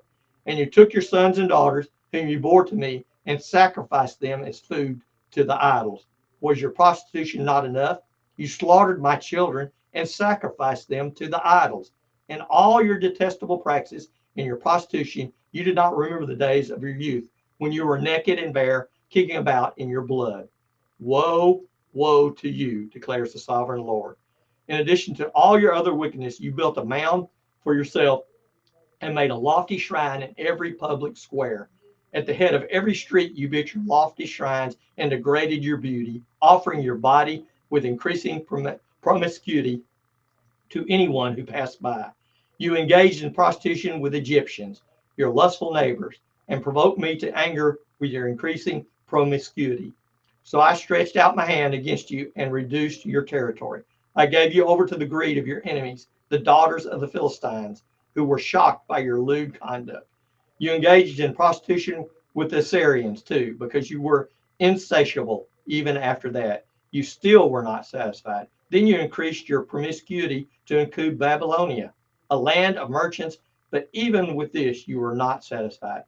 How weak-willed you are, declares the sovereign Lord, when you do all these things acting like a brazen prostitute, when you build your mounds at the head of every street and made your lofty shrines in every public square. You were unlike a prostitute because you scorned payment. You adulterous wife, you prefer strangers to your own husband. Every prostitute receives a fee, but you give gifts to all your lovers, bribing them to come to you from everywhere for your illicit favors. So in your prostitution, you are the opposite of others. No one runs after you for your favors. You are the very opposite, for your give payment, and none is given to you. Therefore, you prostitute, hear the word of the Lord. This is what the sovereign Lord says, because you poured out your wealth and exposed your nakedness in your promiscuity with your lovers, and because of all your detestable idols, and because you gave them your children's blood. Therefore, I am going to gather all your lovers with whom you found pleasure, those you loved as well as those you hated. I will gather them against you from all around and will strip you in front of them, and they will see your nakedness. I will sentence you to the punishment of women who commit adultery and who shed blood. I will bring upon you the blood vengeance of my wrath and jealous anger. Then I will hand you over to your lovers, and they will tear down your mounds and destroy your lofty shrines. They will strip you of your clothes and take your fine jewelry and leave you naked and bare. They will bring a mob against you, who will stone you and hack you to pieces with their swords. They will burn down your house, inflict punishment on you in sight of many women. I will put a stop to your prostitution, and you will no longer pay your lovers. Then my wrath against you will subside, and my jealous anger will turn away from you. I will be calm and no longer angry. Because you did not remember the days of your youth, but enraged me with all these things, I will surely bring down on your head what you have done, declares the sovereign Lord.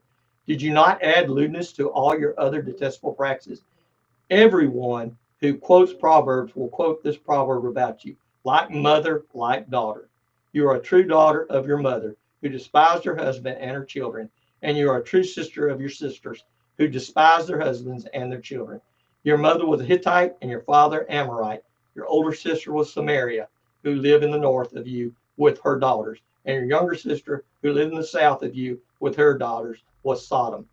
You not only walked in their ways and copied their detestable practices, but in all your ways you soon became more depraved than they. As surely as I live, declares the sovereign Lord, your sister Sodom and her daughters never did what you and your daughters have done. Now, this was the sin of your sister Sodom. She and her daughters were arrogant, overfed, and unconcerned. They did not help the poor and needy. They were haughty and did detestable things before me. Therefore, I did away with them, as you have seen. Samaria did not commit half the sins you did. You have done more detestable things than they, and have made our sisters seem righteous by these things you have done. Bear your disgrace, for you have furnished some justification for your sisters, because your sins were more vile than theirs. They appear more righteous than you. So then be ashamed and bear your disgrace, for you have made your sisters appear righteous. However, I will restore the fortunes of Sodom and her daughters, and of Samaria and her daughters, and your fortunes along with them, so that you may bear your disgrace and be ashamed of all you have done in giving them comfort. And your sisters, Sodom and her daughters, and Samaria with her daughters, will return to what they were before, and you and your daughters will return to what you were before. You would not even mention your sister Sodom in the day of your pride, before your wickedness was uncovered. Even so, you are now scorned by the daughters of Edom, and all neighbors and daughters of the Philistines, all those around you who despise you. You will bear the consequences of your lewdness and your detestable practices, declares the Lord. This is what the sovereign Lord says: I will deal with you as you deserve, because you have despised my oath by breaking covenant. Yet I will remember the covenant I made with you in the days of your youth, and I will establish an everlasting covenant with you. Then you will remember your ways and be ashamed when you receive your sisters, both those who are older than you and those who are younger. I will give them to you as daughters, but not on the basis of my covenant with you. So I will establish my covenant with you, and you will know that I am the Lord.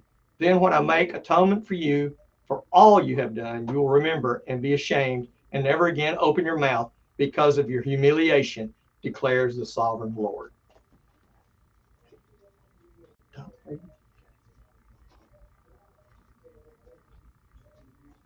17. Oh, thank you. You could call me.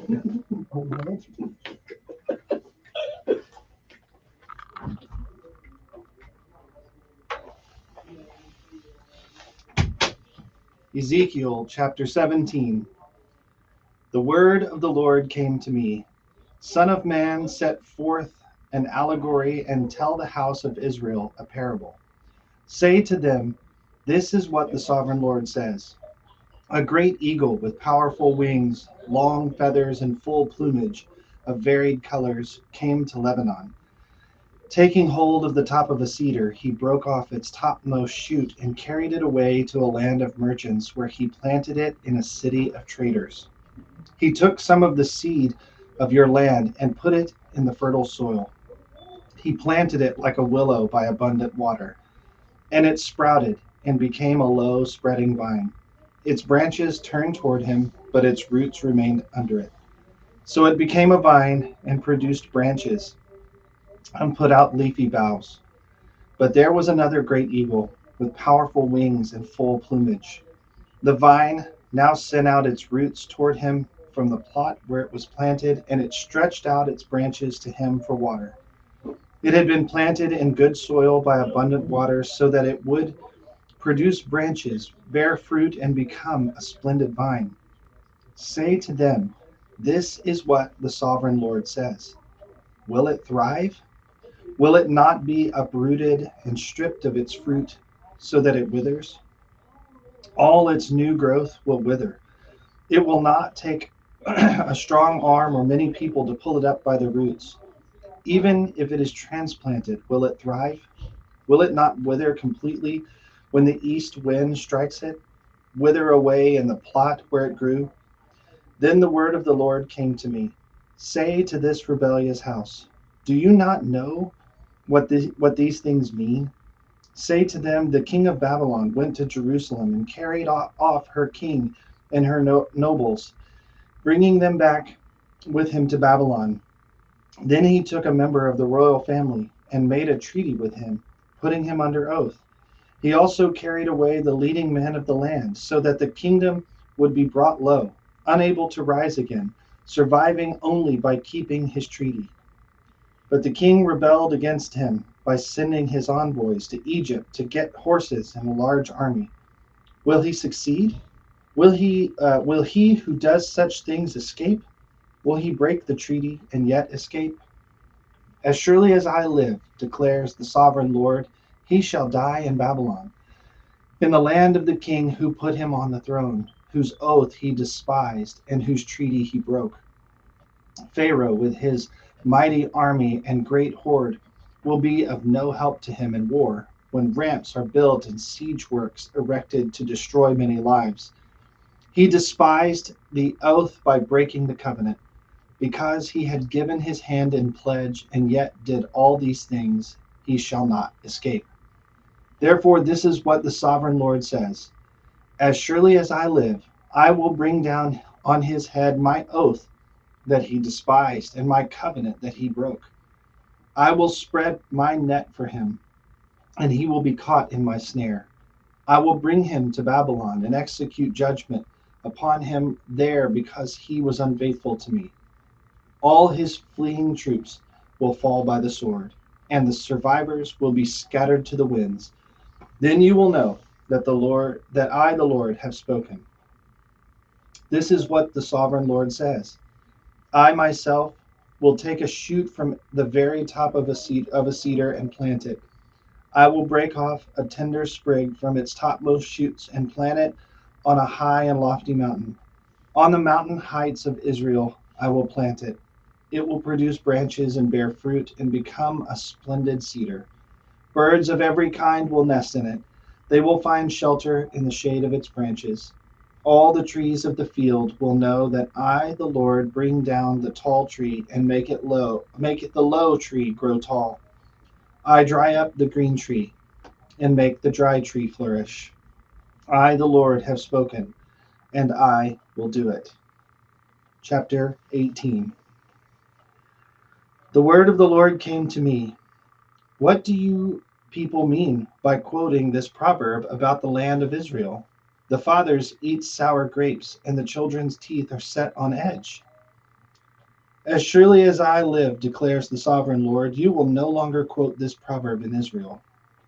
For every living soul belongs to me, the Father as well as the Son.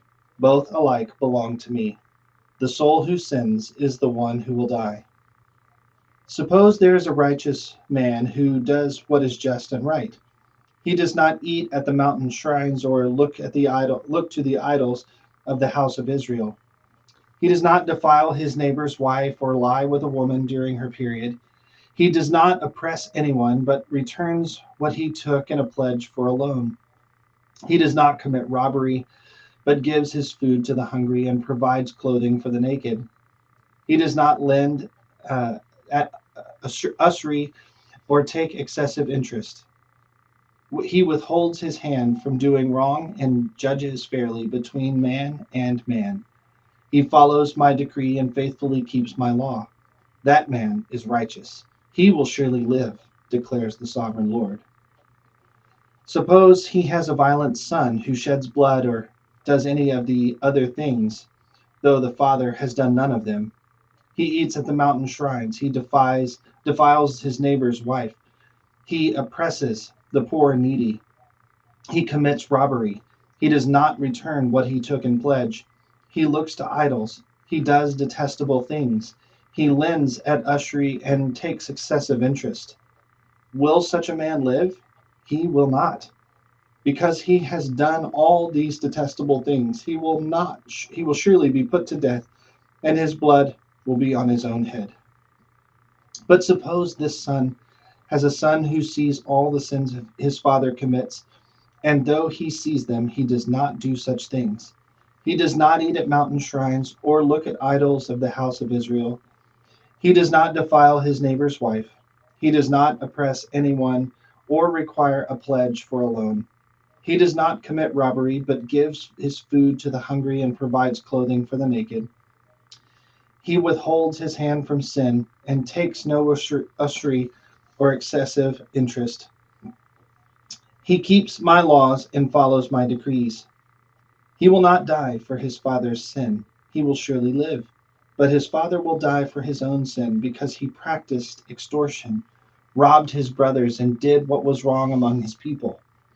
Yet you ask, why does the son not share the guilt of his father? Since the son has done what is just and right and has been careful to keep all my decrees, he will surely live. The soul who sins is the one who will die.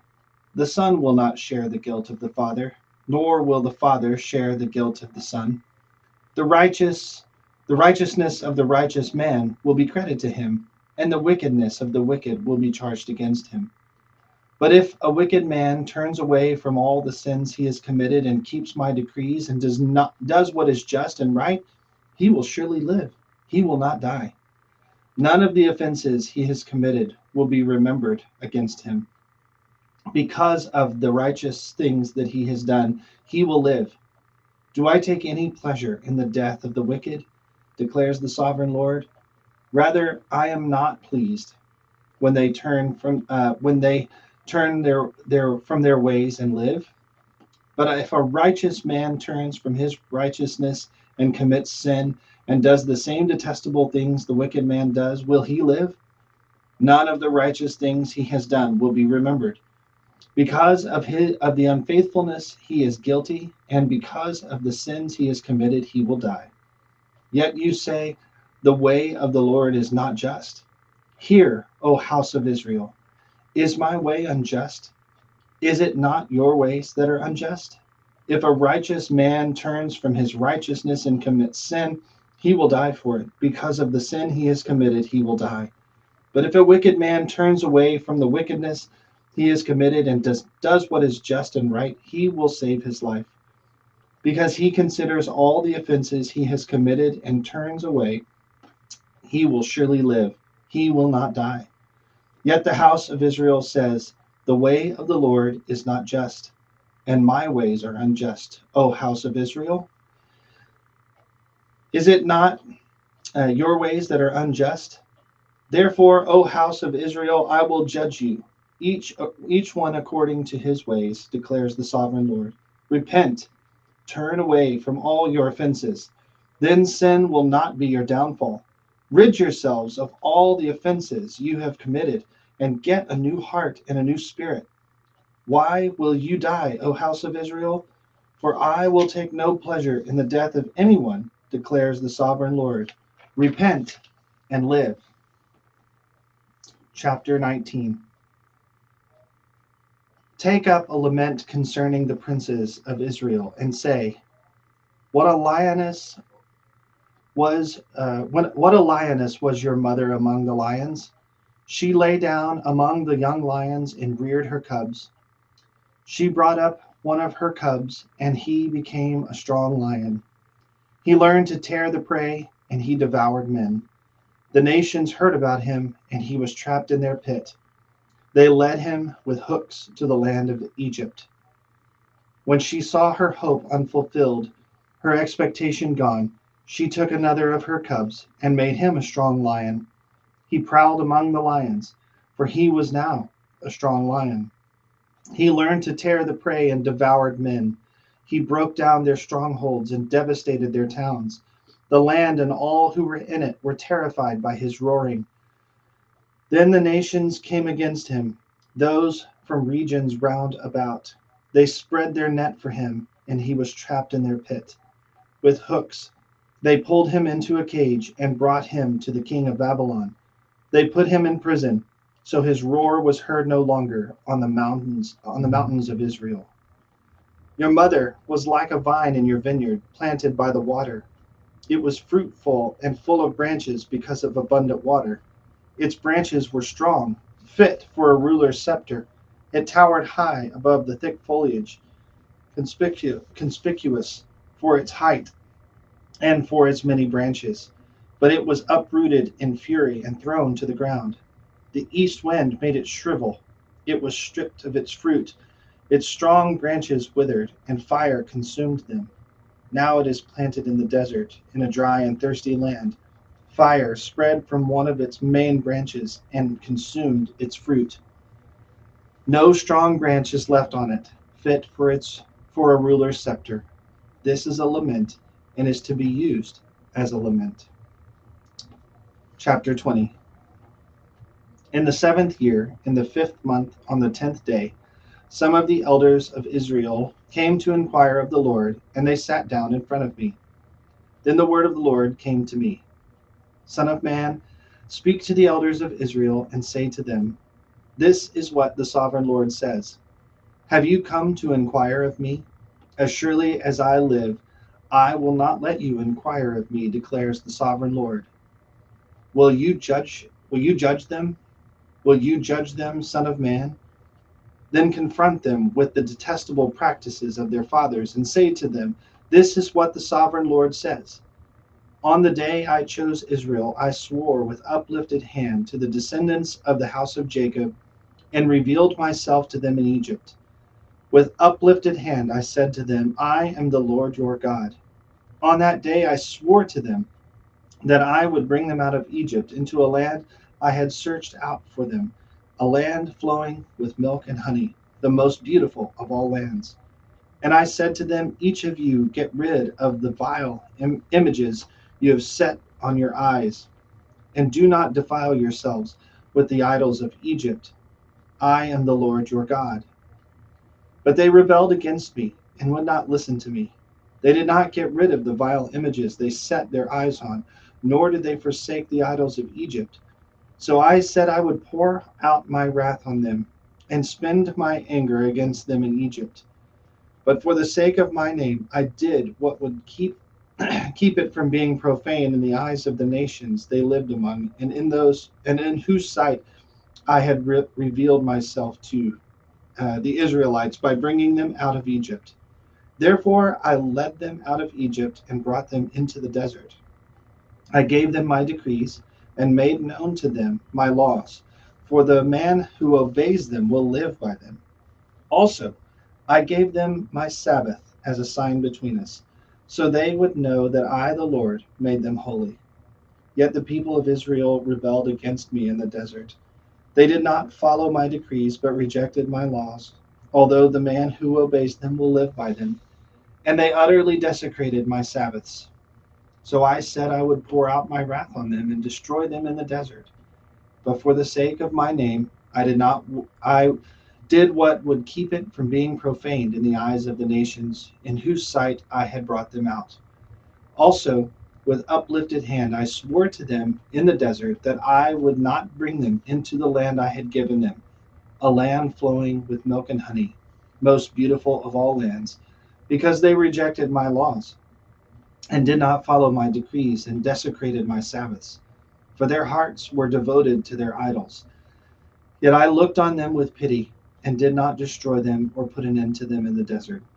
I said to their children in the desert, do not follow the statutes of your fathers or keep the laws or defile yourselves with their idols. I am the Lord your God. follow my decrees and be careful to keep my laws. Keep my Sabbaths holy, that they may be a sign between us. Then you will know that I am the Lord your God. But the children rebelled against me. They did not follow my decrees. They were not careful to keep my laws, although a man who obeys them will live by them, and they desecrated my Sabbaths. So I said I would pour out my wrath on them and spend my anger against them in the desert. But I withheld my hand, and for the sake of my name, I did what would keep it from being profaned in the eyes of the nation in whose sight I had brought them out. Also with uplifted hand I swore to them in the desert that I would disperse them among the nations and scatter them through the countries, because they had not obeyed my laws, but had rejected my decrees and desecrated my Sabbaths, and their eyes lusted after their fathers' idols.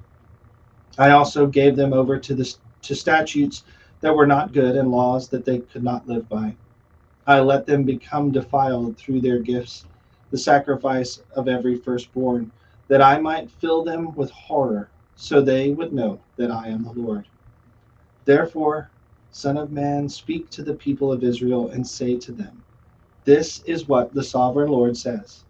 In this also your fathers blasphemed me by forsaking me. When I brought them into the land I had sworn to give them, and they saw any high hill or any leafy tree, there they offered their sacrifices, made offerings that provoked me to anger, presented their fragrant incense, and poured out their drink offerings. Then I said to them, what is this high place you go to? Therefore say to the house of Israel, this is what the sovereign Lord says. Will you defile yourselves the way your fathers did and lust after their vile images? When you offer your gifts, the sacrifice of your sons in the fire, you continue to defile yourselves with all your idols to this day. Am I to let you inquire of me, O house of Israel? As surely as I live, declares the sovereign Lord, I will not let you inquire of me. You say we want to be like the nations, like the peoples of the world who serve wood and stone. But what you have in mind will never happen. As surely as I live, declares the sovereign Lord, I will rule over you with a mighty hand and an outstretched arm and with outpoured wrath. I will bring you from the nations and gather you from the countries where you have been scattered, with a mighty hand and an outstretched arm and with outpoured wrath. I will bring you into the desert of the nations, and there, face to face, I will execute judgment upon you. As I judged your fathers in the desert of the land of Egypt, so I will judge you, declares the sovereign Lord. I will take note of you as you pass under my rod, and I will bring you into the bond of the covenant. I will purge you of those who revolt and rebel against me.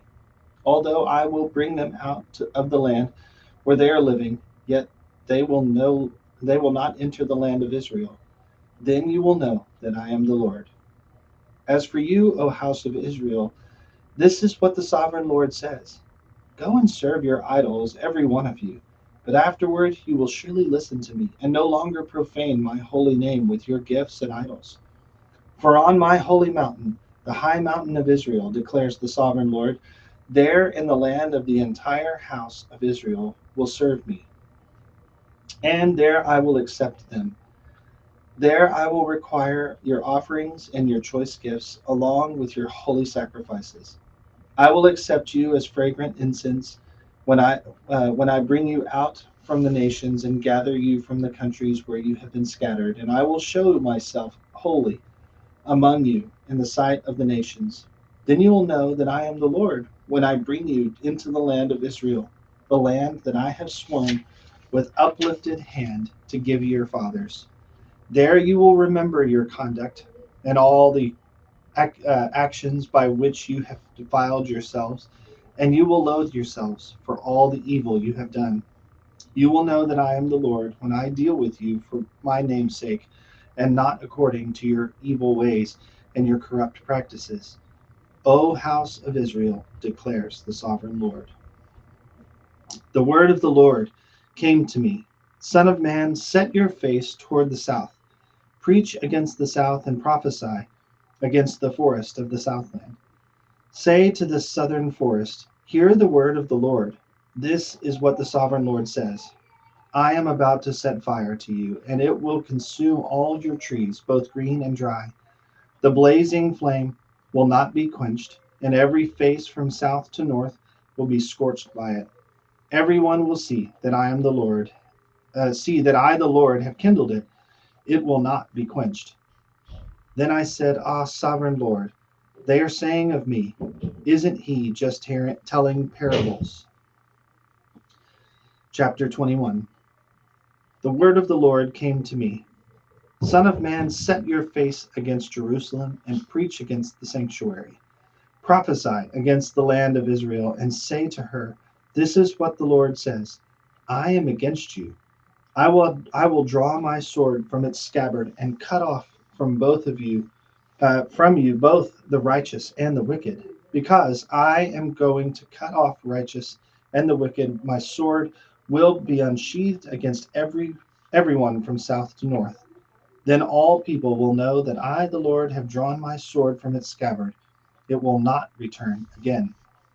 Therefore, groan, Son of Man, groan before them with broken heart and bitter grief. And when they ask you, why are you groaning? You shall say, because of the news that is coming. Every heart will melt, and every hand will go limp. Every spirit will become faint, and every knee become weak as water. It is coming. It will surely take place, declares the sovereign Lord. The word of the Lord came to me. Son of man, prophesy, and say, this is what the Lord says. A sword, sharpened and polished, sharpened for the slaughter, polished to flash like lightning. Shall we rejoice in the scepter of my son Judah? The sword despises every such stick.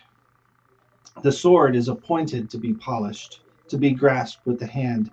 It is sharpened and polished, made ready for the hand of the slayer. Cry out and wail, Son of man, for it is against my people. It is against the princes of Israel. They are thrown to the sword along with my people. Therefore beat your breast. Testing will surely come. And what if the scepter of Judah, which the sword despises, does not continue, declares the sovereign Lord? So then, Son of man, prophesy and strike your hands together. Let the sword strike twice, even 3 times. It is a sword for slaughter, a sword for great slaughter, closing in on them from every side, so that hearts may melt and the fallen be many. I have stationed the sword for slaughter at all their gates. Oh, it is made to flash like lightning. It is grasped for the slaughter. O sword, slash to the right, then to the left, wherever your blade is turned. I, too, will strike my hands together, and my wrath will subside. I, the Lord, have spoken. The word of the Lord came to me. Son of man, mark out 2 roads for the sword of the king of Babylon to take, both starting from the same country. Make a signpost where the roads branch off to the city. Mark out 1 road from the sword to come against Rabbah of the Ammonites, and another against Judah and fortified Jerusalem. For the king of Babylon will stop at the fork in the road at the junction of the 2 roads to seek an omen. He will cast lots with arrows. He will consult his idols. He will examine the liver. Into his right hand will come the lot for Jerusalem, where he is to set up battering rams, to give the command to slaughter, to sound the battle cry, to set the battering rams against the gates, to build a ramp and to erect siege works. It will seem like a false omen to those who have sworn allegiance to him, but he will remind them of their guilt and take them captive. Therefore, this is what the sovereign Lord says. Because you people have brought to mind your guilt by your open rebellion, revealing your sins in all that you do, because you have done this, you will be taken captive. O profane and wicked prince of Israel, whose day has come, whose time of punishment has reached its climax, this is what the sovereign Lord says. Take off your turban, remove the crown. It will not be as it was. The lowly will be exalted, and the exalted will be brought low. A ruin, a ruin. I will make it a ruin. It will not be destroyed until he comes to whom it rightfully belongs. To him I will give it. And you, son of man, prophesy and say, this is what the sovereign Lord says about the Ammonites and their insults. A sword, drawn for the slaughter, polished to consume and to flash like lightning.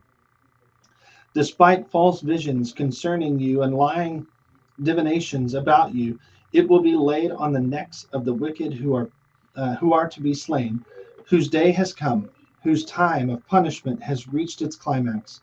Return the sword to its scabbard, in the place where you were created, in the land of your ancestry. I will judge you. I will pour out my wrath upon you and breathe out my fiery anger against you. I will hand you over to the brutal men skilled in destruction. You will be fuel for their fire. Your blood will be shed in your land. You will be remembered no more. For I, the Lord, have spoken.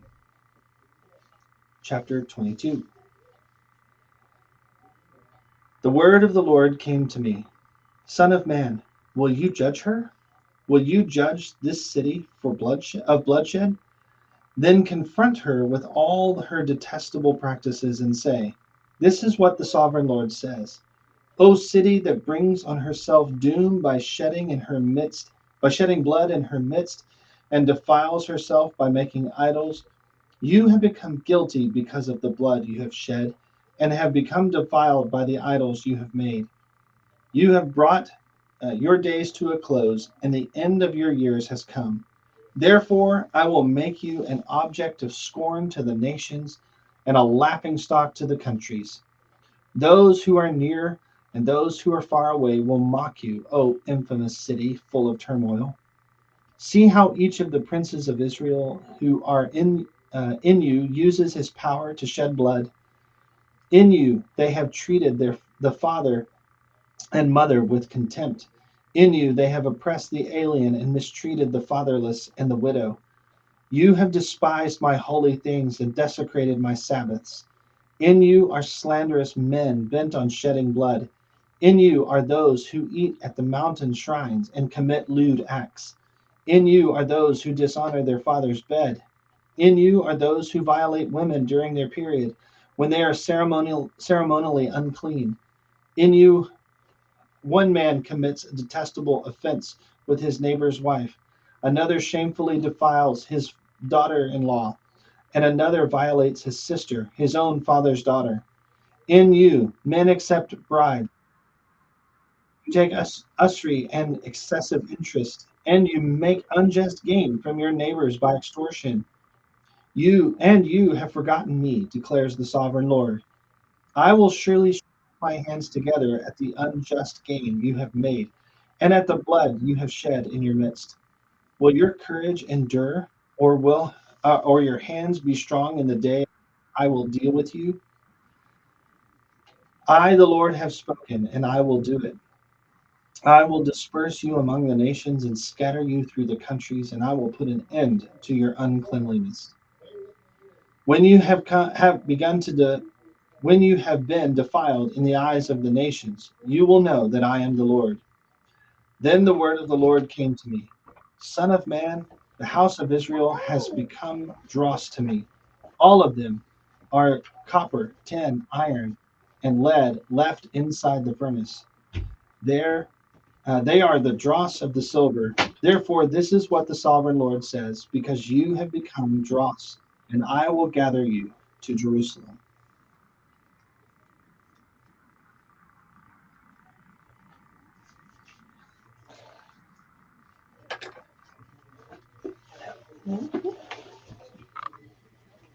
Verse 20. All right. As men gather silver, copper, iron, lead, and tin into a furnace to melt it with a fiery blast, so will I gather you in my anger and my wrath, and put you inside the city and melt you. I will gather you and I will blow on you with my fiery wrath, and you will be melted inside her. As silver is melted in a furnace, so you will be melted inside her. You will know I, the Lord, have poured out my wrath upon.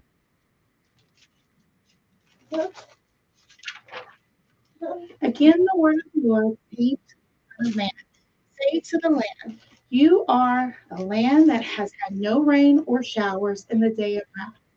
There's a conspiracy of her princes to hunt her like a roaring lion, scaring its prey. They will devour people, take treasures, precious things, make many widows within her. Priests do violence to my law and profane my holy things. They do not distinguish between the holy and the common. They teach that there is no difference between the unclean and the clean, and they shut their eyes to the keeping of my Sabbaths, so that I am profaned among them. Her officials within her are like wolves tearing their prey. They shed blood and kill people to make unjust gain. Her prophets whitewash their deeds for them by false visions and lying divinations. They say, this is what the sovereign Lord says. When the Lord has not spoken, the people of the land practice extortion and commit robbery. They oppress the poor and needy and mistreat the alien, denying them the justice. I looked for a man among them who would build up the wall and stand before me in the gap on behalf of the land, so I would not have to destroy it. But I found none. So I pour out my wrath on them and consume them with my very anger, bringing down on their heads all they have done, declares the sovereign Lord. The word of the Lord came to me, Son of man. There were two women, daughters of the same mother. They became prostitutes in Egypt, engaging in prostitution for youth. In that land, their breasts were fondled and their virgin bosoms pressed. The older was named Ohola, the sister was named Bula Bula. They were mine, gave birth to sons and daughters. Ohula is David, and Bula Bula is Jerusalem. Ohula engaged in prostitution while she was still mine. She lusted after her lover, the Assyrians, warriors clothed in blue, governors and commanders, all of them handsome young men and mounted horsemen. She gave herself as a prostitute to all the elite of the Assyrians and defiled herself with all the idols, everyone she lusted after. She did not give up the prostitution to Egypt. When Jerry grew youthful, and slept with her bosom, poured out the love on her. Therefore, I handed her over her lovers, the Assyrians, for whom she lusted. They stripped her naked, took away her sons and daughters, and killed her with the sword. She became a byword among women. Her punishment was inflicted on her. Her sister, Bula Bula, saw this, yet her lust in prostitution. She was more depraved than her sister. She too lusted after the Assyrians, governors and commanders, warriors in full dress, mounted horsemen, all handsome young men. I saw that she too defiled herself. Both of them went the same way, but she carried her prostitution still further. She saw men portrayed on a wall, figures of Chaldeans, portrayed in red, with belts around their waists, with flowing turbans on their head. All of them looked like Babylonian chariot officers, natives, or challengers. As soon as she saw them, she lusted after them and sent messengers to them in Chaldea. Then the Babylonians to her the bed awoke, and in their lust they defiled her. After she had been defiled by them, she turned away from them in disgust. She carried on till she opened and exposed her nakedness. I turned away from her in disgust, just as I had turned away from her sister.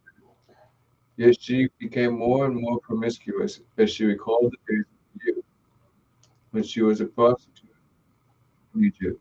There she lusted after her lovers, whose genitals were like those of donkeys, and whose emission was like that of horses. So you longed for the lewdness of your youth. But in Egypt your bosom was caressed, and your young clothes fondled. Therefore, look, this is what the sovereign Lord says. I will stir up your lovers against you, those you turned away from in disgust, and I will bring them against you from every side, the Babylonians on all lands, men of Pekod and Shur, and all the Assyrian handsome, all of them governors and commanders, chariot officers, and men of high rank, all mounted on horses. They will come against you with weapons, chariots, and wagons. With a throng of people, they will take up positions against you on every side, with large and small shields and with helmets. I will turn you over to them for punishment, and they will punish you according to their standards. I will direct my jealous anger against you, and they will deal with you in fury. They will cut off your noses and your ears. And those of you who are left will fall by the sword. They will take away your sons and daughters. Those of you who are left will be consumed by fire. They will also strip you of your clothes and take your fine jewelry. So I will put a stop to the lewdness and prostitution you began in Egypt. You will not look on these things with longing and remember Egypt anymore. But this is what the sovereign Lord says. I am about to hand you over to those you hate, to those you turn from with disgust. They will deal with hatred and take away everything you worked for. They will leave you naked and bare, and the shame of your prostitution will be exposed. Your lewdness and promiscuity have brought this upon you, because you lusted after the nations and defiled yourself with their idols. You've gone the way of your sister, so I'll put her cup into your hand. This is what the sovereign Lord says. You will drink your sister's cup with large and deep. It will bring scorn and derision, for it holds so much. You will defiled with drunkenness, filled with drunkenness and sorrow.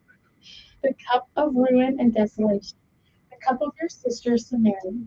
You will drink it and drain it dry. You will dash it to pieces and tear your breasts. I spoken, declares the sovereign Lord. Therefore, this is what the sovereign Lord says.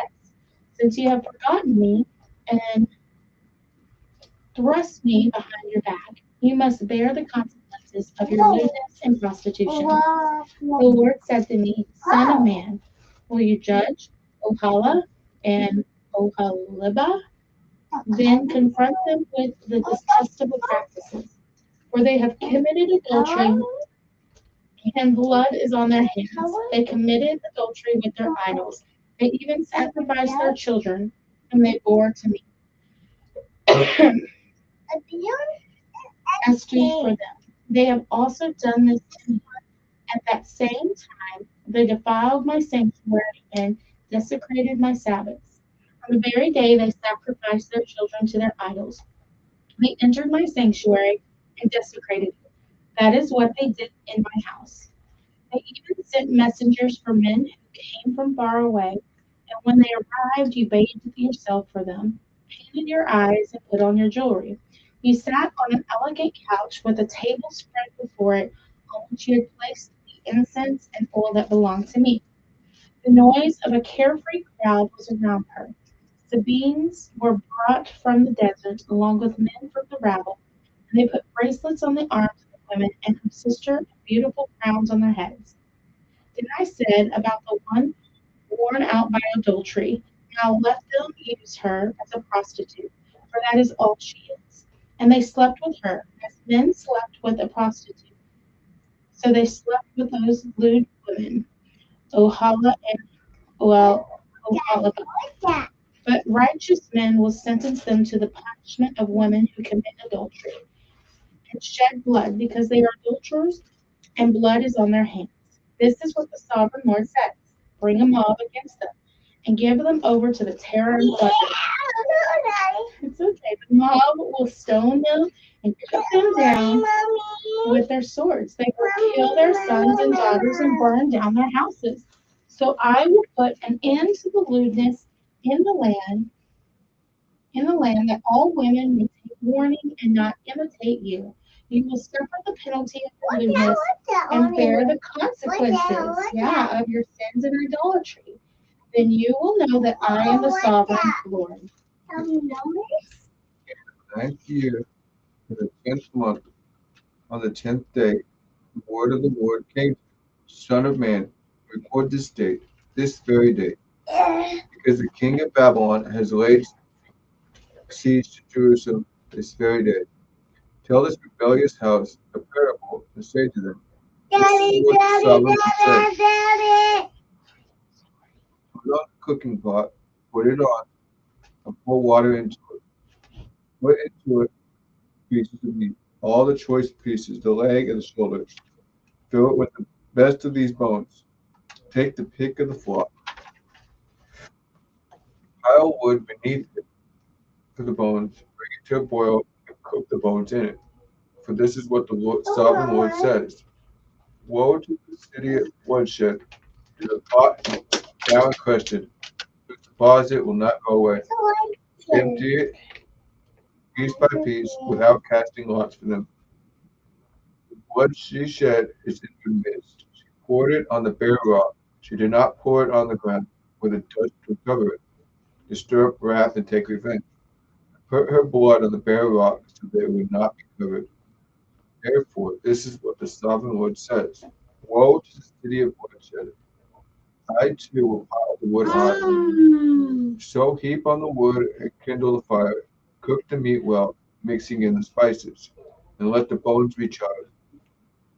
Then set the empty pot on coals, so it becomes hot, and its copper glows, so its impurities make what melted. Its deposit not burned away. He has frustrated all efforts. Its heavy deposit has not been removed, not even by fire. Now your purity is lewdness, because I tried to cleanse you, but you would not be cleansed from your impurity. You will not be clean again until my wrath against you has subsided. I, the Lord, have spoken. The time has come for me to act. I will not hold back. I will not have pity, nor will I relent. You will be judged according to your conduct and your actions, declares the sovereign Lord. The word of the Lord came to me. Son of man, with one blow I am about to take away from you the delight of your eyes, that you do not lament or weep or shed any tears. Groan quietly, do not mourn the dead. Keep your turban fastened on your sandals on your feet. Do not cover the lower part of your face, or eat the customary food of mourners. So I spoke to the people in the morning, and in the evening my wife died. The next morning I did as I had been commanded. Then the people asked me, won't you tell us what these things have to do with us? So I said to them, the word of the Lord came to me. Say to the house of Israel, this is what the sovereign Lord says. I am about to desecrate my sanctuary, this stronghold in which you take pride, the delight of your eyes, the object of your affection.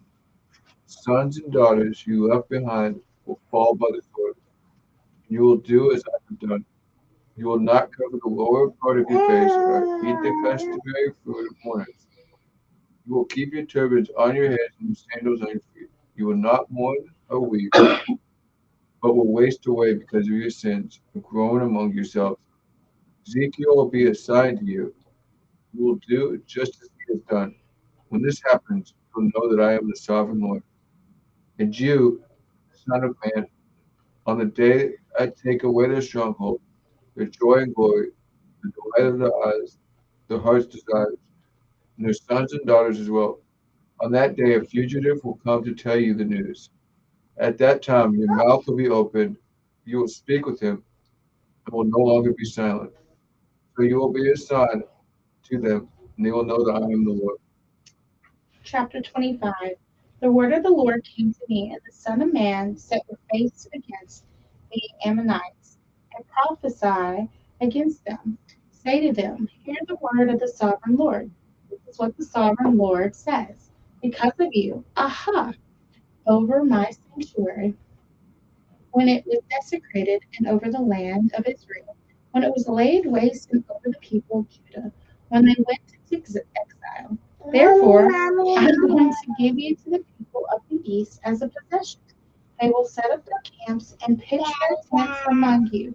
They will eat your fruit and drink your milk. I will turn Rabbah into a pasture for camels and Ammon into a resting place for the sheep. Then you will know that I am the Lord. But this is what the sovereign Lord says. Because you have clapped your hands and stamped your feet, rejoicing with all the malice of your heart against the land of Israel. Therefore I will stretch out my hand against you and give you a plunder to the nations. I will cut you off from the nations and exterminate you from the countries. I will destroy you, and you will know that I am the Lord. This is what the sovereign Lord says. Because of Moab and Seirah said, look, the house of Judah has become like all the other nations. Therefore, I will expose the flank of Moab, beginning at its frontier towns, Beth, Jeshurun, Baal, Meon, Kirathim, and the glory of that land. I will give Moab along with the Ammonites to the people of the east as a possession, so that Ammonites will not be remembered among the nations. And I will inflict punishment on Moab. Then I will know that I am the Lord. This is what the sovereign Lord says. Because Edom took revenge on the house of Judah and became very guilty by doing so, therefore, this is what the sovereign Lord says. I will stretch out my hand against Edom and kill its men and their animals. I will lay it waste and from Tinnom to Dinnom and then fall by the sword. I will take vengeance on Edom by the hand of my people Israel, and they will deal with Edom in accordance with my anger and my wrath. And they will know my vengeance, declares the sovereign Lord. This is what the sovereign Lord says. Because the Philistines acted in vengeance and took revenge with malice in their hearts, and with ancient hostility sought to destroy Judah, therefore this is what the sovereign Lord says. I am about to stretch out my hand against the Philistines, and I will cut off the Cherethites and destroy those remaining along the coast. I will carry out great vengeance on them and punish them in my wrath. Then they will know that I am the Lord, and they will take vengeance on them. In the 11th year, on the first day of the month, the word of the Lord came to me. Son of man, because Tyre has said of Jerusalem, Aha, gate of the nations is broken, and its doors of smoke open to me. And as she lies in ruins, I will prosper. Therefore, this is what the sovereign Lord says: I am against you, Tyre, and I will bring many nations against you, like the sea casting up its waves. They will destroy the walls of Tyre and pull down her tower. I will scrape away her rubble and make her a bare rock. Out in the sea, she will become to spread fish nets, declares the sovereign. She will become plunder for the nations, and her settlements on the mainland will be ravaged by the sword. Then they will know that I am the Lord. For this is what the sovereign Lord says. From the north I am going to bring against Tyre Nebuchadnezzar, king of Babylon, king of kings, with horses, chariots, horsemen, and a great army. He will ravage your settlements on the mainland with the sword. He will set up siege works against you, build a ramp up to your wall, and raise his shields against you. He will direct the blows of his battering rams against your wall, demolish your towers with his weapons. His horses will be so many they will cover you with dust. Your walls will tremble at the noise of the war horses, wagons, and chariots when he enters your gates, as men enter a city whose walls have been broken through. The hooves of his horses will trample all your streets. He will kill your people with the sword. Your strong pillars will fall to the ground. They will plunder your wealth and loot your merchandise. They will break down your walls and demolish your fine houses and destroy your stones, timber, and rubble into the sea. I will put an end to your noisy cymbals, and the music of your harps will be heard no more. I will make you a bare rod. You will become a place to spread fish nets. You will never be removed. For I, the Lord, have spoken, declares the Lord. This is what the sovereign Lord says to the right. Will not the coastlands tremble at the sound of your fall, when the wounded groan and the spirit takes place in you? Then all the princes of the coast will step down from their thrones, lay aside their robes, pick up their embroidered garments, and prepare they will sit on the ground, trembling every moment,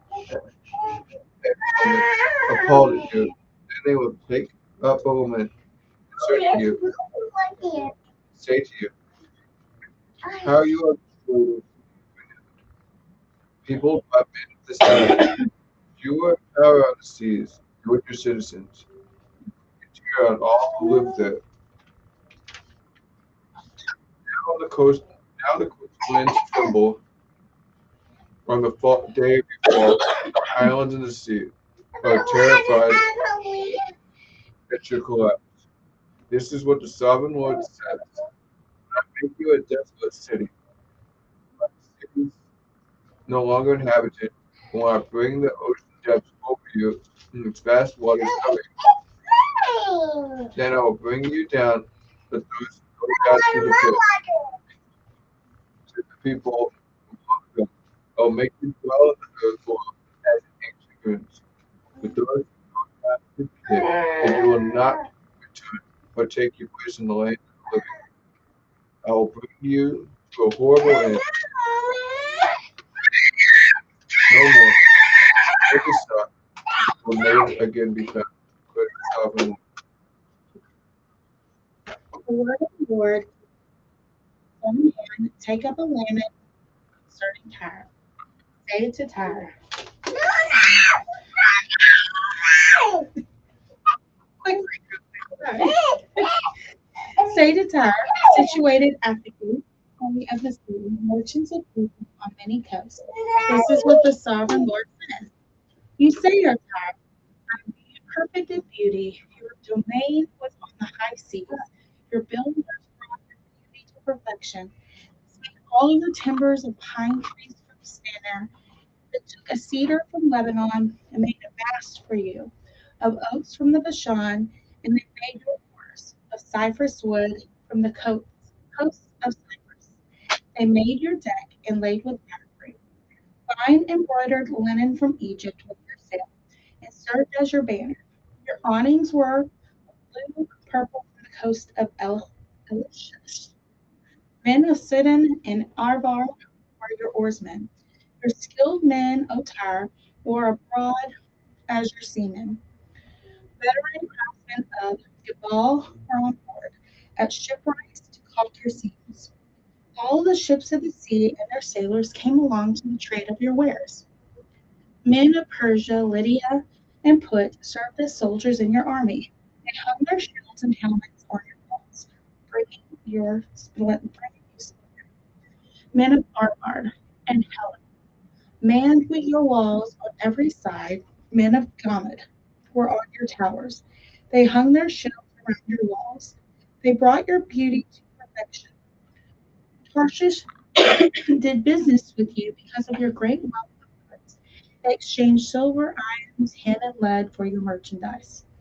Prince Tubal Meshech traded with you. They exchanged slaves and articles of bronze for your wares.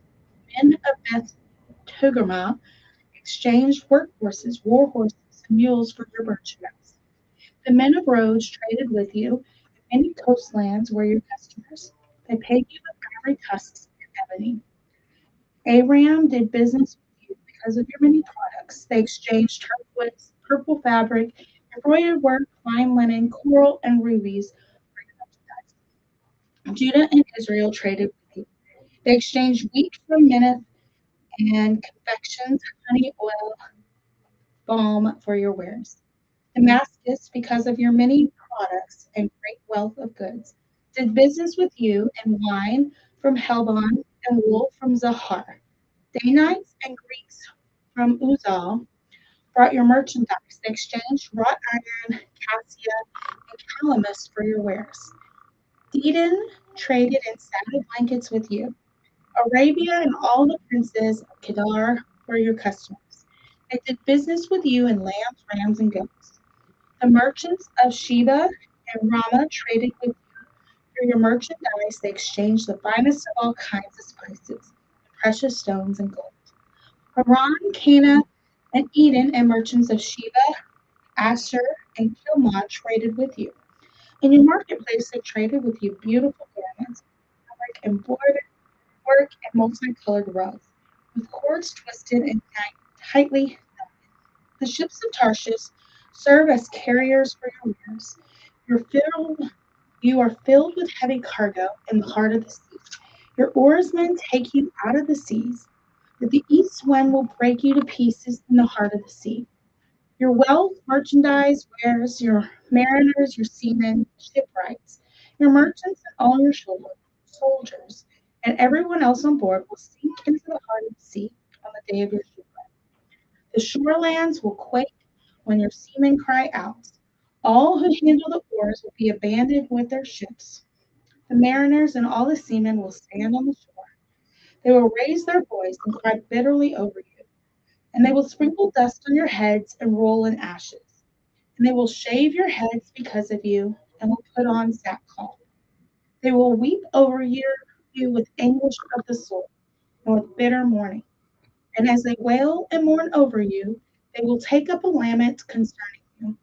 Who was ever silenced like Tyre, surrounded by the sea? When your merchandise went out to the seas, you satisfied many nations. With your great wealth and your wares, you enriched the kings of the earth. Now you are shattered by the sea and the depths of the water. Your wares and all of your company have gone down with you. All who live in the coastlands are appalled at you. Their kings shudder with horror, and their faces are distorted with fear. The merchants among the nations hiss at you. You have come to a horrible end and will be no more. Chapter 28. The word of the Lord came to me. Son of man, say the ruler of Tyre, this is what the sovereign Lord says. In the pride of your heart, you say, I am God. I sit on the throne of a God, in the heart of the sea. But you are a man. You are not God. And though you think you are as wise as God, are you wiser than Daniel? Is no secret hidden from you. But your wisdom and understanding you have gained wealth for yourself and amassed gold and silver in your treasures. But your great skill is trading you, have increased your wealth, and because of your wealth, your heart has grown proud. Therefore, this is what the sovereign Lord says. Because you think you are wise as a God, I'm going to bring foreigners against you, the most ruthless of nations. They will draw their swords against you, your beauty and wisdom, and pierce your shining splendor. They will bring you down to the pits, and you will die a violent death in the heart of the seas. Will you then say, I am a God, in the presence of those who kill you? You will be just a man, not a God. In the hands of those who slay you, you will die the death of the uncircumcised at the hands of foreigners. I have spoken, declares the sovereign Lord.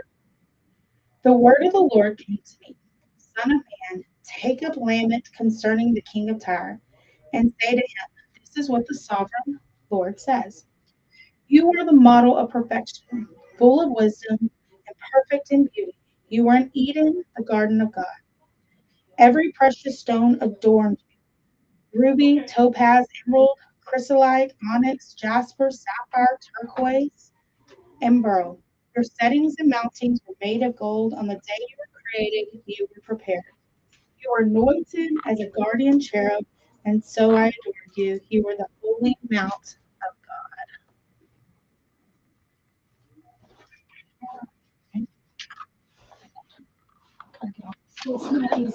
We got short legs. Ezekiel.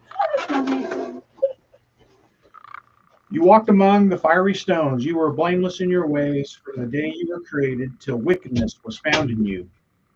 Through your widespread trade, you were filled with violence and you sinned.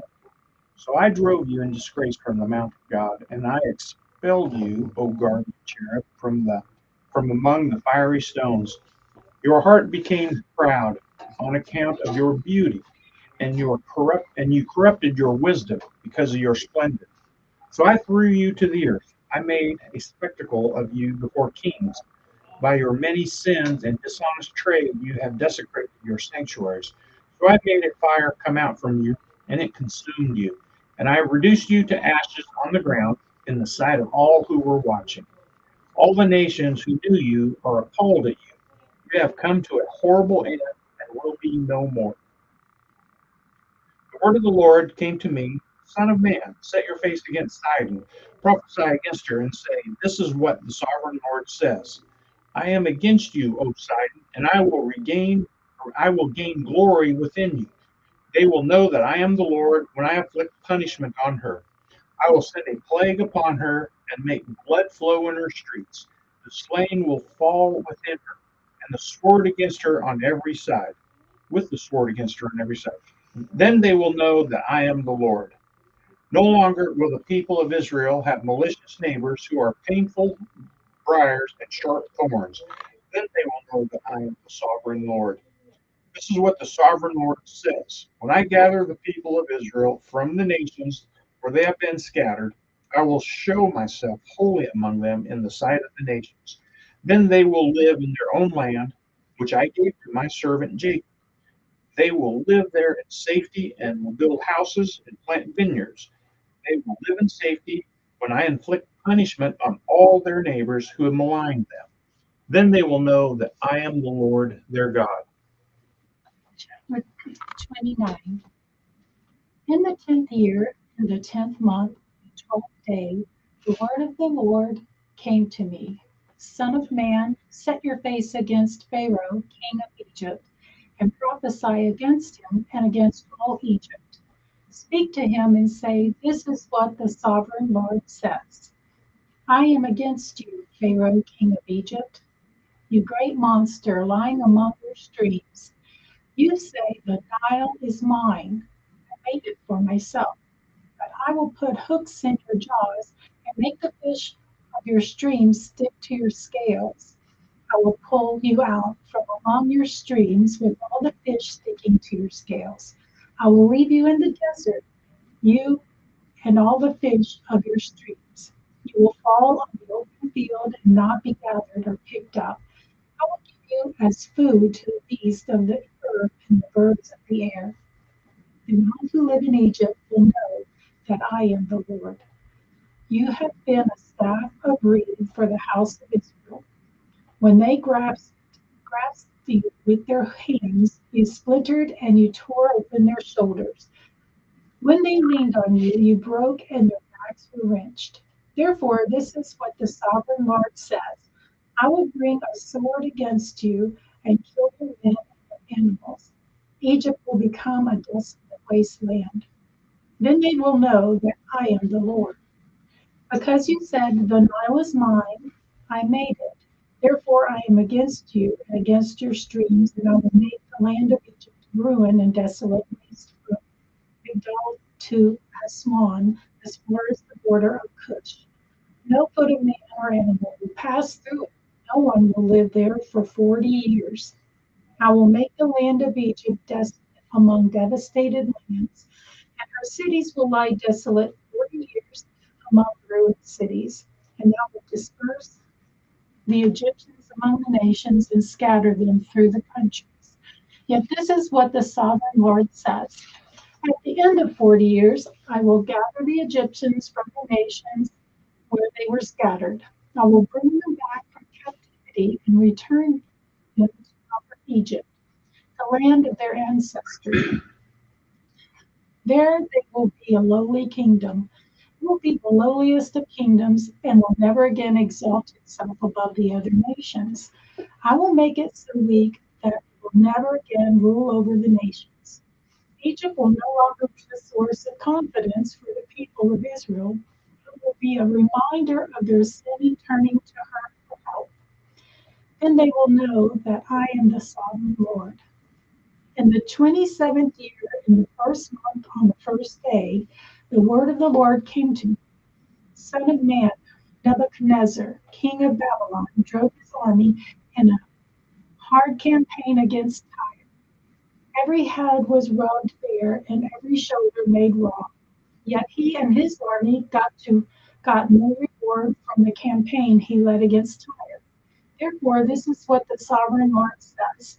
I am going to give Egypt to Nebuchadnezzar, king of Babylon, and he will carry off its wealth. He will loot and plunder the land as pay for his army.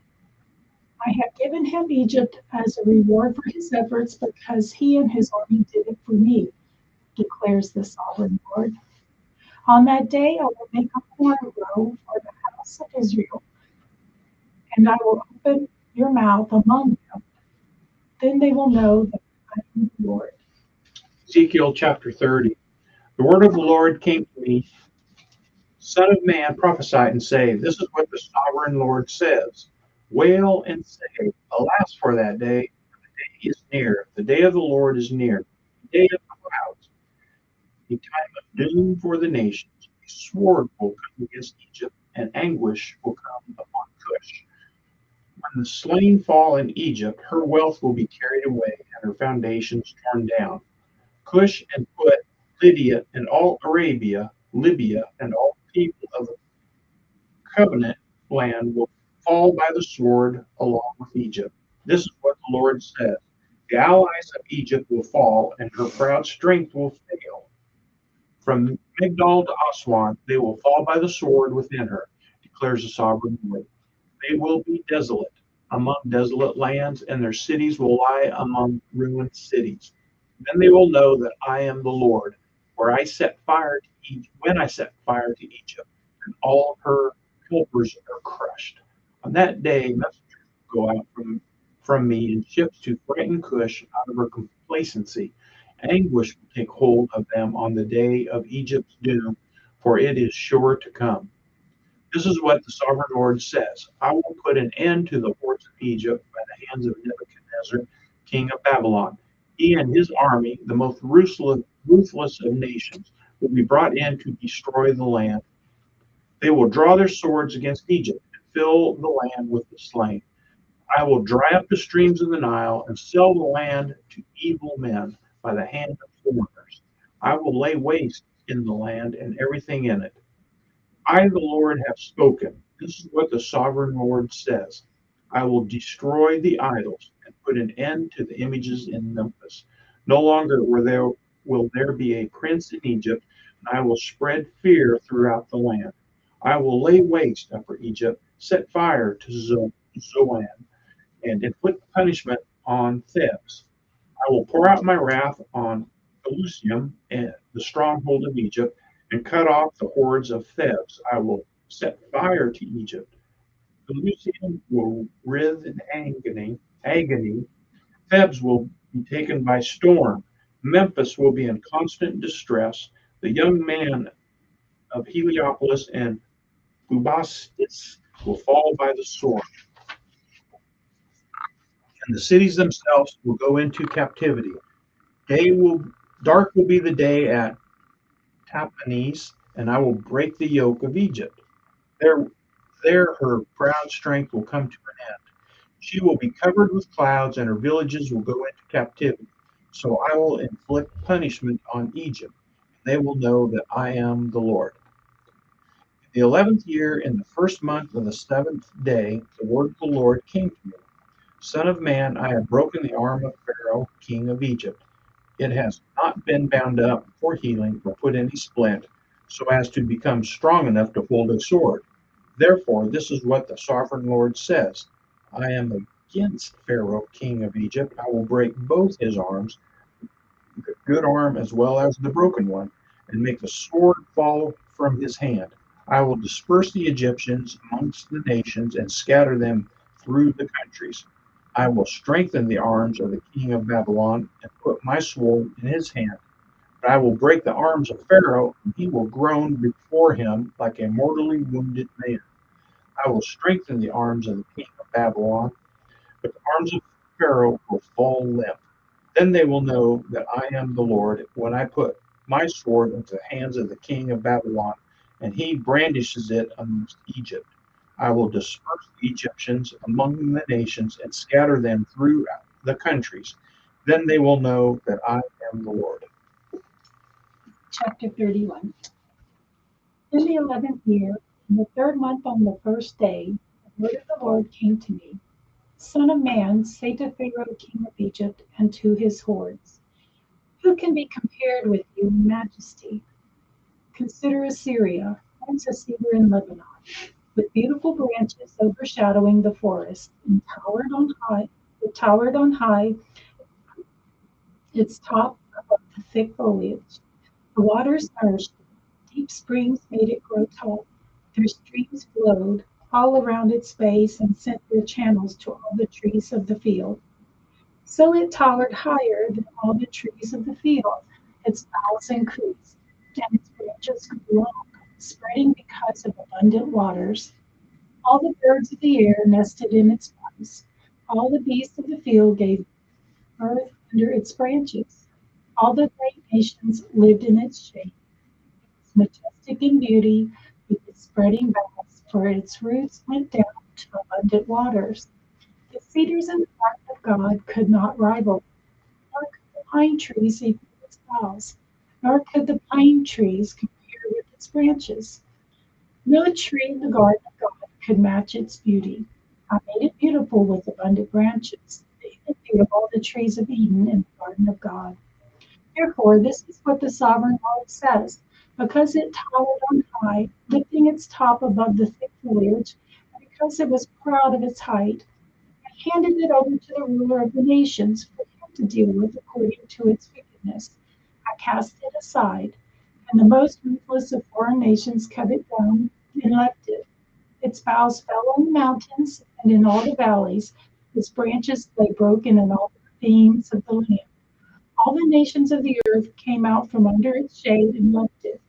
All the birds of the air settled on the fallen tree, and all the beasts of the field were among its branches. Therefore, no other trees by the waters are ever to tower proudly on high, lifting their tops above the thick foliage. No other trees so well watered are ever to reach such a height. They are all destined for death, for the earth below among mortal men, with those who go down to the pit. This is what the sovereign Lord says. On the day it was brought down to the grave, I covered the deep springs with mourning for it. I held back its streams, and its abundant waters were restrained. Because of it, I clothed Lebanon with gloom, and all the trees of the field withered away. I made the nations tremble at the sound of its fall when I brought it down to the grave with those who go down to the pit. And all the trees of Eden, the choicest, the best of Lebanon, all the trees that were well watered, were consoled in the earth below. Those who lived in its shade, its allies among the nations, had also gone down to the grave with it, joining those killed by the sword. Which of the trees of Eden can be compared with you in splendor and majesty? Yet you too will be brought down, the trees of Eden, to the earth below. You will lie among the uncircumcised, those killed by the sword.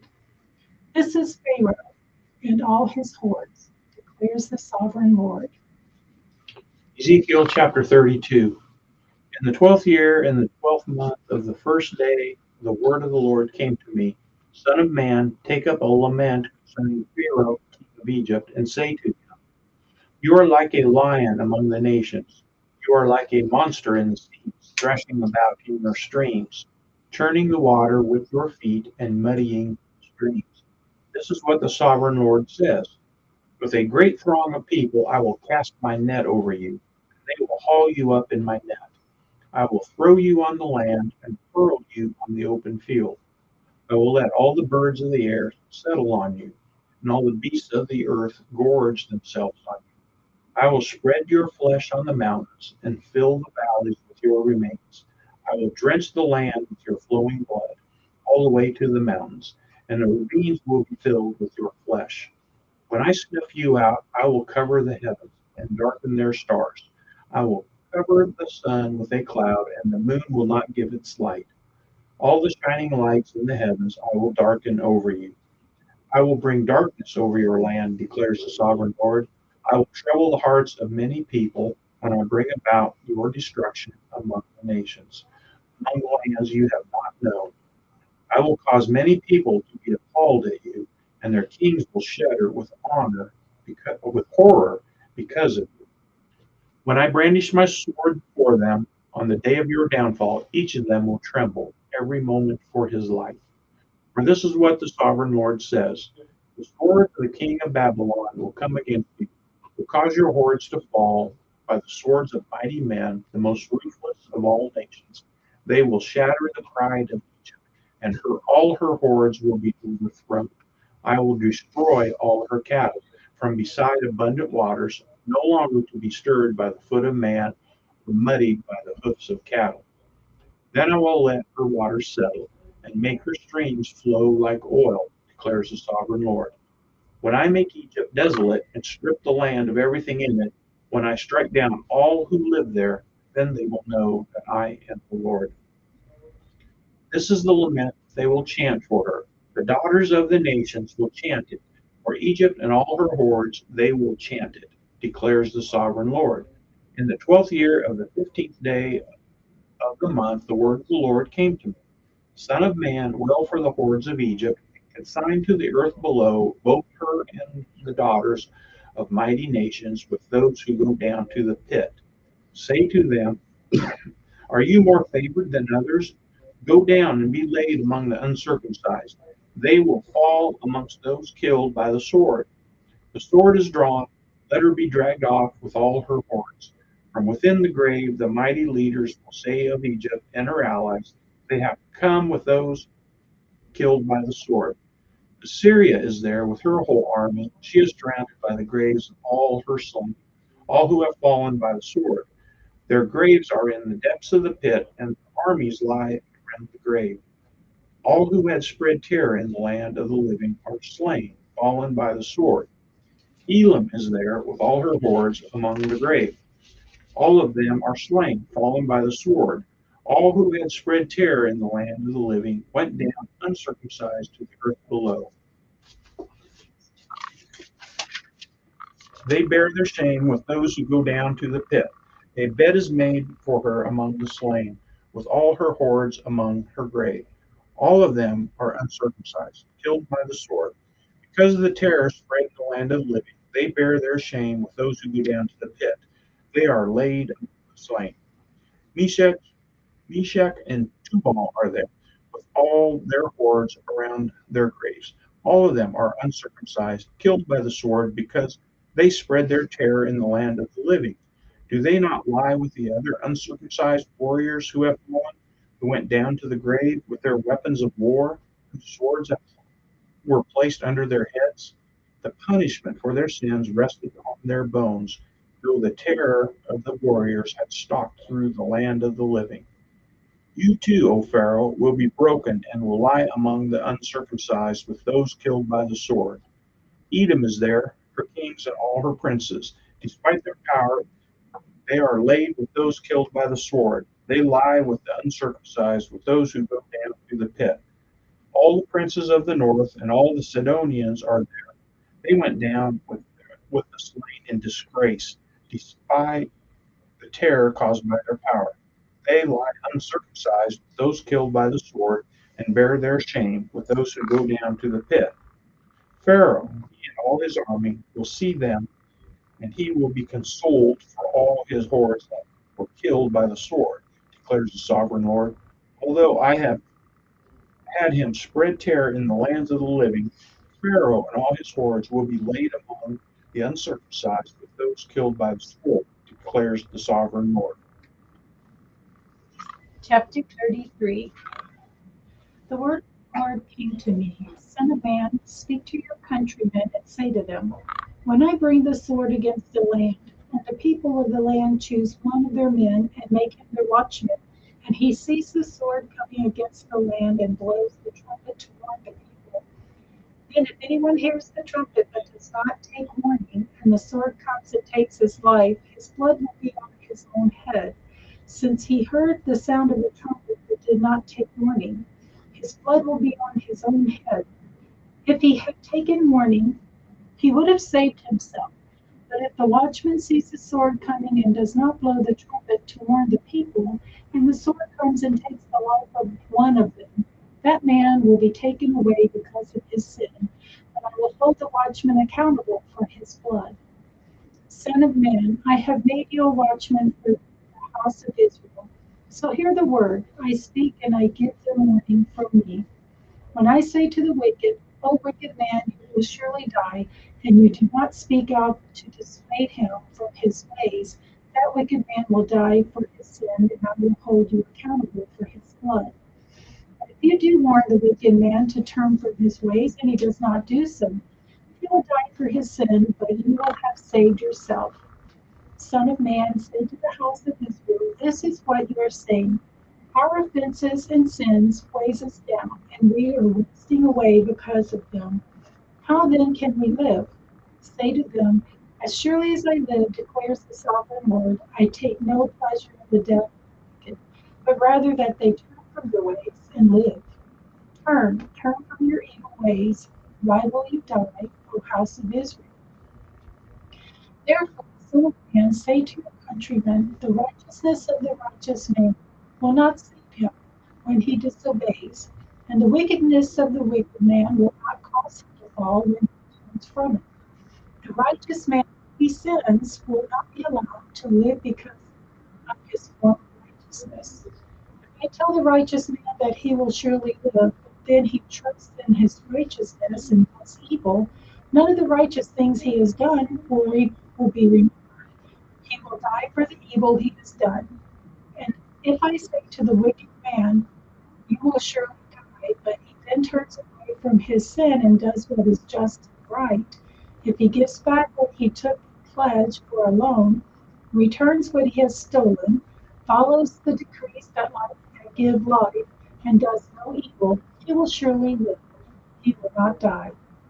None of the sins he has committed will be remembered against him. He has done what is just and right. He will surely live. Yet your countrymen say, the way of the Lord is not just, but it is their way that is just. If a righteous man turns from his righteousness and does evil, he will die. If a wicked man turns away from his wickedness and does what is just and right, he will live by doing so. Yet, O house of Israel, you say, the way of the Lord is not just, but I will judge each according to his own ways. In the 12th year of our exile, in the 10th month, on the 5th day, a man who had escaped from Jerusalem came to me and said, the city has fallen. Now the evening before the man arrived, the hand of the Lord was upon me, and he opened my mouth before the man came to me in the morning. So my mouth was opened, and I was no longer silent. Then the word of the Lord came to me, Son of man, the people living in those ruins in the land of Israel are saying, Abraham was only one man, yet he possessed the land. But we are many. Surely the land has been given to us as our possession. Therefore say to them, this is what the sovereign Lord says. Since you eat meat with the blood still in it, and look to your idols and shed blood, should you then possess the land? You rely on your sword, you do detestable things, and each of you defiles his neighbor's wife. Should you then possess the land? Say this to them. This is what the sovereign Lord says. As surely as I live, those who are left in the ruins will fall by the sword.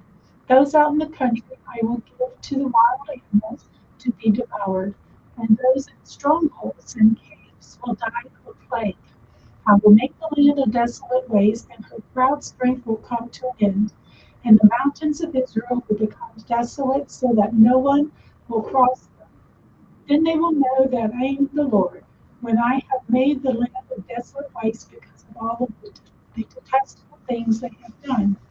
As for you, son of man, your countrymen are talking together about you by the walls and at the doors of the houses, saying to each other, come and hear the message that has come from the Lord.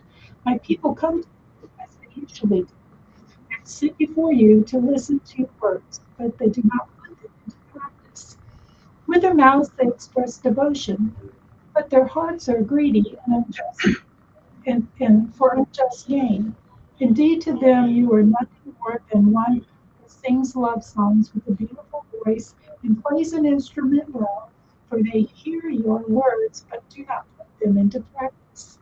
When all this comes true, and it surely will, then they will know that a prophet has been among them. Ezekiel chapter 34. The word of the Lord came to me, Son of man, prophesy against the shepherds of Israel. Prophesy and say to them, this is what the sovereign Lord says. Woe to the shepherds of Israel, who only take care of themselves. Should not shepherds take care of the flock? You eat the herds that take care of Should not shepherds take care of the flock? You eat the curds, clothe yourself with the wool, and slaughter the choice animals, but you do not take care of the flock. You have not strengthened the weak, or healed the sick, or bound up the injured. You have not brought back the strays, or searched for the lost. You have ruled them harshly and brutally. So they were scattered because there was no shepherd. And when they were scattered, they became food for all the wild animals. My sheep wandered over all the mountains and on every high hill. They were scattered over the whole earth. No one searched or looked for them. Therefore, you shepherds, hear the word of the Lord. As surely as I live, declares the sovereign Lord, because my flock lacks a shepherd, and so has been plundered and has become food for all the wild animals, and because my shepherds did not search for my flocks, but cared for themselves rather than for my flock, therefore, O shepherds, hear the word of the Lord. This is what the sovereign Lord says: I am against the shepherds, and I will hold them accountable for my flock. I will remove them from tending the flocks so that the shepherds can no longer feed themselves. I will rescue my flock from their mouths, and it will no longer be food for them. For this is what the sovereign Lord says: I myself will search for my sheep and look after them. As a shepherd looks after his scattered flock when he is with them, so will I look after my sheep. I will rescue them from all the places where they were scattered on a day of clouds and darkness. I will bring them out from the nations and gather them from the countries, and I will bring them into their own land. I will pasture them on the mountains of Israel, in the ravines and in the settlements in the land. I will tend them in a good pasture, and the mountain heights of Israel will be their grazing land. Then they will lie down in a good grazing land, and there they will feed in the rich pastures on the mountains of Israel. I myself will tend my sheep and have them lie down, declares the sovereign Lord. I will search for the lost and bring back the strays. I will bind up the injured and strengthen the weak, but the sleek and the strong I will destroy. I will shepherd the flock with justice. As for you, my flock, this is what the sovereign Lord says: I will judge between one sheep and another, and between rams and goats. It is not enough for you to feed on the good pastures, must you also trample the rest of your pasture with your feet? Is it not enough for you to drink clear water, must you also muddy the rest with your feet? Must my flock feed on what you have trampled and drink, and what you have muddied with your feet? Therefore, this is what the sovereign Lord says to them: See, I myself will judge between the fat sheep and the lean sheep, because you shove with flank and shoulder, butting all the weak sheep with your horns until you have driven them away. I will save my flock, and they will no longer be plundered. I will judge between one sheep. I will place for them one shepherd, my servant David. He will tend them, and he will tend them and be their shepherd. I, the Lord, will be their God, and my servant David will be prince among them. I, the Lord, have spoken. I will make a covenant of peace with them and rid the land of wild beasts, so that they may live in the desert and sleep in the forests in safety. I will bless them in the places surrounding my hill. I will send down showers in season. There will be showers of blessing. The trees of the field will yield their fruit, and the ground will yield its crops. The people will be secure in their land. They will know that I am the Lord when I break the bars of their yoke and rescue them from the hands of those who enslaved them. They will no longer be plundered by the nations, nor will wild animals devour them. They will live in safety, and no one will make them afraid. I will provide for them a land renowned for its crops, and they will no longer be victims of famine in the land or bear the scorn of the nations. Then they will know that I, the Lord their God, am with them, and that they, the house of Israel, are my people, declares the sovereign Lord. You, my sheep, the sheep of my pasture, are people, and I am your God, declares the sovereign Lord.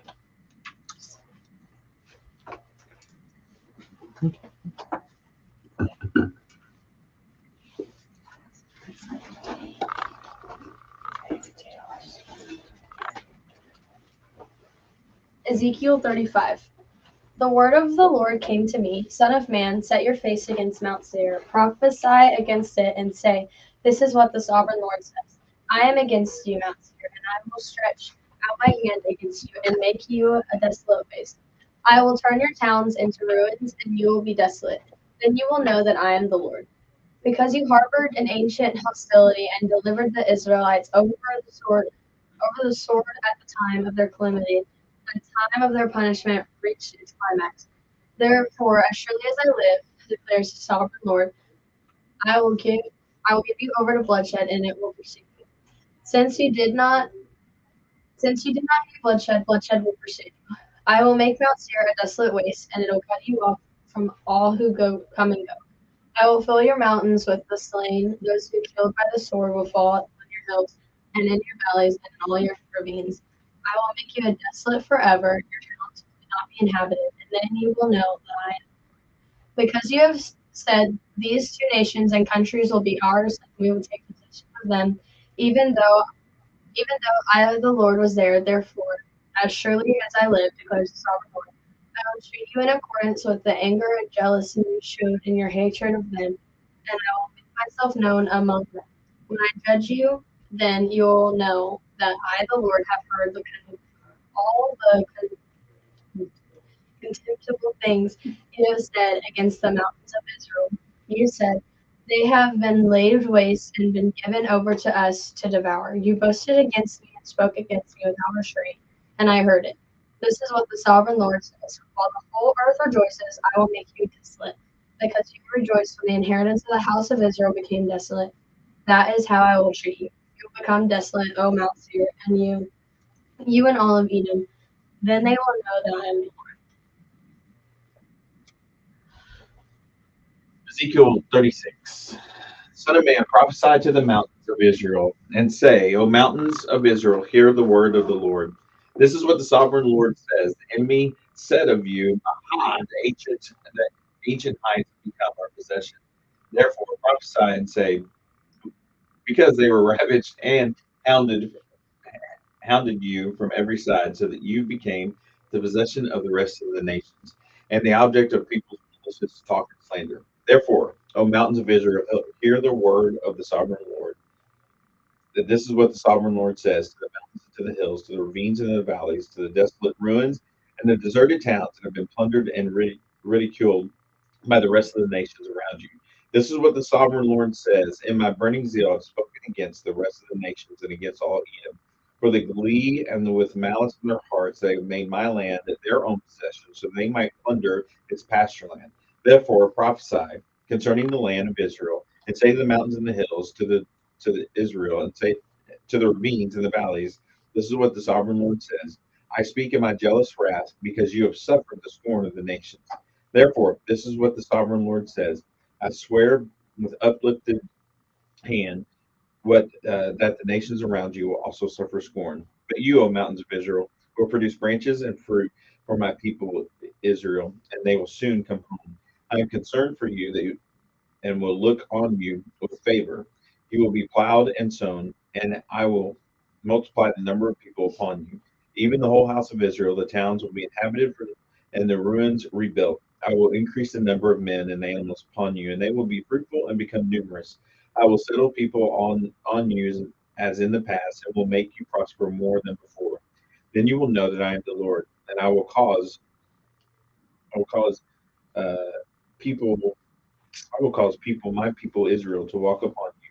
They will possess you, and you will be their inheritance, and you will never again deprive them of their children.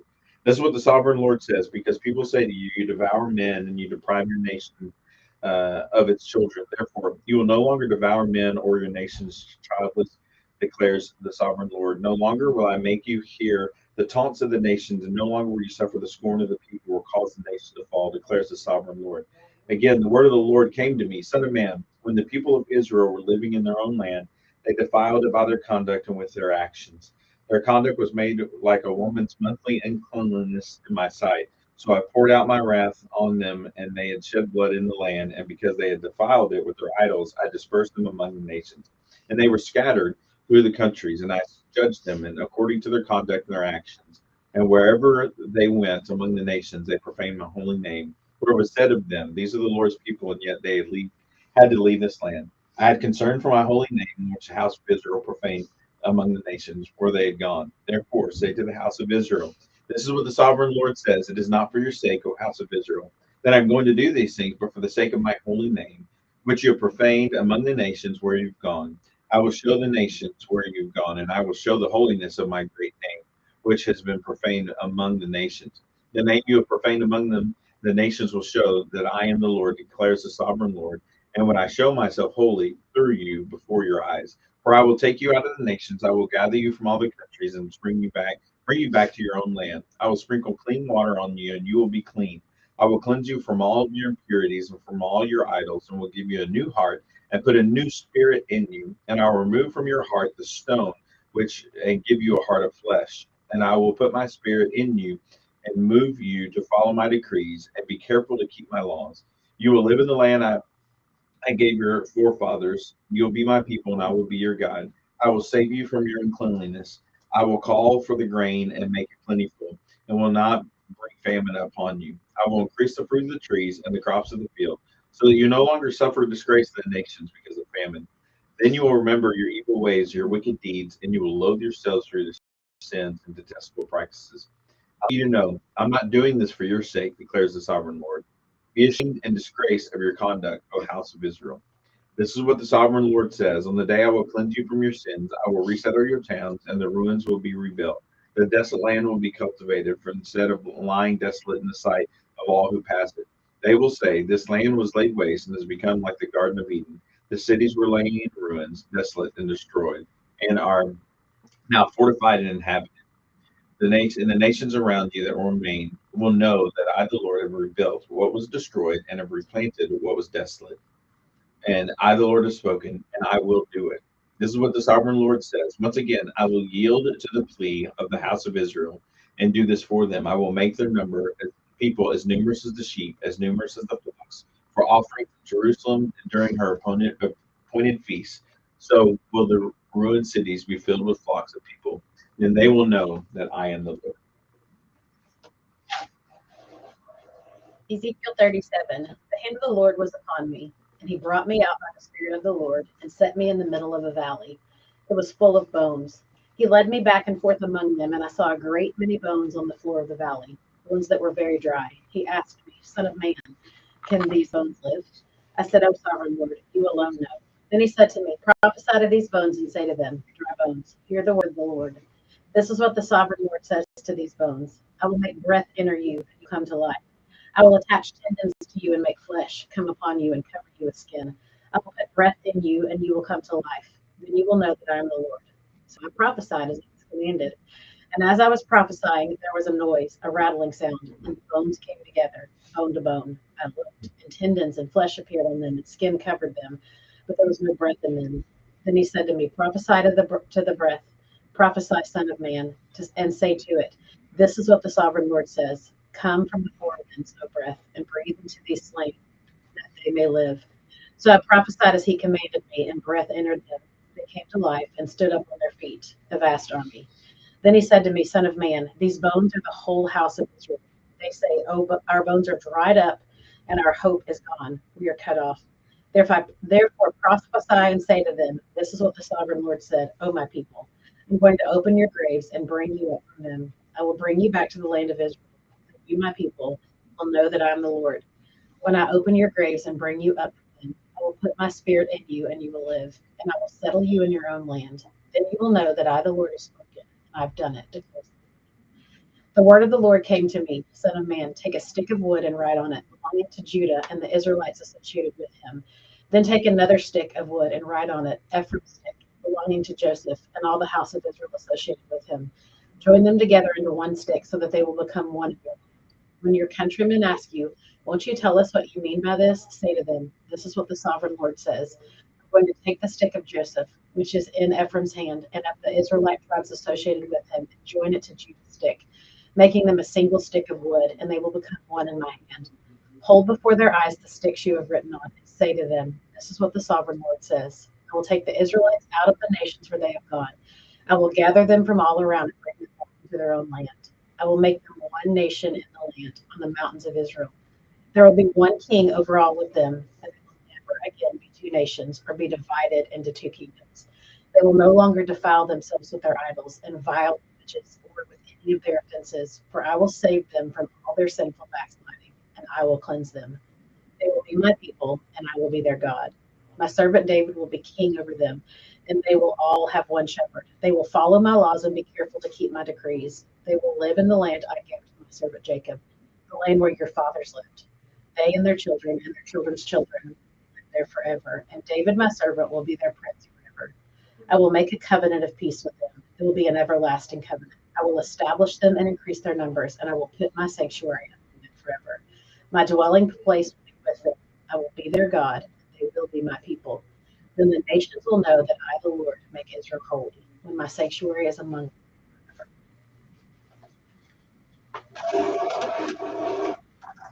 Ezekiel 38. The word of the Lord came to me, Son of man, set your face against Gog of the land of Magog, the chief priest of Tubal. Prophesy against him and say, this is what the sovereign Lord says. I am against you, O Gog, chief of priests, prince of Meshash and Tubal. I will turn you around, put hooks in your jaws, and bring you out with your whole army. Your horses, your horsemen fully armed, and a great horde with large and small shields, all of them brandishing their swords. Persia, Cush, and Put will be with them, all with shields and helmets. Also Gomer with all its troops, and Beth Togarmah from the far north with all its troops. The many nations with you, get ready, be prepared, you and all the hordes gathered about you, and take command of them. After many days you will be called to arms. In future years you will invade a land that has recovered from war, whose people were gathered from many nations to the mountains of Israel, which had long been desolate. They had been brought out from the nations, and now all of them live in safety. You and all your troops and the many nations with you will go up, advancing like a storm. You will be like a cloud covering the land. This is what the sovereign Lord says. On that day, thoughts will come into your mind, and you will devise an evil scheme. You will say, I will invade a land of unwalled villages. I will attack peaceful and unsuspecting people, all of them living without walls and without gates and bars. I will plunder and loot and turn my hand against the resettled ruins and the people gathered from the nations, rich in livestock and goods, living in the center of the land. Sheba and Dedan and the merchants of Tarshish and all their villages will say to you, have you come to plunder? Have you gathered your hordes to loot, to carry off silver and gold, and to take away livestock and goods, and seize much plunder? Therefore, son of man, prophesy and say to God, this is what the sovereign Lord says in that day. When my people Israel are living in safety, you will not take notice of it. You will come from your place in the far north, you and many nations with you, all of them riding on horses, a great horde, a mighty army. You will advance against my people Israel like a cloud that covers the land in the days to come. I will bring you against my land so that the nations you may know me when I show myself holy through you before their eyes. This is what the sovereign Lord says. Are you not the one I spoke of in former days by my servants, the prophets of Israel? At that time they prophesied for years that I would bring you against them. This is what will happen in that day. When Gog attacks the land of Israel, my hot anger will be aroused, declares the sovereign Lord. In the zeal and fury, wrath, I declare that At that time there shall be a great earthquake in the land of Israel.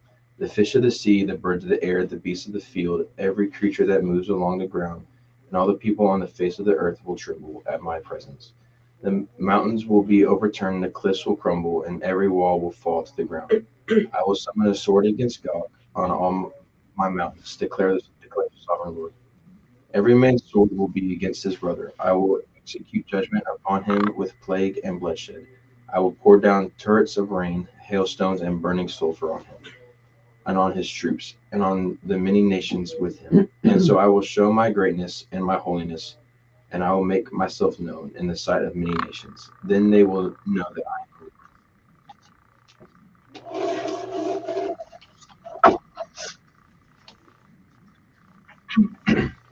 Son of man, prophesy against God and say, this is what the sovereign Lord says. I am against you, O God, chief of prince Meshech and Tubal.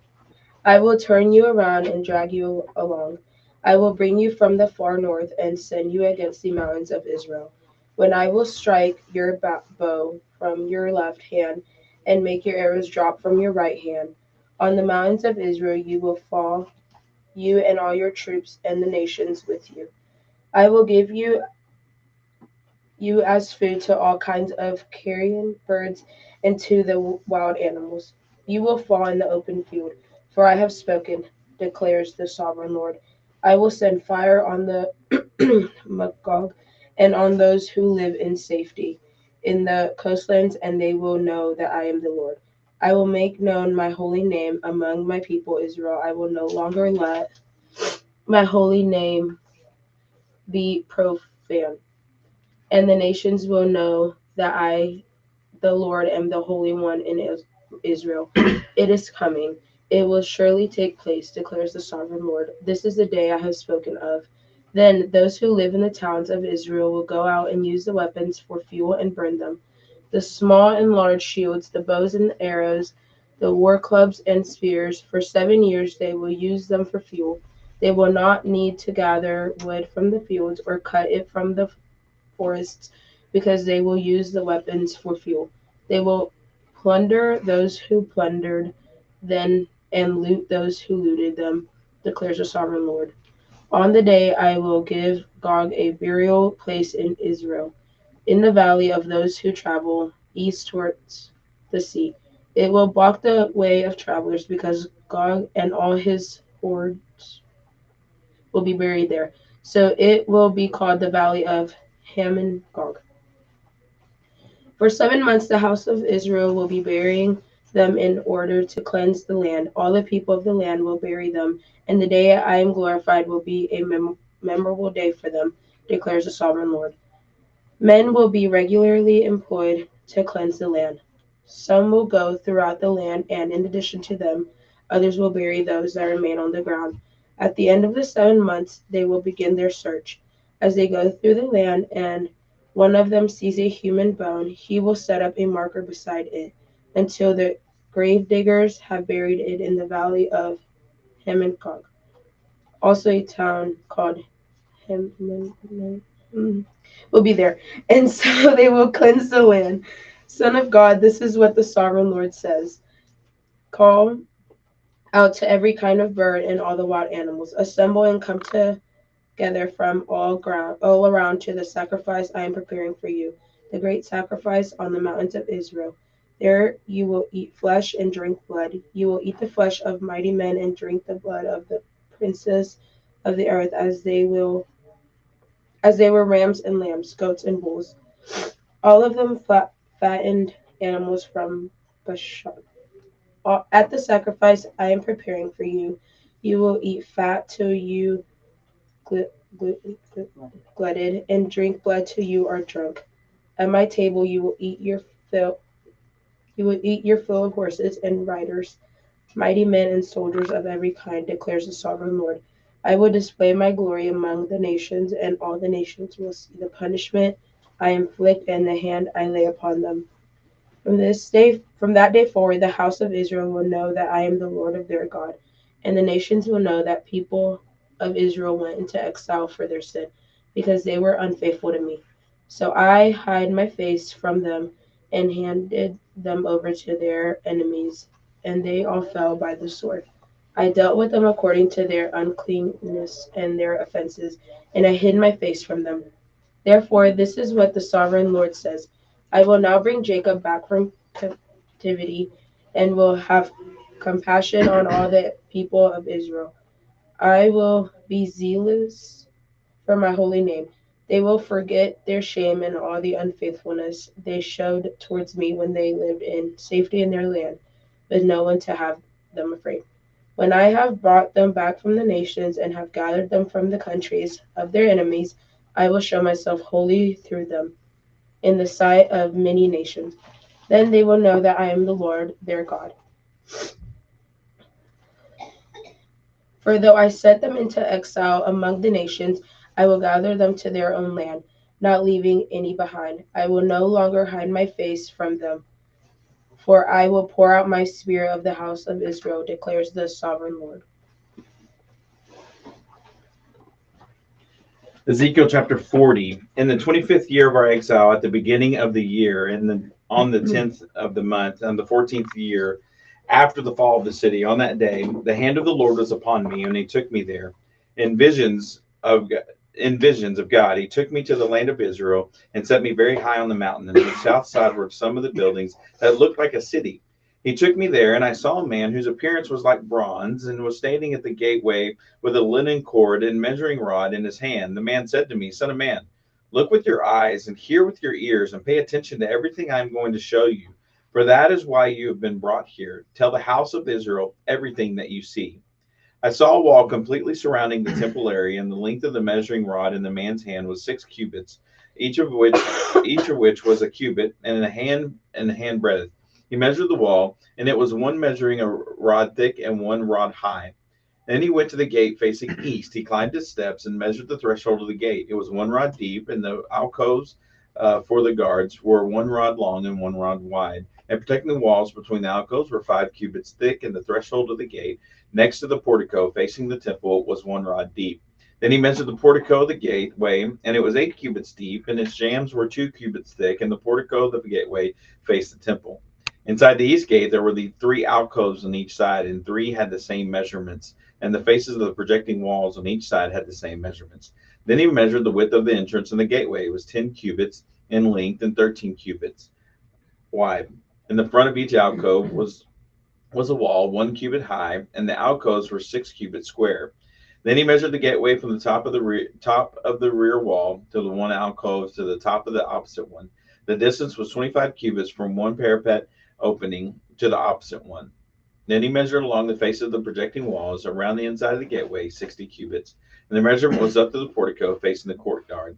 The distance from the entrance of the gateway to the far end of its portico was 50 cubits. The alcoves and the projecting walls inside the gateway were surmounted by narrow parapet openings all around, and it was the portico, as the openings all around faced inward, and the faces of the projecting walls were decorated with palm trees. Then he brought me to the outer court, and there I saw some of the rooms and a pavement, and then it had been constructed all around the court. There were 30 rooms along the ways, and was as wide as they were long, and this was the lower pavement. Then he measured the distance from the inside of the lower gateway to the outside of the inner court. It was 100 cubits on the east side as well as on the north. Then he measured the length and the width of the gate facing north and leading into the outer court. Its alcoves 3 on each side and projecting walls, and its portico had the same measurements as those of the first gateway. It was 50 cubits long and 20 cubits wide, and its openings, its portico, and its palm tree decorations were the same measurements as those of the gate facing the east. 7 steps led up to it with its portico opposite them. And then the gate was in the inner court facing the north gate, and there it was on the east. He measured from one gate to the opposite gate. It was 100 cubits. Then he led me south side, and I saw the gate facing south, and he measured its jambs and portico in the same measurements as the others. The gateway and its portico had narrow openings all the way around, like openings of all the others. It was 50 cubits long and 25 cubits wide. 7 steps led up to it with its portico opposite them, and had the palm tree decorations on the faces of the projecting walls on each side. The inner court also had a gate facing south, and he measured from this gate to the outer gate on the south side. It was 100 cubits. Then he brought me into the inner court through the south gate, and he measured the south gate, and it had the same measurements as the others, Its alcoves, its projecting walls, its portico had the same measurements as the others. The gateway and its portico had openings all around. It was 50 cubits and 25 cubits wide. The porticos of the gateways around the inner court were 25 cubits wide and 5 cubits deep. The portico faced the outer court, and the palm trees decorated its jambs, and 8 steps led up to it. Then he brought me to the inner court on the east side, and he measured the gateway, and I had the same measurements as the others. It had its alcoves, projecting walls on its portico, and the same measurements as the others. The gateway and its portico had openings all around. It was 50 cubits long, 25 cubits wide, and the portico faced the outer court. Palm trees decorated the jambs on each side, and 8 steps led up to it.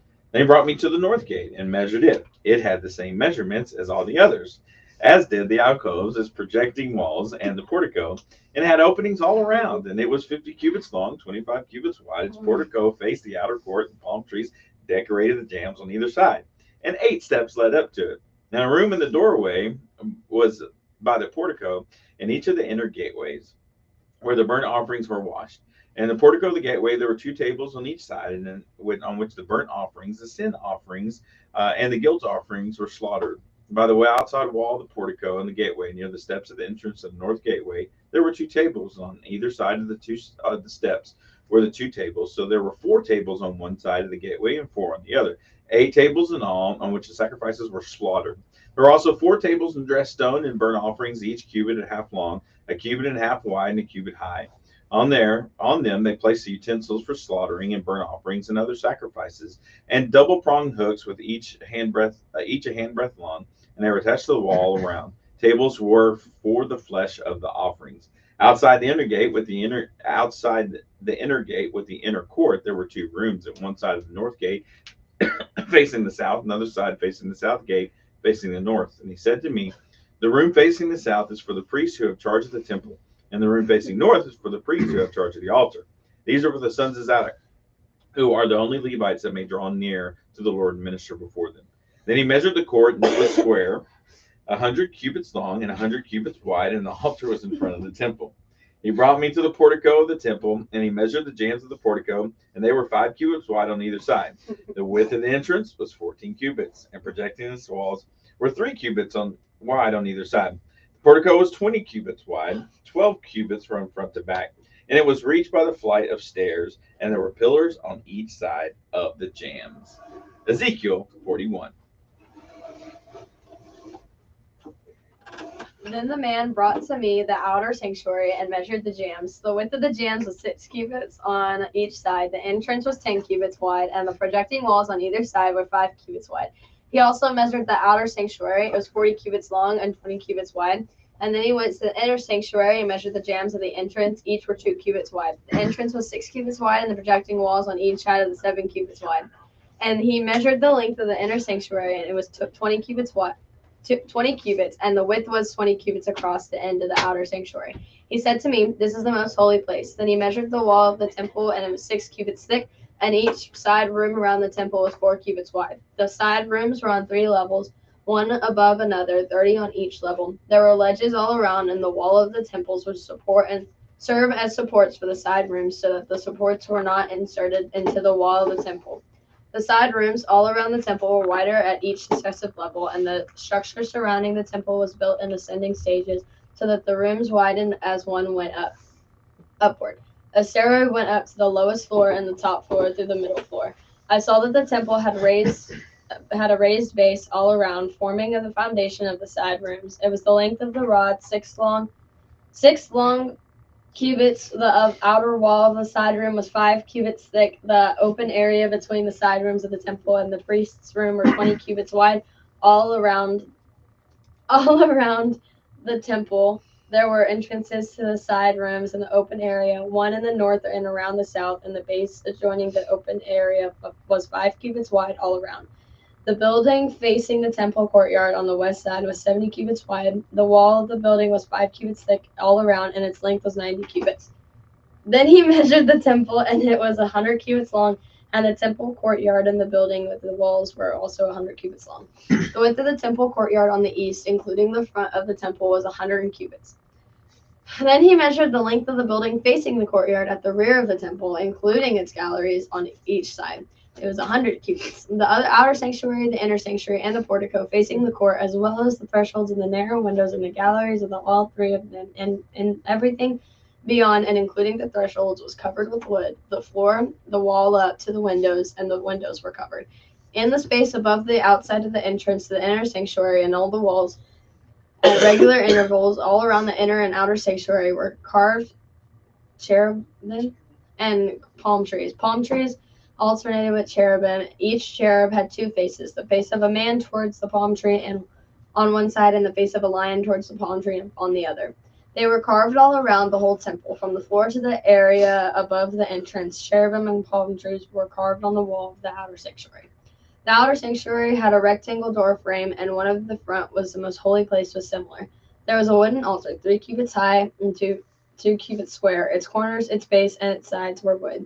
The man said to me, "This is the table that is before the Lord." Both the outer sanctuary and the most holy place had double doors. Each door had 2 leaves, 2 hinged leaves for each door. And on the doors of the outer sanctuary were carved cherubim and palm trees, like those carved on the walls, and there was a wooden overhang in the front of the portico. On the side walls of the portico were narrow windows with palm trees carved on each side. The side rooms of the temple also had overhangs. Ezekiel 42.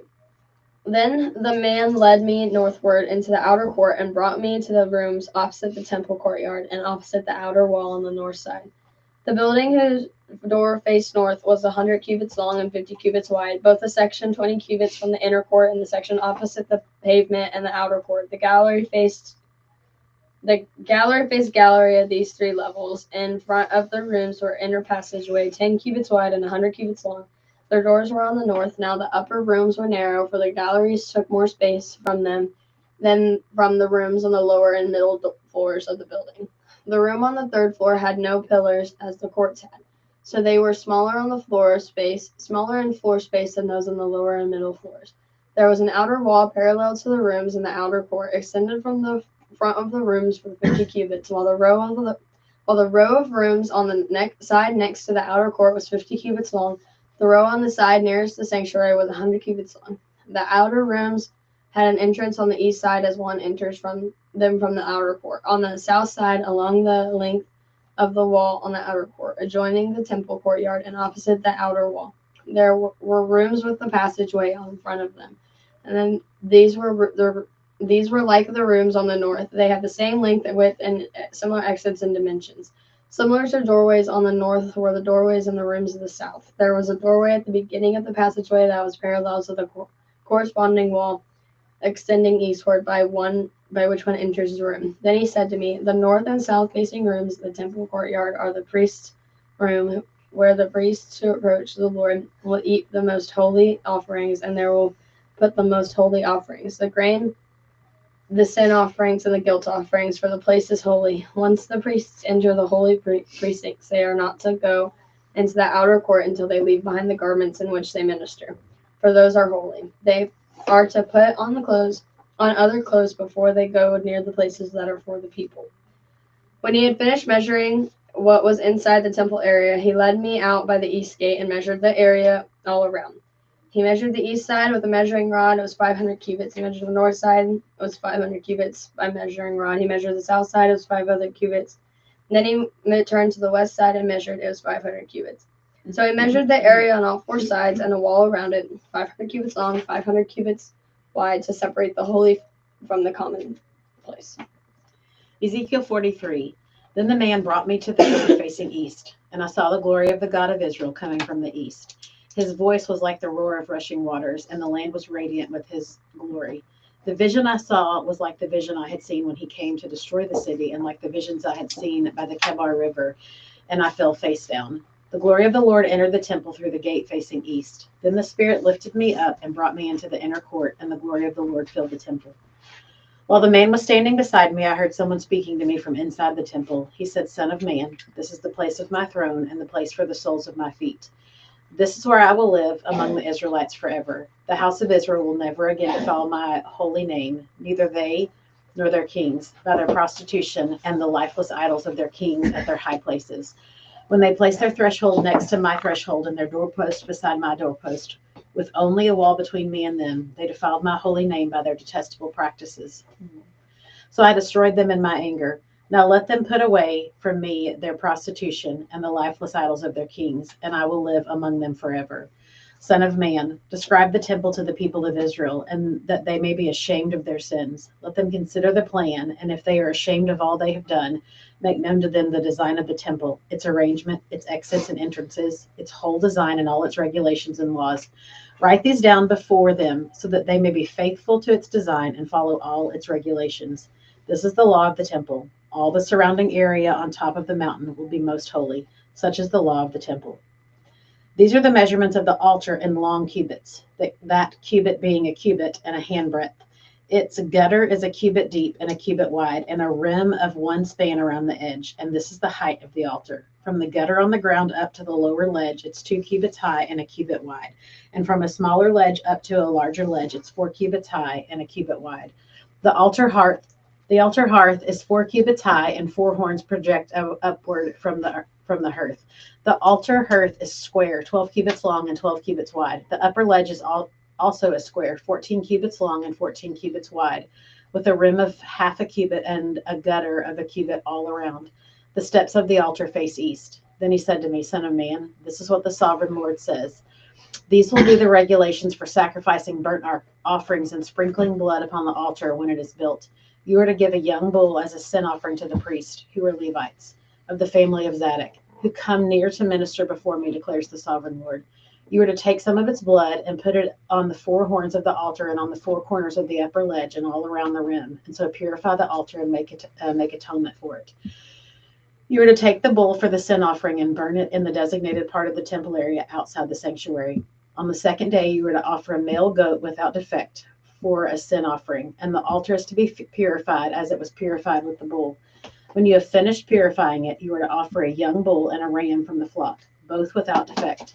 You are to offer them before the Lord, and the priests are to sprinkle salt on them and sacrifice them as a burnt offering to the Lord. For 7 days, you are to provide a male goat daily for a sin offering. You are also to provide a young bull and a ram from the flock, both without defect. For 7 days, they are to make atonement for the altar and cleanse it. Thus they will decide it. At the end of these days, from the 8th day on, the priests are to present your burnt offering and fellowship offerings on the altar. Then I will accept you, declares the sovereign Lord. Ezekiel 44. Then the man brought me back to the outer gate of the sanctuary, the one facing east, and it was shut. The Lord said to me, This gate is to remain shut. It must not be open. No one may enter it, though it is to remain shut, because the Lord God of Israel has entered through it. The prince himself is the only one who may sit inside the gateway to eat in the presence of the Lord. He is to enter by way of the portico of the gateway and go out the same way. Then the man brought me by way of the north gate to the front of the temple. I looked and saw the glory of the Lord filling the temple of the Lord. And I fell face down. The Lord said to me, Son of man, look carefully, listen closely, and give attention to everything I tell you concerning all the regulations regarding the temple of the Lord. Give attention to the entrance of the temple and all the exits of the sanctuary. Say to the rebellious house of Israel, this is what the sovereign Lord says. Enough of your detestable practices, O house of Israel. In addition to all your other detestable practices, you brought foreigners uncircumcised in heart and flesh into my sanctuary, desecrating my temple while you offered me food, fat, and blood, and you broke my covenant. Instead of carrying out your duty in regard to my holy things, you put others in charge of my sanctuary. This is what the sovereign Lord says. No foreigner uncircumcised in heart and flesh is to enter my sanctuary. Not even the foreigners who live among the Israelites, the Levites who went far from me, when Israel went astray and who wandered from me after their idols must bear the consequences of their sin. They must serve in my sanctuary, having charge of the gates of the temple and serving in it. They may slaughter the burnt offerings and sacrifices for the people and stand before the people and serve them. But because they served them in the presence of their idols and made the house of Israel fall into sin, therefore I have sworn with uplifted hand that they must bear the consequences of their sin, declares the sovereign Lord. They are not to come near to serve me as priests or come near any of my holy things or my most holy offerings. They must bear the shame of their detestable practices, yet I will put them in charge of the duties of the temple and all the work that is to be done in it. But the priests who are Levites and descendants of Zadok, who faithfully carried out the duties of my sanctuary, when the Israelites went astray from me, are to come near to minister before me. They are to stand before me and offer sacrifices of fat and blood, declares the sovereign Lord. They alone are to enter my sanctuary. They alone are to come near my table to minister before me and perform my service. When they enter the gates of the inner court, they are to wear linen clothes. They must not wear any woolen garment while ministering at the gates of the inner court or inside the temple. They are to wear linen turbans on their head and linen undergarments around their waist. They must not wear anything that makes them perspire. When they go out into the outer court where the people are, they are to take off the clothes they have been ministering in and are to leave them in the sacred rooms and put on other clothes so that they do not consecrate the people by means of their garments. They must not shave their heads or let their hair grow long, but they are to keep the hair of their heads trimmed. No priest is to drink wine when he enters the inner court. They must not marry widows or divorced women. They may marry only virgins of Israelite descent or widows of priests. They are to teach my people the difference between the holy and the common, and show them how to distinguish between the unclean and the clean. In any dispute, the priests are to serve as judges and decide it according to my ordinances. They are to keep my laws and my decrees for all my appointed feasts, and they are to keep my Sabbaths holy. A priest must not defile himself by going near a dead person, however. If the dead person was his father or mother, son or daughter, brother or unmarried sister, then he may defile himself. After he is cleansed, he must wait 7 days. On the day he goes into the inner court of the sanctuary to minister in the sanctuary, he is to offer a sin offering for himself, declares the sovereign Lord. I am the only inheritance the priests have. You are to give them no procession in Israel. I will be their procession. They will eat the grain offerings, the sin offerings, and the guilt offerings, and everything in Israel devoted to the Lord will belong to them. The best of all the first fruits and all special gifts will belong to the priests. You are to give them the first portion of your ground meal so that a blessing may rest on the household.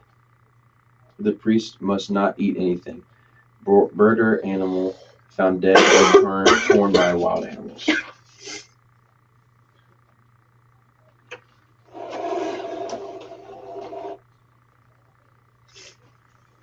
When you allot the land, Ezekiel 45. When you allot the land as an inheritance, you are to present to the Lord a portion of the land as a sacred district, 25,000 cubits long and 20,000 cubits wide. The entire area will be holy. Of this, a section 500 cubic square is to be for the sanctuary, with 50 cubics around it for the open land. In the sacred district, measure off a section 25,000 cubics long and 10,000 cubics wide. In it will be the sanctuary, the most holy place. It will be the sacred portion of the land for the priests who minister in the sanctuary and who draw near to the minister before the Lord. It will be a place for their houses, as well as the holy place for the sanctuary. An area 25,000 cubics long and 10,000 cubics wide will belong to the Levites, who serve in the temple as their possessions for towns to live in. You are to give the city as it is property an area 5,000 cubics wide and 25,000 cubics long, adjoining the sacred portion. It will belong to the whole. It will belong to the whole house of Israel. The prince will have the land bordered each side of the area formed by the sacred district and the property of the city. It will extend westward from the west side and eastward from the east side, running wise from the western to the eastern border, parallel to the one of the tribal portions. This land will be his possessions in Israel, and my princes will no longer oppress my people, but will allow the houses of Israel to possess the land according to their tribes. This is what the sovereign Lord says. You have gone far enough, O Prince of Israel. Give up your violence and oppression and do what is just right. Stop dispossessing my people, declares the sovereign Lord. You are to use accurate scales and accurate path and an accurate bath. The and the bath are to be the same size in the bath containing a tenth of a homer and the a tenth of a homer and the homer is to be the standard measure of both. The sequel is to consist of 20 garath, 20 shekels plus 25 shekels plus 15 shekels equal 1 mina. This is a special gift. You are to offer a sixth of an ephah from each homer of wheat and a sixth of an ephah from homer of barley. The prescribed portion of oil measured by the bath is a tenth of a bath from each core, which consists of 10 baths or 1 homer, for 10 baths are equivalent to a homer. Also, 1 sheep is to be taken from every flock of 200 from the well-watered pastures of Israel. These will be used for the grain offerings, burnt offerings, and fellowship offerings, to make atonement for the people, declares the sovereign Lord. All the people of the land will participate in this special gift for the use of the prince in Israel. It will be the duty of the prince to provide the burnt offerings, grain offerings, and drink offerings at the festivals, the new moons, and the Sabbaths. At all the appointed feasts of the house of Israel, he will provide the sin offering, grain offering, burnt offering, and fellowship of offerings to make atonement for the house of Israel. This is what the sovereign Lord says. In the first month of the first day, you are to take a young bull without defect in purity and sanctuary. The priest is to take some of the blood of the sin offering and put it on the doorposts of the temple, on the 4 corners of the upper ledge of the altar, and on the gatepost of the inner court. You are to do the same on the 7th day of the month, for anyone who sins unintentionally or through ignorance. So you are to make atonement of the temple. In the first month of the 14th day, you are to observe the Passover, a feast lasting 7 days, during which you shall eat bread made with yeast. On the day the prince is to provide a bull as a sin offering for himself and for all the people of the land. Every day during the 7 days of the feast, he is to provide 7 bulls and 7 rams without defect as a burnt offering to the Lord, and a male goat for a sin offering. He is to provide as a grain offering an ephah for each bull and an ephah for each ram, along with a hin of oil for each ephah. During the 7 days of the feast, which begins in the 7th month on the 15th day, he is to make the same provision for sin offerings, burnt offerings, grain offerings, and oil.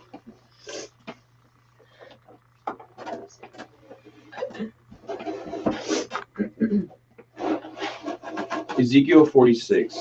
This is what the sovereign Lord says. The gate of the inner court facing east is to be shut on the 6 working days.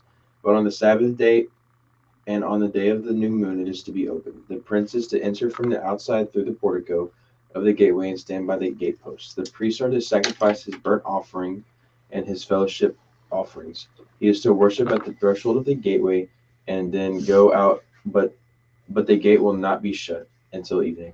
On the Sabbaths and the new moons, the people of the land are to worship in the presence of the Lord at the entrance to the gateway. The burnt offering the priest brings to the Lord on the Sabbath day is to be 6 male lamb and a ram, all without defect. The grain offering given with the ram is to be an ephah, and the grain offering with the lambs is to be as much as he pleases, along with a hin of oil for each ephah. On the day of the new moon, he is to offer a young bull, 6 lambs, and a ram, all without defect. He is to provide as a grain offering 1 ephah with the bull, 1 ephah with the ram, and with the lambs as much as he wants to give, along with a hin of oil with each ephah. When the prince enters, he is to go in through the portico of the gateway, and he is to come out the same way. When the people of the land come before the Lord at the appointed feast, whoever enters by the north gate to worship is to go out the south gate, and whoever enters by the south gate is to go out the north gate. No one is to return through the gate by which he entered, but each is to go out the opposite gate. The prince is to be among them, going in when they go in, and going out when they go out. At the festivals and the appointed feasts, the grain offering is to be an ephah with a bull, an ephah with the ram, and with the lamb as much as one pleases, along with a hin of oil for each ephah. When the prince provides a freewill offering to the Lord, whether a burnt offering or fellowship offerings, the gate facing east is to be open for him. He shall offer his burnt offering or his fellowship offerings as he does on the Sabbath day. Then he shall go out, and after he has gone out, the gate will be shut. Every day you are to provide a year-old lamb without a defect or a burnt offering to the Lord. Morning by morning you shall provide it. You are also to provide with it morning by morning a grain offering, consisting of a sixth of an ephah, with a third of a hin of oil to moisten the flour. The presenting of this grain offering to the Lord is a lasting ordinance. So the lamb and the grain offering and the oil shall be provided morning by morning for a regular burnt offering. This is what the sovereign Lord says. If the prince makes a gift from his inheritance to one of his sons, it will also belong to his descendants. It is to be their property by inheritance. If, however, he makes a gift from his inheritance to one of his servants, the servant may keep it until the year of freedom. Then it will revert to the prince. His inheritance belongs to his sons only. It is theirs. The prince must not take any of the inheritance of the people, driving them off their property. He is to give his sons their inheritance out of his own property, so that none of my people will be separated from his property. And the man brought me through the entrance up at the side of the gate to the sacred rooms facing north, which belonged to the priests, and showed me a place at the western end. He said to me, "This is the place where the priests will cook the guilt offering to avoid bringing them into the outer court and consecrating the people." He then brought me to the outer court and led me around to its four corners, and I saw in each corner another court. And the four corners of the outer court were enclosed courts, 40 cubits long and 30 cubits wide. Each of the courts in the four corners was the same size. Around the inside of each of the four courts was a ledge of stone with places for fire built all around. Under the ledge, he said to me, "These are the kitchens those who minister at the temple will cook the sacrifices of the people." Ezekiel 47. The man brought me back to the entrance of the temple, and I saw water coming out from under the threshold of the temple toward the east, for the temple faced east. The water was coming down from under the south side of the temple, south of the altar. He then brought me out through the north gate and led me around the outside to the outer gate facing east, and the water was flowing from the south side. As the man went eastward with a measuring line in his hand, he measured off 1,000 cubits, and then led me through water that was ankle deep. He measured off another 1,000 cubits and led me through water that was knee deep. He measured off another 1,000 and led me through water that was up to the waist. He measured off another 1,000, but now it was a river that I could not cross because the water had risen and was deep enough to swim in, a river that no one could cross. He asked me, "Son of man, do you see this?" Then he led me back to the bank of the river. When I arrived there, I saw a great number of trees on each side of the river. He said to me, "The water flows toward the eastern region and goes down into the Arabah, where it enters the sea. When it empties into the sea, the water there becomes fresh. Swarms of living creatures will live wherever the river flows. There will be large numbers of fish, because this water flows there and makes the salt water fresh. So where the river flows, everything will live. Fishermen will stand along the shore from the En-Gedi and En-Eglaim, and there will be places for spreading nets. The fish will be of many kinds, like the fish of the Great Sea, but the swamps and marshes will not become fresh. They will be left for salt. Fruit trees of all kinds will grow on both banks of the river. Their leaves will not wither, nor will their fruit fail. Every month they will bear, because the water from the sanctuary flows to them.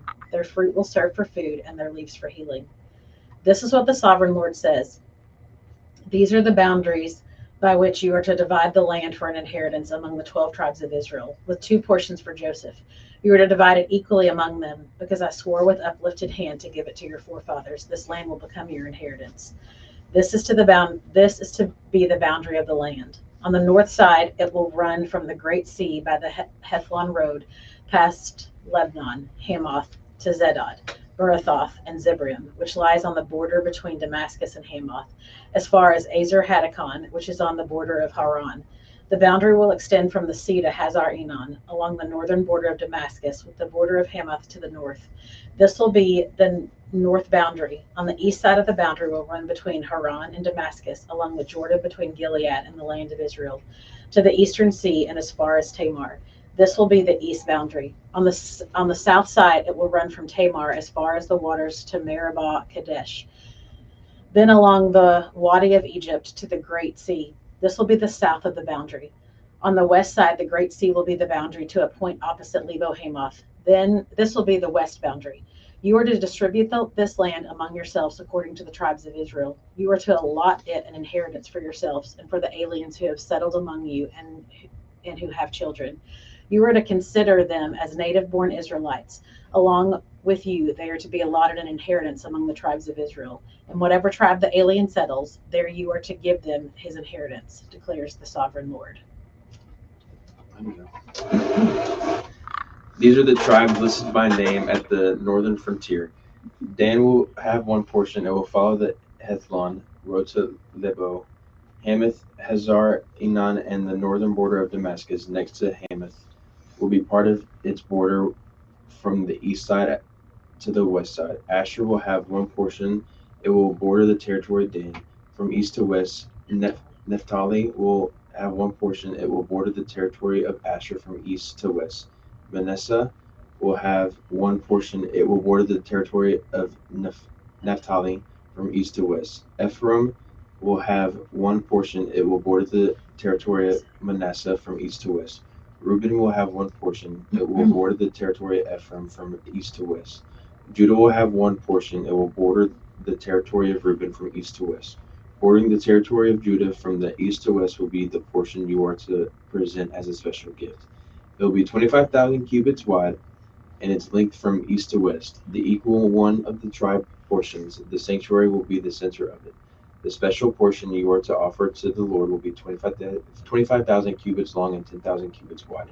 This will be the sacred portion for the priests. It will be 25,000 cubits long on the north side, 10,000 cubits wide on the west side, 10,000 cubits wide on the east side, and 25,000 cubits long on the south side. And the center of it will be the sanctuary of the Lord.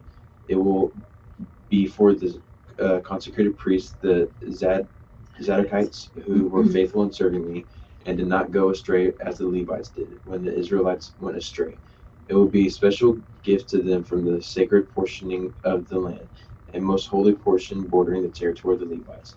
Alongside the territory of the priests, the Levites will have an allotment of 25,000 cubits long and 10,000 cubits wide. Its total length will be 25,000 cubits and its width 10,000 cubits. They must not sell or exchange any of it. This is the best of the land and must not pass into other hands, because it is holy to the Lord. The remaining area, 5,000 cubits wide and 25,000 cubits long, will be for the common use of the city, for houses and for pasture land. The city will be in the center of it and will have the measurements: the north side 4,500 cubits, the south side 4,500 cubits, the east side 4,500 cubits, and the west side 4,500 cubits. The pasture land for the city will be 250 cubits on the north, 250 cubits on the south, 250 cubits on the east, and 250 cubits on the west. What remains of the area bordering on the sacred portion and the running of the length of it will be 10,000 cubits on the east side and 10,000 cubits on the west side. Its produce will supply food for the workers of the city. The workers from the city who farm it will come from all the tribes of Israel. The entire portion will be a square 25,000 cubits on each side. As a special gift, you will set aside the sacred portion along with the property of the city. What remains on both sides of the area formed by the sacred portion and the city property will belong to the prince. It will extend eastward from 25,000 cubits of the sacred portion to the eastern border, and the westward from 25,000 cubits to the western border. Both these areas running the length of the tribal portions will belong to the prince, and the sacred portion from the temple sanctuary will be in the center of them. So the property of the Levites and the property of the city will lie in the center of the area that belongs to the prince. The area belonging to the prince will lie between the border of Judah and the border of Benjamin. As the rest of the tribes, Benjamin will have one portion. It will extend from the east side to the west side.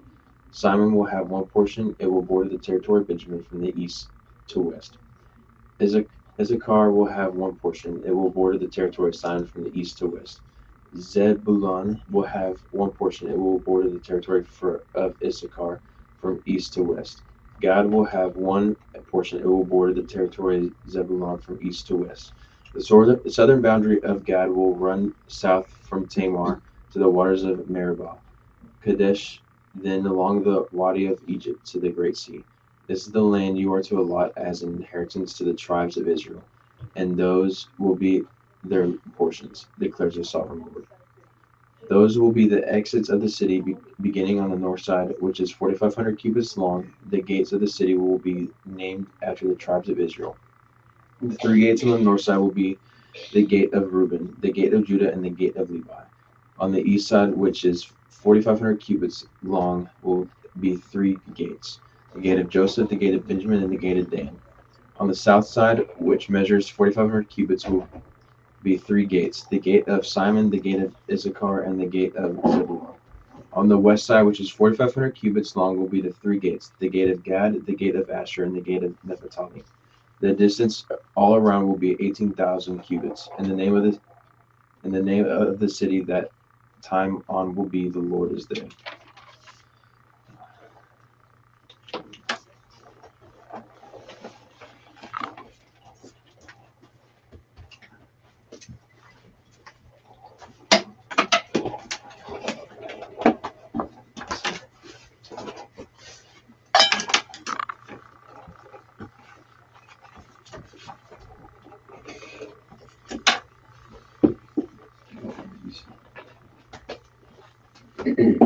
Daniel. Daniel's training in Babylon. In the 3rd year of the reign of Jehoiakim, king of Judah, Nebuchadnezzar, king of Babylon, came to Jerusalem and besieged it. And the Lord delivered Jehoiakim, king of Judah, into his hand, along with some of the articles from the temple of God. These he carried off to the temple of his God in Babylonia and put in the treasure house of his God. Then the king ordered Ashpenaz, chief of his court officials, to bring in some of the Israelites from the royal family and the nobility, young men without any physical defect, handsome, showing aptitude for every kind of learning, well informed, quick to understand, and qualified to serve in the king's palace. He was to teach them the language and literature of the Babylonians. The king assigned them a daily amount of food and wine from the king's table. They were to be trained for 3 years, and after that they were to enter the king's service. Among these were some from Judah: Daniel, Hananiah, Mishael, and Azariah. The chief official gave them new names. To Daniel, the name Belshazzar; to Hananiah, Shadrach; to Mishael, Meshach; and to Azariah, Abednego. But Daniel resolved not to defile himself with the royal food and wine, and he asked the chief official for permission not to defile himself this way. Now God has caused the official to show favor and sympathy to Daniel, but the official told Daniel, "I am afraid of my lord and king, who has assigned your food and drink. Why should he see you looking worse than the other young men your age? The king would then have my head because of you." Daniel then said to the guard, whom the chief official had appointed over Daniel, Hananiah, Mishael, and Azariah, "Please test your servants for 10 days. Give us nothing but vegetables to eat and water to drink. Then compare our appearance with that of the young men who eat the royal food, and treat your servants in accordance with what you see." So he agreed to this and tested them for 10 days. At the end of the 10 days, They looked healthier and better nourished than any of the young men who ate the royal food. So the guard took away their choice food and wine they were to drink and gave them vegetables instead. To these 4 young men, God gave knowledge and understanding of all kinds of literature and learning. And Daniel could understand visions and dreams of all kinds. At the end of the time set by the king to bring them in, the chief official presented them to Nebuchadnezzar. The king talked with them, and he found none equal to Daniel, Hananiah, Mishael, and Azariah. So they entered the king's service. In every matter of wisdom and understanding about which the king questioned them, he found them 10 times better than all the magicians and enchanters in his whole kingdom. And Daniel remained there until the 1st year of King Cyrus. Nebuchadnezzar's dream. In the 2nd year of his reign, Nebuchadnezzar had dreams. His mind was troubled and he could not sleep. So the king summoned the magicians, enchanters, sorcerers, astrologers to tell them what he had dreamed. When they came in and stood before the king, he said to them, "I have had a dream that troubles me, and I want to know what it means." Then the astrologers answered the king in Aramaic, "O king, live forever. Tell your servants the dream, and we will interpret it." The king replied to the astrologers, "This is what I have firmly decided. If you do not tell me what the dream was and interpret it, I will cut you into pieces, and your house is turned into piles of rubble. But if you tell me the dream and explain it, you will receive gifts from me and rewards and great honor. So tell me the dream and interpret it for me." Once more they replied, "Let the king tell his servants the dream. We will interpret it." Then the king answered, "I am certain that you are trying to gain time because you realize that this is what I have firmly decided. If you do not tell me the dream, there is just one penalty for you. You have conspired to tell me misleading and wicked things, hoping the situation will change. So then, tell me the dream, and I will know that you can interpret it for me." The astrologers answered the king, "There is not a man on earth can do what the king asked. No king, however great and mighty, has ever asked such a thing of any magician or enchanter or astrologer. What the king asks is too difficult. No one can reveal it to the king except the gods, and they do not live among men." This made the king so angry and furious that he ordered the execution of all the wise men of Babylon. So the decree was issued to put the wise men to death, and men were sent to look for Daniel and his friends to put them to death. When Arioch, the commander of the king's guard, had gone out to put to death the wise men of Babylon, Daniel spoke to him with wisdom and tact. He asked the king's officer, "Why did the king issue such a harsh decree?" Arioch explained the matter to Daniel. At this, Daniel went in to the king and asked for time so that he might interpret the dream for him. Then Daniel returned to his house and explained the matter to his friends, Hananiah, Mishael, and Azariah. He urged them to plead for mercy from the God of heaven concerning this mystery, so that he and his friends might not be executed with the rest of the wise men of Babylon. During the night, the mystery was revealed to Daniel in a vision. Then Daniel praised the God of heaven and said, "Praise be the name of God forever and ever. Wisdom and power are his. He changes times and seasons. He sets up kings and deposes them. He gives wisdom to the wise and knowledge to the discerning. He reveals deep and hidden things. He knows what lies in darkness, and light dwells with him. I thank and praise you, O God of my fathers. You have given me wisdom and power. You have made known to me what we asked of you. You have made known to us the dream of the king." Daniel interprets the dream. Then Daniel went to Arioch, whom the king had appointed to execute the wise men of Babylon, and said to him, "Do not execute the wise men of Babylon. Take me to the king, and I will interpret his dream for him." Arioch took Daniel to the king at once and said, "I have found a man among the exiles from Judah who can tell the king what his dream means." The king asked David, also called Belteshazzar, "Are you able to tell me what I saw in my dream and interpret it?" Daniel replied, "No wise man, enchanter, magician, or diviner can explain to the king the mystery he has asked about. But there is a God in heaven who reveals mysteries. He has shown King Nebuchadnezzar what will happen in days to come. Your dream and the visions that pass through your mind as you lay on your bed are these. As you were lying there, O king, your mind turned to things to come, and the revealer of mysteries showed you what is going to happen. As for me, this mystery has been revealed to me, not because I have greater wisdom than any other living men, but so that you, O king, may know the interpretation and that you may understand what went through your mind. You looked, O king, and there before you stood a large statue, an enormous, dazzling statue, awesome in appearance.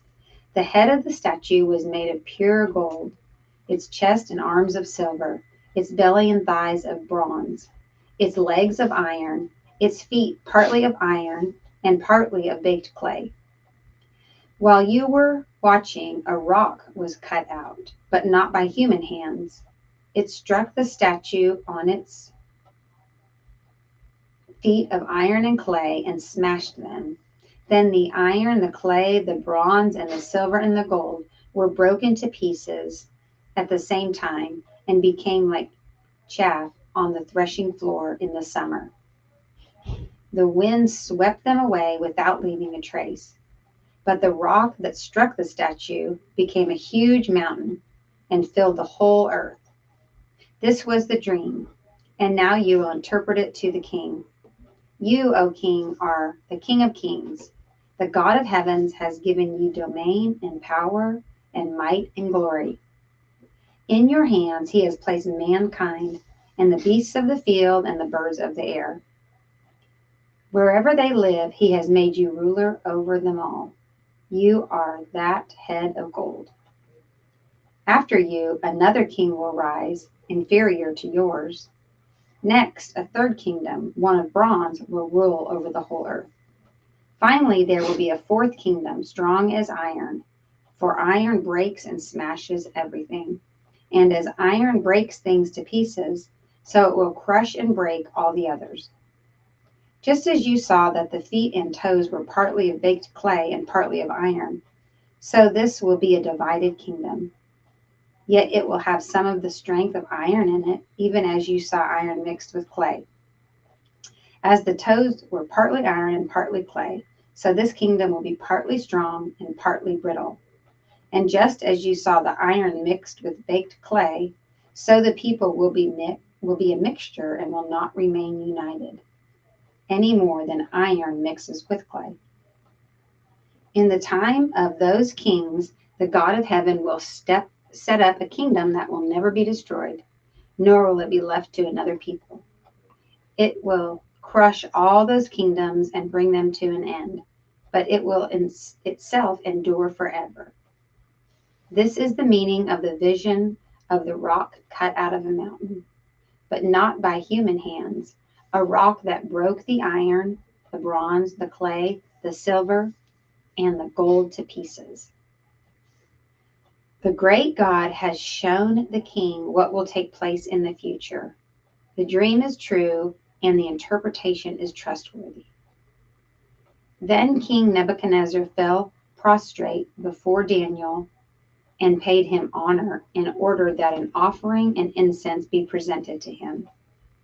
The king said to Daniel, "Surely your God is the God of gods and the Lord of kings and the revealer of mysteries, for you were able to reveal this mystery." Then the king placed Daniel in a high position and lavished many gifts on him.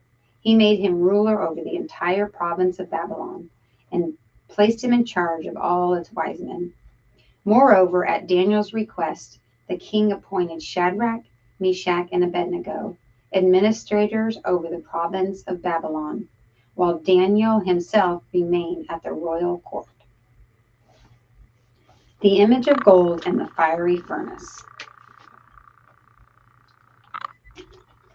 King Nebuchadnezzar made an image of gold, 90 feet high and 9 feet wide, and set it up on the plain of Dura in the province of Babylon. He then summoned the satraps, prefects, governors, advisors, treasurers, judges, magistrates, and all the other provincial officials to come to the dedication of the image he had set up. So the satraps, prefects, governors, advisors, treasurers, judges, magistrates, and all the other provincial officials assembled for the dedication of the image that King Nebuchadnezzar had set up, and they stood before it. Then the herald loudly proclaimed, "This is what you are commanded to do, O people, nations, and men of every language. As soon as you hear the sound of the horn, flute, zither, lyre, harp, pipes, and all kinds of music, you must fall down and worship the image of gold that King Nebuchadnezzar has set up. Whoever does not fall down and worship will immediately be thrown into a blazing furnace." Therefore, as soon as they heard the sound of the horn, flute, zither, lyre, harp, and all kinds of music, all the peoples, nations, and men of every language fell down and worshiped the image of gold that King Nebuchadnezzar had set up. At this time, some astrologers came forward and denounced the Jews. They said to King Nebuchadnezzar, "O king, live forever.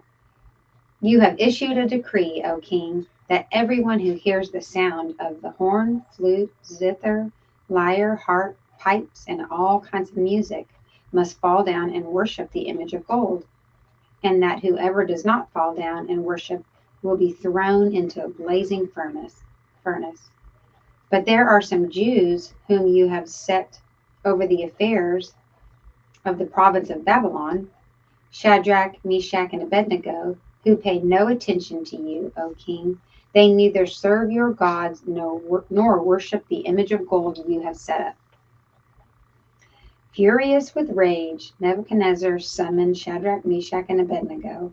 So these men were brought before the king, and Nebuchadnezzar said to them, "Is it true, Shadrach, Meshach, and Abednego, that you do not serve any gods or worship the image of gold I have set up?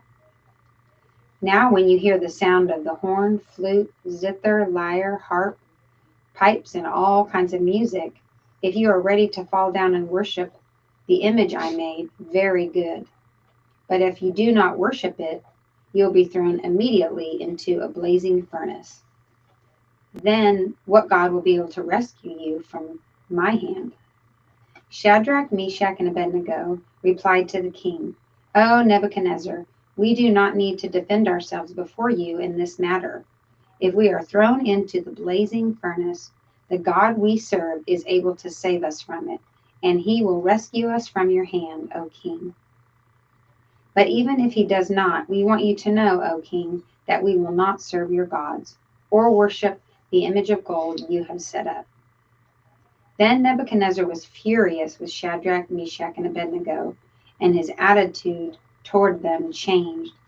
He ordered the furnace heated 7 times hotter than usual, and commanded some of the strongest soldiers in his army to tie up Shadrach, Meshach, and Abednego and throw them into the blazing furnace. So these men, wearing their robes, trousers, turbans, and other clothes, were bound and thrown into the blazing furnace. The king's command was so urgent and the furnace so hot that the flames of the fire killed the soldiers who took up Shadrach, Meshach, and Abednego. And these 3 men, firmly tied, fell into the blazing furnace. Then King Nebuchadnezzar leaped to his feet in amazement and asked his advisors, "Weren't there 3 men that we tied up and threw into the fire?" They replied, "Certainly, O king." He said, "Look, I see 4 men walking around in the fire, unbound and unharmed. And the 4th looks like a son of the gods." Nebuchadnezzar then approached the opening of the blazing furnace and shouted, "Shadrach, Meshach, and Abednego, servants of the Most High God, come out, come here." So Shadrach, Meshach, and Abednego came out of the fire, and the satraps, prefects, governors, and royal advisors crowded around them. They saw that the fire had not harmed their bodies, nor was a hair of their heads singed. Their robes were not scorched, and there was no smell of fire on them. Then Nebuchadnezzar said, "Praise be to the God of Shadrach, Meshach, and Abednego, who has sent his angel and rescued his servants." They trusted in him and defied the king's command, and were willing to give up their lives rather than serve or worship any god except their own God. Therefore, I decree that the people of any nation or language who say anything against the God of Shadrach, Meshach, and Abednego be cut into pieces, and their houses be turned into piles of rubble. For no other God can save in this way. Then the king promoted Shadrach, Meshach, and Abednego in the province of Babylon. Nebuchadnezzar's dream of a tree. King Nebuchadnezzar. To the peoples, nations, and men of every language who live in all the world, may you prosper greatly. It is my pleasure to tell you about the miraculous signs and wonders that the Most High God has performed for me. How great are his signs, how mighty his wonders. His kingdom is an eternal kingdom. His dominion endures from generation to generation. I, Nebuchadnezzar, was at home in my palace, contented and prosperous. I had a dream that made me afraid. As I was lying in my bed, the images and visions that passed through my mind terrified me. So I commanded that all the wise men of Babylon be brought before me to interpret the dream for me. When the magicians, enchanters, astrologers, and diviners came, I told them the dream, but they could not interpret it for me. Finally, Daniel came into my presence, and I told him the dream. He is called Belteshazzar, after the name of my God, and the spirit of the holy gods is in him. I said, "Belteshazzar, chief of the magicians, I know that the spirit of the holy gods is in you, and no mystery is too difficult for you. Here is my dream, interpret it for me." These are the visions I saw while lying in my bed.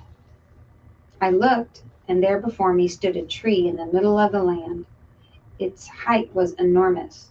The tree grew large and strong, and its top touched the sky. It was visible to the ends of the earth. Its leaves were beautiful, its fruit abundant, and on it was food for all. Under it, the beasts of the field found shelter, and the birds of the air lived in its branches. From it, every creature was fed. In the visions I saw while lying in my bed, I looked, and there before me was a messenger, a holy one, coming down from the heaven. He called in a loud voice, "Cut down the tree and trim off its branches. Strip off its leaves and scatter its fruit. Let the animals flee from under it and the birds from its branches. But let the stump and its roots, bound with iron and bronze, remain in the ground, in the grass of the field. Let him be drenched with the dew of heaven, and let him live with the animals among the plants of the earth. Let his mind be changed from that of a man, and let him be given to the mind of an animal, till 7 times pass by for him. The decision is announced by messengers. The holy ones declare the verdict, so that the living may know that the Most High is sovereign over the kingdoms of men, and gives them to anyone he wishes, and sets over them the lowliest of men. This is the dream that I, King Nebuchadnezzar, had. Now, Belshazzar, tell me what it means, for none of the wise men in my kingdom can interpret it for me. But you can, because the spirit of the holy gods is in you. David interprets the dream. Then Daniel, also called Belshazzar, was greatly perplexed for a time, and his thoughts terrified him. So the king said, Belshazzar, do not let the dream or its meaning alarm you. Belshazzar answered, My lord, if only the dream applied to your enemies and its meanings to your adversaries. The tree you saw grew large and strong, with its top touching the sky, visible to the whole earth, with beautiful leaves and abundant fruit, providing food for all, giving shelter to the beasts of the field, and having nesting places in its branches for the birds of the air. You, O king, are that tree. You have become great and strong. Your greatness has grown until it reaches the sky, and your dominion extends to distant parts of the earth. You, O king, saw a messenger, a holy one, coming down from heaven and saying, Cut down the tree and destroy it, but leave the stump, bound with iron and bronze, in the grass of the field, while its roots remain in the ground. Let him be drenched with the dew of heaven. Let him live like the wild animals, until 7 times pass by for him. This is the interpretation, O king, and this is the decree the Most High has issued against my lord the king. You will be driven away from people and will live with the wild animals. You will eat grass like cattle and be drenched with the dew of the heaven. 7 times will pass by for you until you acknowledge that the Most High is sovereign over the kingdoms of men and gives them to anyone he wishes.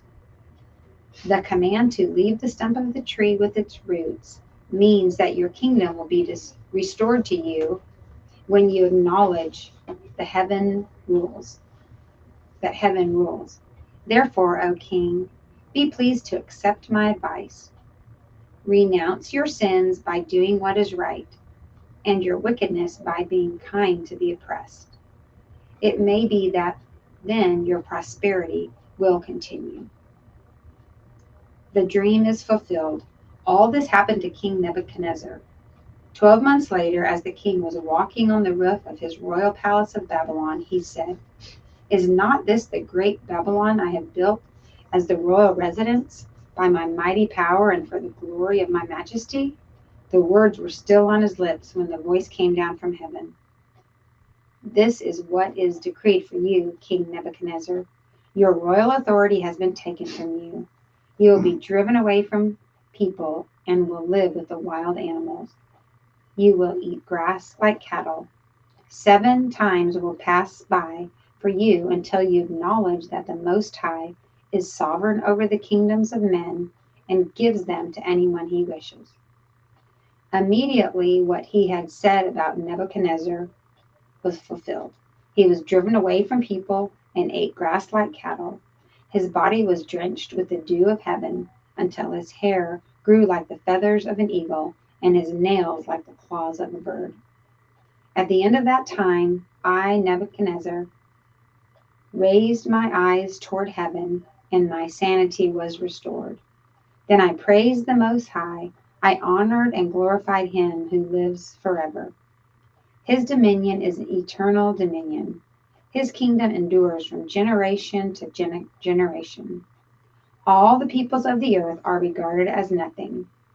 He does as he pleases with the powers of heaven and the peoples of the earth. No one can hold back his hand or say to him, What have you done? At the same time that my sanity was restored, my honor and splendor were returned to me for the glory of my kingdom. My advisors and nobles sought me out, and I was restored to my throne and became even greater than before. Now I, Nebuchadnezzar, praise and exalt and glorify the King of heaven, because everything he does is right and all his ways are just. And those who walk in pride, he is able to humble.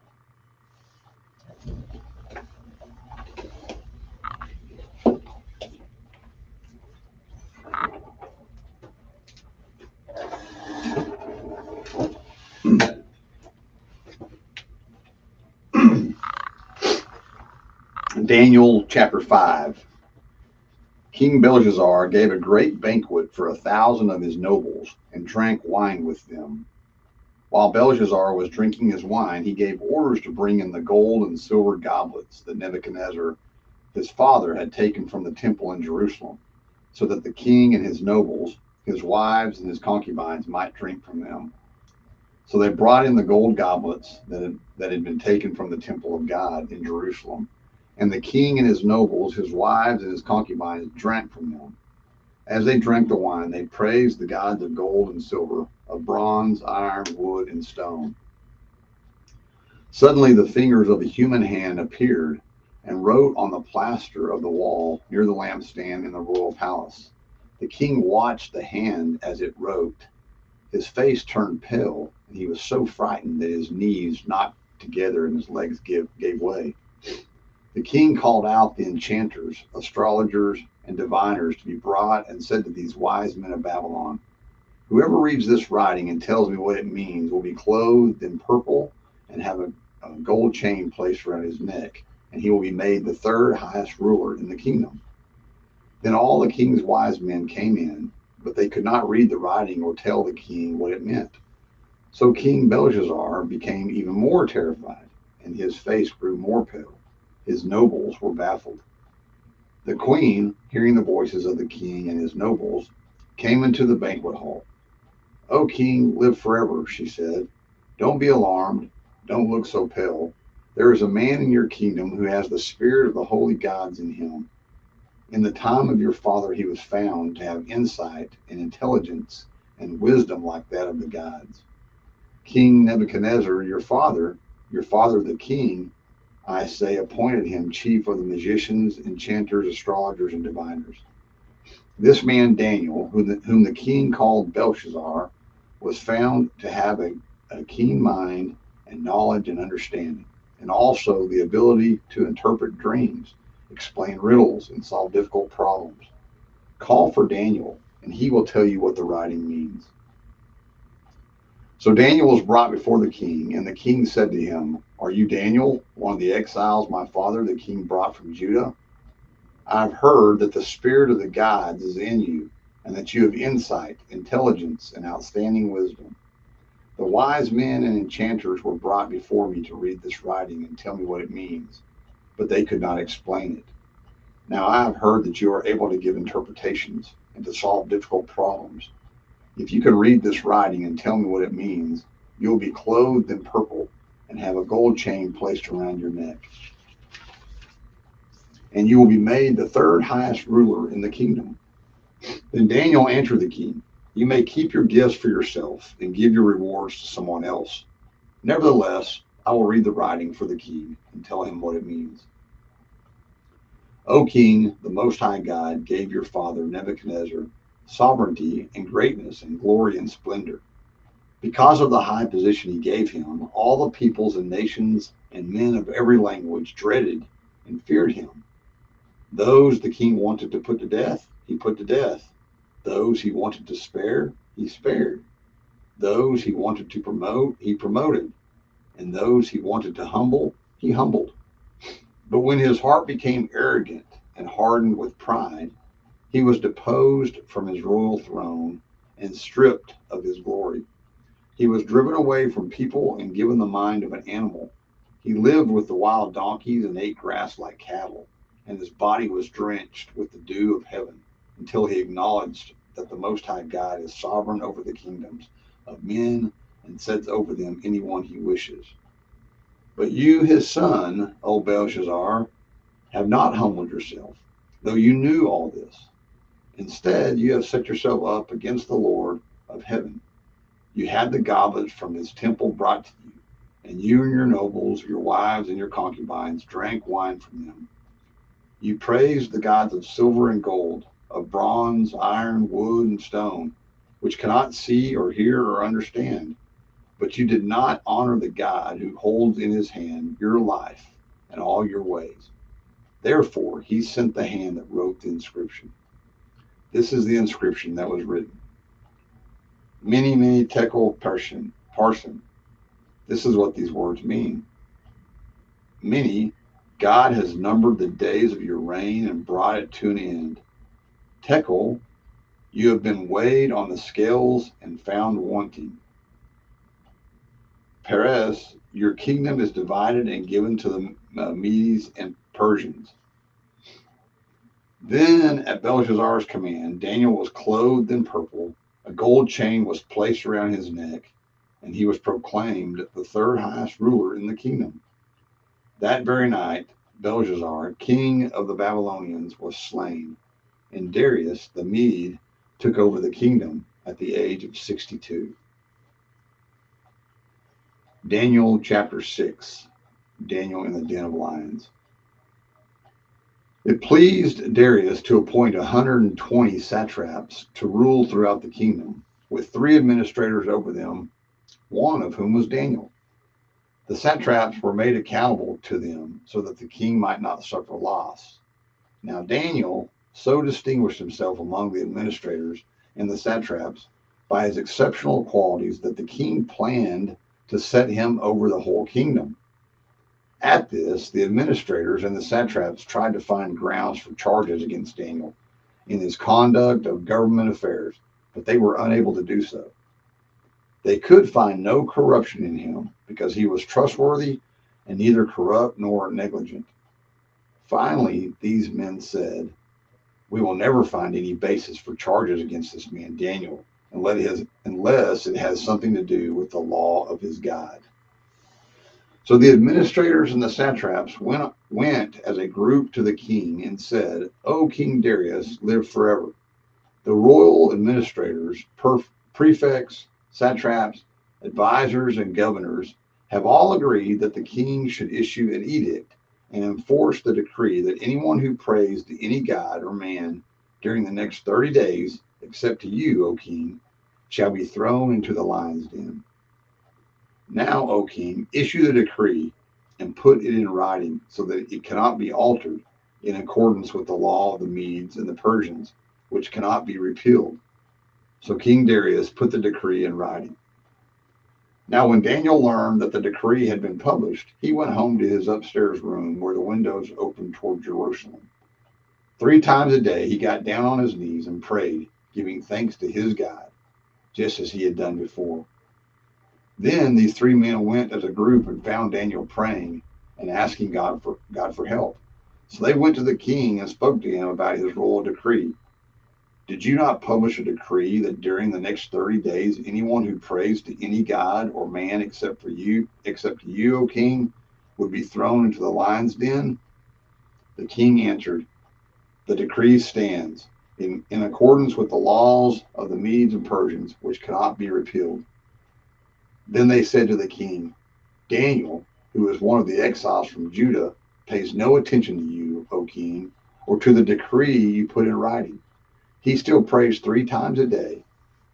When the king heard this, he was greatly distressed. He was determined to rescue Daniel and made every effort until sundown to save him.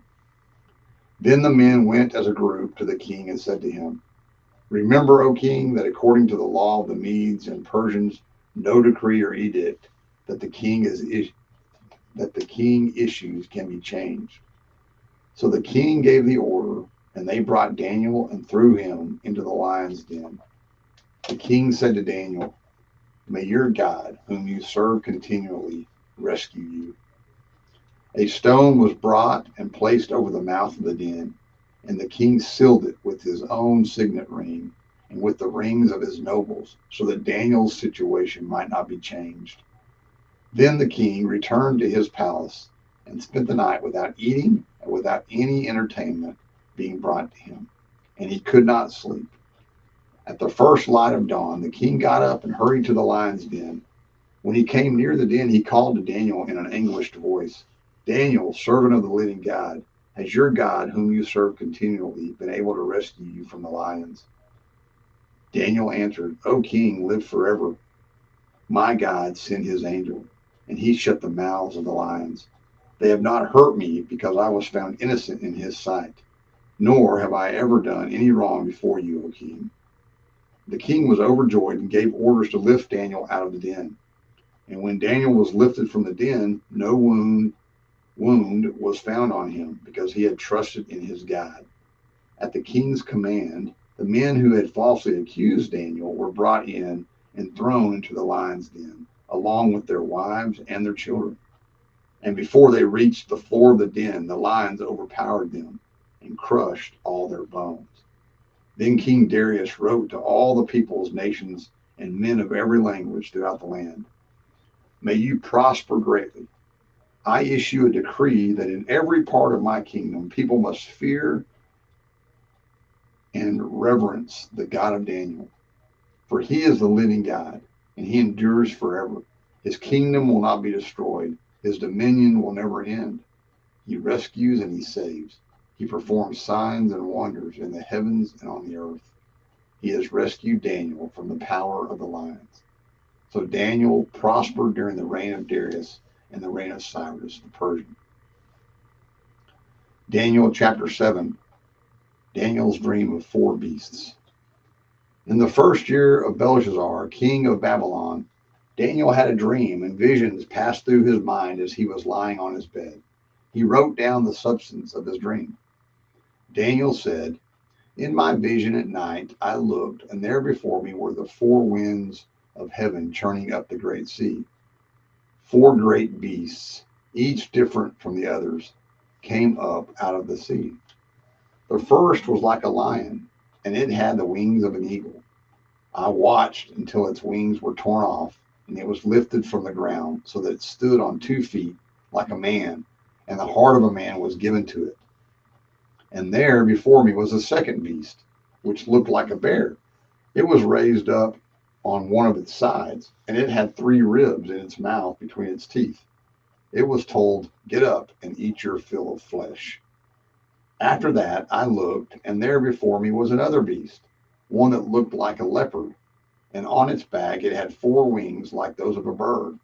This beast had 4 heads, and it was given authority to rule. After that, in my vision at night, I looked, and there before me was a 4th beast, terrifying and frightening and very powerful. It had large iron teeth. It crushed and devoured its victims and trampled underfoot whatever was left. It was different from all the former beasts, and it had 10 horns. While I was thinking about the horns, there before me was another horn, a little one, which came up among them, and 3 of the first horns were uprooted before it. This horn had eyes like the eyes of a man, and a mouth that spoke boastfully. As I looked, thrones were set in place, and the Ancient of Days took his seat. His clothing was as white as snow. The hair of his head was white like wool. His throne was flaming with fire, and its wheels were all ablaze. A river of fire was flowing, coming out from before him. Thousands upon thousands attended him. 10,000 times 10,000 stood before him. The court was seated, and the books were opened. Then I continued to watch because of the boastful words the horn was speaking. I kept looking until the beast was slain and its body destroyed and thrown into the blazing fire. The other beasts had been stripped of their authority, but were allowed to live for a period of time. In my vision at night, I looked, and there before me was one like a son of man, coming with the clouds of heaven. He approached the Ancient of Days and was led into his presence. He was given authority, glory, and sovereign power. All peoples, nations, and men of every language worshipped him. His dominion is an everlasting dominion that will not pass away, and his kingdom is one that will never be destroyed. I, Daniel, was troubled in spirit, and the visions that passed through my mind disturbed me. I approached one of those standing there and asked him the true meaning of all of this. So he told me and gave me the interpretation of these things. The 4 great beasts are 4 kingdoms that will rise from the earth, but the saints of the Most High will receive the kingdom and will possess it forever, yes, forever and ever. Then I wanted to know the true meaning of the 4th beast, which was different from all the others and most terrifying with its iron teeth and bronze claws, the beast that crushed and devoured its victims and trampled underfoot whatever was left. I also wanted to know about the 10 horns on its head, and about the other horn that came up, before which 3 of them fell, the horn that looked more imposing than the others, and that had eyes and a mouth that spoke boastfully.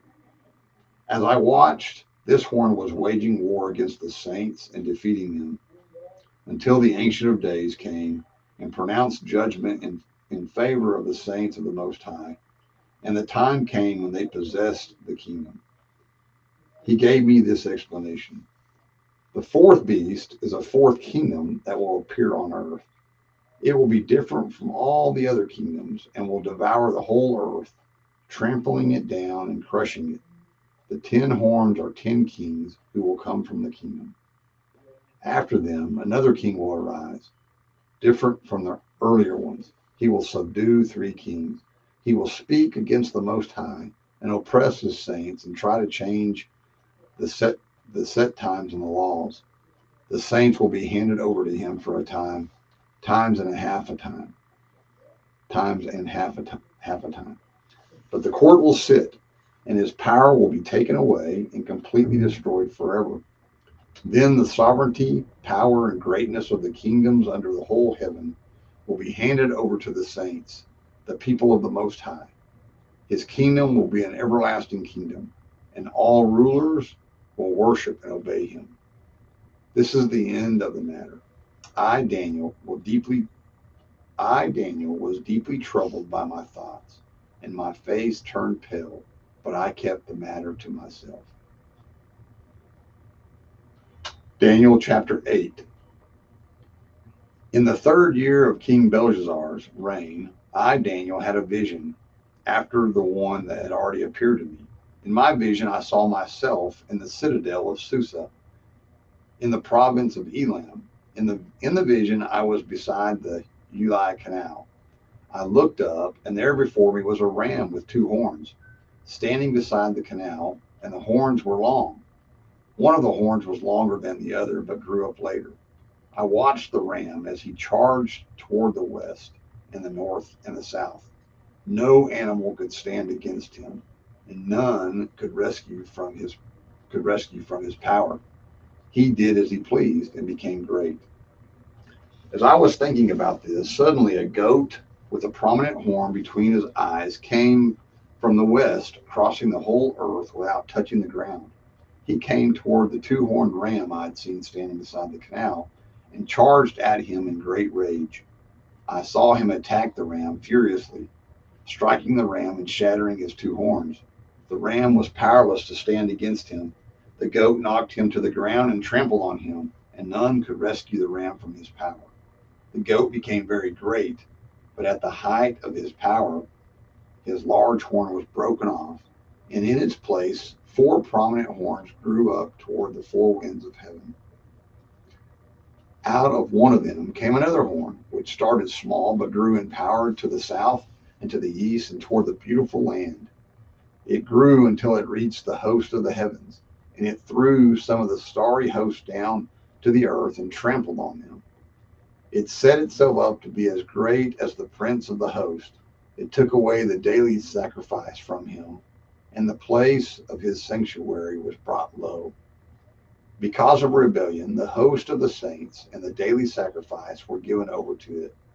It prospered in everything it did, and truth was thrown to the ground. Then I heard a holy one speaking, and another holy one said to him, "How long will it take for the vision to be fulfilled?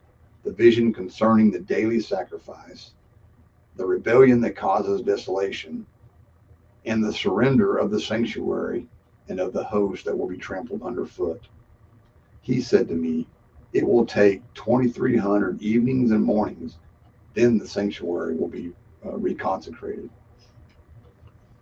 While I, Daniel, was watching the vision and trying to understand it, there before me stood one who looked like a man. And I heard a man's voice from the Ulai calling, "Gabriel, tell this man the meaning of the vision." And he came near the place where I was standing. I was terrified and fell prostrate. "Son of man," he said to me, "understand that the vision concerns the time of the end." While he was speaking to me, I was in a deep sleep with my face to the ground. And he touched me and raised me to my feet. He said, I'm going to tell you what will happen later in the time of wrath, because the vision concerns the appointed time of the end. The two-horned ram that you saw represents the kings of Media and Persia. The shaggy goat is the king of Greece, and the large horn between his eyes is the first king. The four horns that replace the one that was broken off represent four kingdoms that will emerge from his nation, but will not have the same power. In the later part or the latter part of their reign, when rebels have become completely wicked, a stern-faced king, a master of intrigue, will arise. He will become very strong, but not by his own power. He will cause astounding devastation and will succeed in whatever he does. He will destroy the mighty men and the holy people. He will cause deceit to prosper, and he will consider himself superior. When they feel secure, he will destroy many and take his stand against the prince of princes. Yet he will be destroyed, but not by human power. The vision of the evenings and mornings that has been given to you, or has been given you, is true, but seal up the vision, for it concerns the distant future. I, Daniel, was exhausted and lay ill for several days. Then I got up and went about the king's business. I was appalled by the vision. It was beyond understanding. Daniel chapter 9. In the first year of Darius, son of Xerxes, who was made ruler over the Babylonian kingdom, in the first year of his reign, I, Daniel, understood from the scriptures, according to the word of the Lord given to Jeremiah the prophet, that the desolation of Jerusalem would last 70 years. So I turned to the Lord God and pleaded with him in prayer and petition, in fasting, and in sackcloth and ashes. I prayed to the Lord my God and confessed, O Lord, the great and awesome God, who keeps his covenant of love with all who love him and obey his commands, we have sinned and done wrong. We have been wicked and have rebelled. We have turned away from your commands and laws. We have not listened to your servants, the prophets, who spoke in your name, and to our kings, our princes, and our fathers, and to all the people of the land. Lord, you are righteous, but this day we are covered with shame. The men of Judah and people of Jerusalem and all Israel, both near and far, in all the countries where you have scattered us because of our unfaithfulness to you. O Lord, we and our kings, our princes, and our fathers are covered with shame because we have sinned against you. The Lord our God is merciful and forgiving. Even though we have rebelled against him, we have not obeyed the Lord our God or kept the laws he gave us through his servants, the prophets. All Israel has transgressed your law and turned away, refusing to obey you. Therefore, the curses and sworn judgments written in the law of Moses, the servant of God, have been poured out on us because we have sinned against you. You have fulfilled the words spoken against us and against our rulers by bringing upon us great disaster. Under the whole heaven, nothing has ever been done like what has been done to Jerusalem, just as it is written in the law of Moses. All this disaster has come upon us, yet we have not sought the favor of the Lord our God by turning from our sins and giving attention to your truth. The Lord did not hesitate to bring the disaster upon us, for the Lord our God is righteous in everything he does, yet we have not obeyed him. Now, O Lord our God, who brought your people out of Egypt with a mighty hand, and who made for yourself a name that endures to this day, we have sinned, we have done wrong. O Lord, in keeping with all your righteous acts, turn away your anger and your wrath from Jerusalem, your city, your holy hill. Our sins and the iniquities of our fathers have made Jerusalem and your people an object of scorn to all those around us. Now, our God, hear the prayers and petitions of your servant. For your sake, O Lord, look with favor on your desolate sanctuary. Give ear, O God, and hear. Open your eyes and see the desolation of the city that bears your name. We do not make requests of you because we are righteous, but because of your great mercy. O Lord, listen. O Lord, forgive. O Lord, hear and act. For your sake, oh my God, do not delay, because your city and your people bear your name. While I was speaking and praying, confessing my sin and the sin of my people, Israel, and making my request of the Lord, my God, for his holy hill, while I was still in prayer, Gabriel, the man I had seen in the earlier vision, came to me in a swift flight about the time of the evening sacrifice. He instructed me and said to me, Daniel, I have now come to give you insight and understanding. As soon as you began to pray, an answer was given, which I have come to tell you, for you are highly esteemed. Therefore, consider the message and understand the vision. 77s are decreed for your people in your holy city to finish transgression, to put an end to sin, to atone for wickedness, to bring in everlasting righteousness, to seal up vision and prophecy, and to anoint the most holy. Know and understand this. From the issuing of the decree to restore and rebuild Jerusalem until the anointed one, the ruler, comes, there will be 7 sevens and 62 sevens. It will be rebuilt with streets and a trench, but in times of trouble, after the 62 sevens, the anointed one will be cut off and will have nothing, The people of the ruler who will come will destroy the city and the sanctuary. The end will come like a flood. War will continue until the end, and desolations have been decreed. He will confirm a covenant with many for 1 7. In the middle of the 7, he will put an end to sacrifice and offering.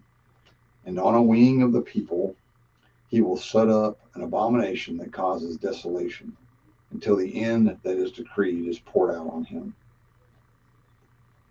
Daniel chapter 10, Daniel's vision of a man.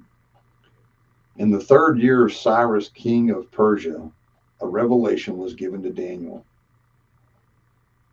Its message was true, and it concerned a great war.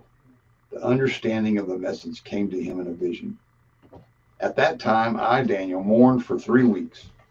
I ate no choice food, no meat or wine touched my lips, and I used no lotions at all until the 3 weeks were over. On the 24th day of the 1st month, as I was standing on the bank of the great river, the Tigris, I looked up, and there before me was a man dressed in linen, with the belt of the finest gold around his waist. His body was like chrysolite. His face like lightning, his eyes like flaming torches, his arms and legs like the gleam of burnished bronze, and his voice like the sound of a multitude. I, Daniel, was the only one who saw the vision. The men with me did not see it, but such terror overwhelmed them that they fled and hid themselves. So I was left alone, gazing at his great vision. I had no strength left. My face turned deathly pale, and I was helpless. Then I heard him speaking, and as I listened to him, I fell into a deep sleep, my face to the ground. A hand touched me and set me trembling on my hands and knees. He said, Daniel, you who are highly esteemed, consider carefully the words I'm about to speak to you, and stand up, for I have now been sent to you. And when he said this to me, I stood up trembling. Then he continued, do not be afraid, Daniel. Since the first day that you set your mind to gain understanding and to humble yourself before your God, your words were heard, and I have come in response to them. But the prince of the Persian kingdom resisted me 21 days. Then Michael, one of the chief princes, came to help me, because I was detained there with the king of Persia.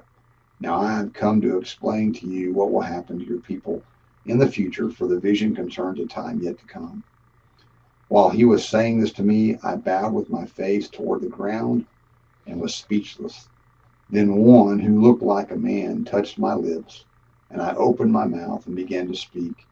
I said to the one standing before me, I am overcome with anguish because of the vision, my Lord, and I am helpless. How can I, your servant, talk with you, my Lord? My servant is gone, and I can hardly breathe. Again, the one who looked like a man touched me and gave me strength. Do not be afraid, O man highly esteemed. He said, Peace. Be strong now. Be strong. When he spoke to me, I was strengthened and said, Speak, my Lord, since you have given me strength. So he said, Do you know why I've come to you? Soon I will return to fight against the prince of Persia. And when I go, the prince of Greece will come. But first, I will tell you what is written in the book of truth.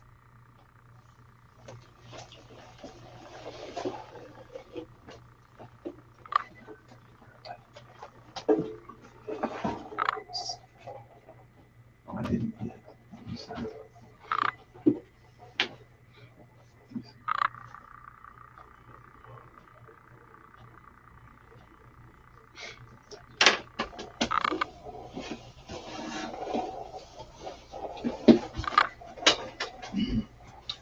Reading from Daniel chapter 11. Now then, I tell you the truth.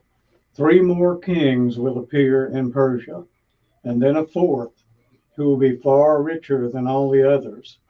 When he has gained power by his wealth, he will stir up everyone against the kingdom of Greece.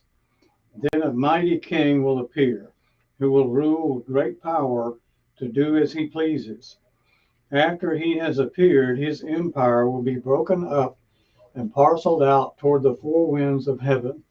It will not go to his descendants, nor will it have the power he exercised, because his empire will be uprooted and given to others. The king of the south will become strong, but one of his commanders will become even stronger than he and will rule over his kingdom with great power.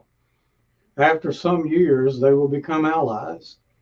The daughter of the king of the south will go to the king of the north to make an alliance, but she will not retain her power, and his power will not last. In those days, she will be handed over together with her royal escort and her father and the one who supported her. One from her family line will arise to take her place. He will attack the forces of the king of the north and enter his fortress. He will fight against them and be victorious. He will also seize their gods, their metal images, and their valuable articles of silver and gold, and carry them off to Egypt. For some years, he will leave the king of the north alone. Then the king of the north will invade the realm of the king of the south, but will retreat to his own country.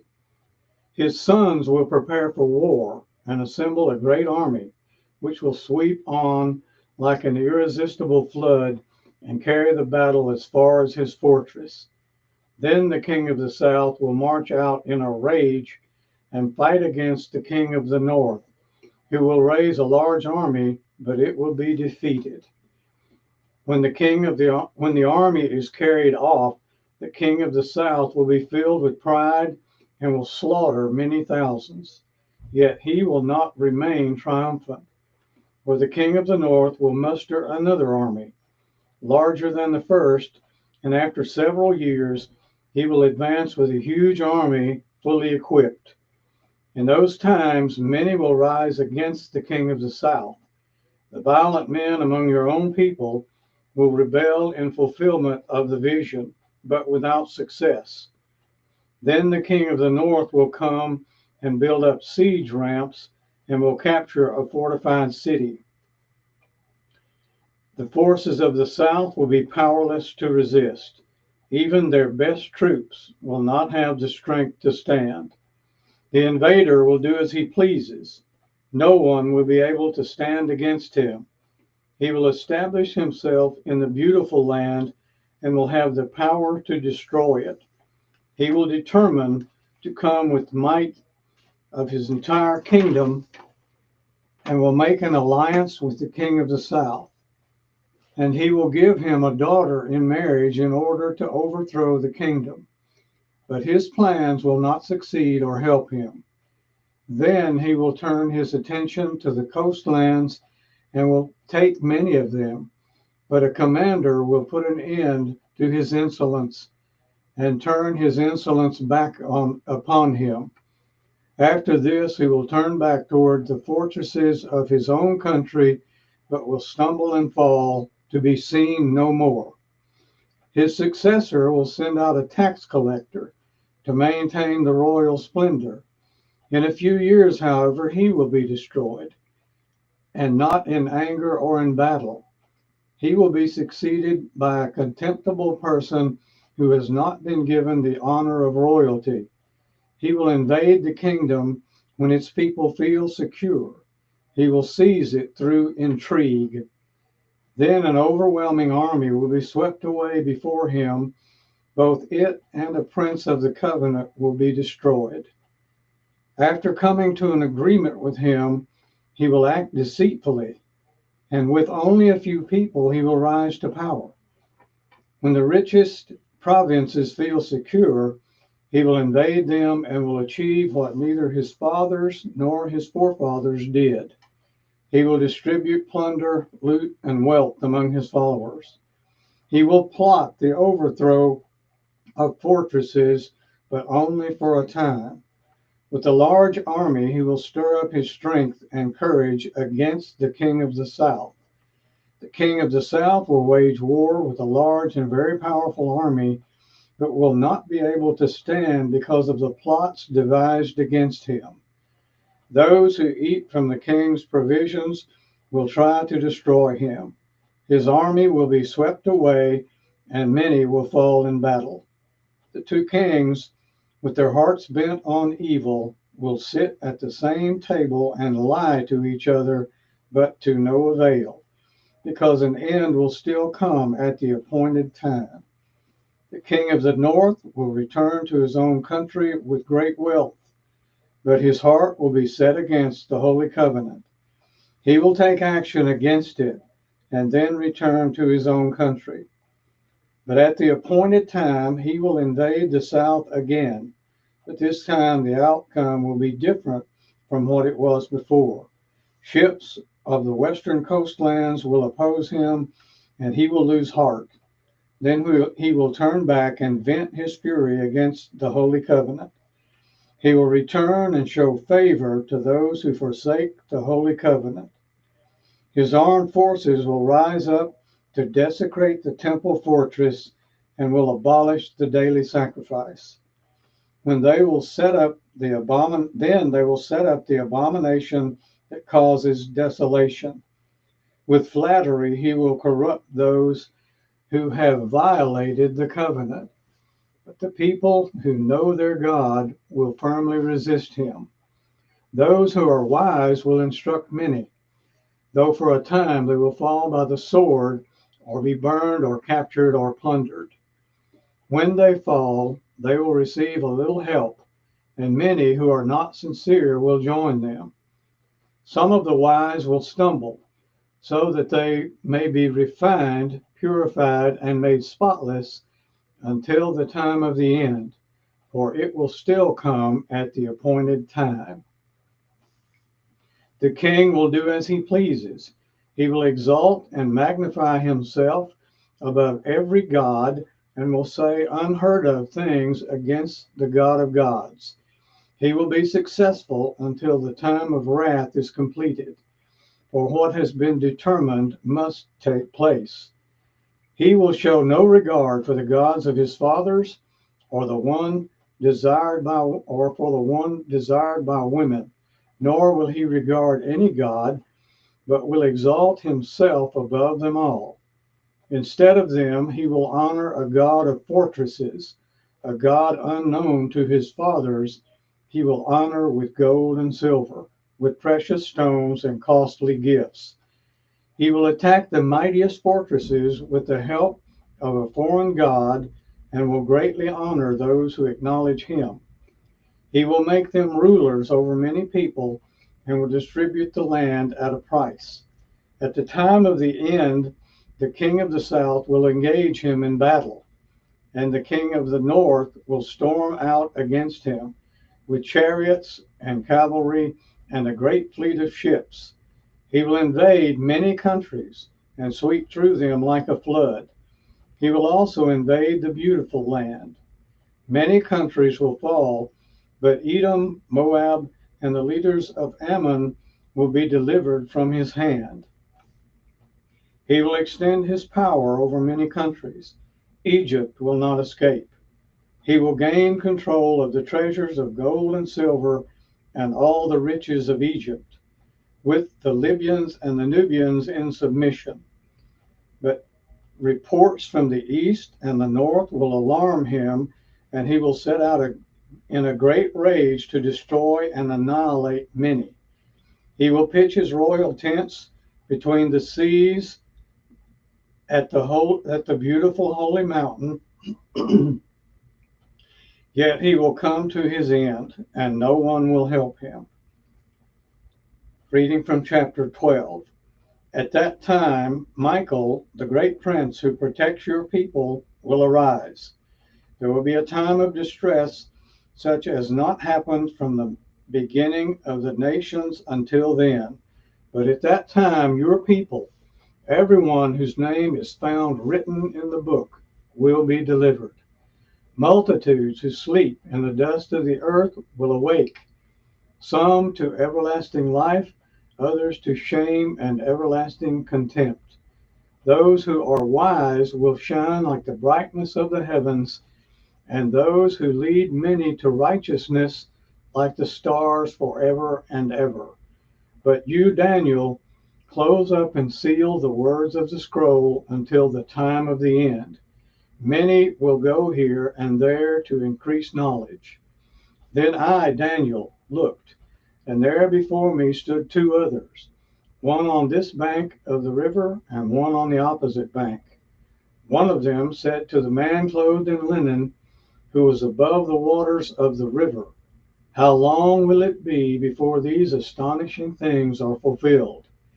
The man clothed in linen, who was above the waters of the river, lifted his right hand and his left hand toward heaven, and I heard him swear by him who lives forever, saying, "It will be for a time, times, and half a time, when the power of the holy people has finally been broken, all these things will be completed." I heard, but I did not understand. So I asked, "My Lord, what will be the outcome of all this? What will the outcome of all this be?" He replied, "Go your way, Daniel, because the words are closed up and sealed until the time of the end. Many will be purified, made spotless, and refined, but the wicked will continue to be wicked. None of the wicked will understand, but those who are wise will understand. From the time that the daily sacrifice is abolished and the abomination that causes desolation is set up, there will be 1,290 days. Blessed is the one who waits for and reaches the end of the 1,335 days. As for you, go your way till the end. You will rest, and then at the end of the days, you will rise to receive your allotted inheritance. Reading from the book of Hosea, chapter 1. The word of the Lord that came to Hosea, son of Beeri, during the reigns of Uzziah, Jotham, Ahaz, and Hezekiah, kings of Judah, and during the reign of Jeroboam, son of Joash, king of Israel. When the Lord began to speak through Hosea, the Lord said to him, "Go take to yourself an adulterous wife and children of unfaithfulness, because the land is guilty of the vilest adultery in departing from the Lord." So he married Gomer, daughter of Diblaim, and she conceived and bore him a son. Then the Lord said to Hosea, "Call him Jezreel, because I will soon punish the house of Jehu for the massacre at Jezreel, and I will put an end to the kingdom of Israel. In that day I will break Israel's bow in the valley of the Jezreel." Gomer conceived again and gave birth to a daughter. Then the Lord said to Hosea, "Call her Lo Ruhamah, For I will no longer show love to the house of Israel, that I should at all forgive them. Yet I will show love to the house of Judah, and I will save them, not by bow, sword, or battle, but by horses and horsemen, but by the Lord their God. After she had weaned Lo-ruhamah, Gomer had another son. Then the Lord said, Call him Lo-ammi, for you are not my people, and I am not your God. Yet the Israelites will be like the sand on the seashore, which cannot be measured or counted. In the place where it was said to them, You are not my people, they will be called sons of the living God. The people of Judah and the people of Israel will be reunited, and they will appoint one leader and will come up out of the land, for great will be the day of Jezreel. Say to your brothers, my people, and to your sisters, my loved one. Rebuke your mother, rebuke her, for she is not my wife, and I am not her husband. Let her remove the adulterous look from her face, and the unfaithfulness from between her breasts. Otherwise I will strip her naked and make her as bare as on the day she was born. I will make her like a desert, turn her into a parched land, and slay her with thirst. I will not show my love to her children, because they are the children of adultery. Their mother has been unfaithful and has conceived them in disgrace.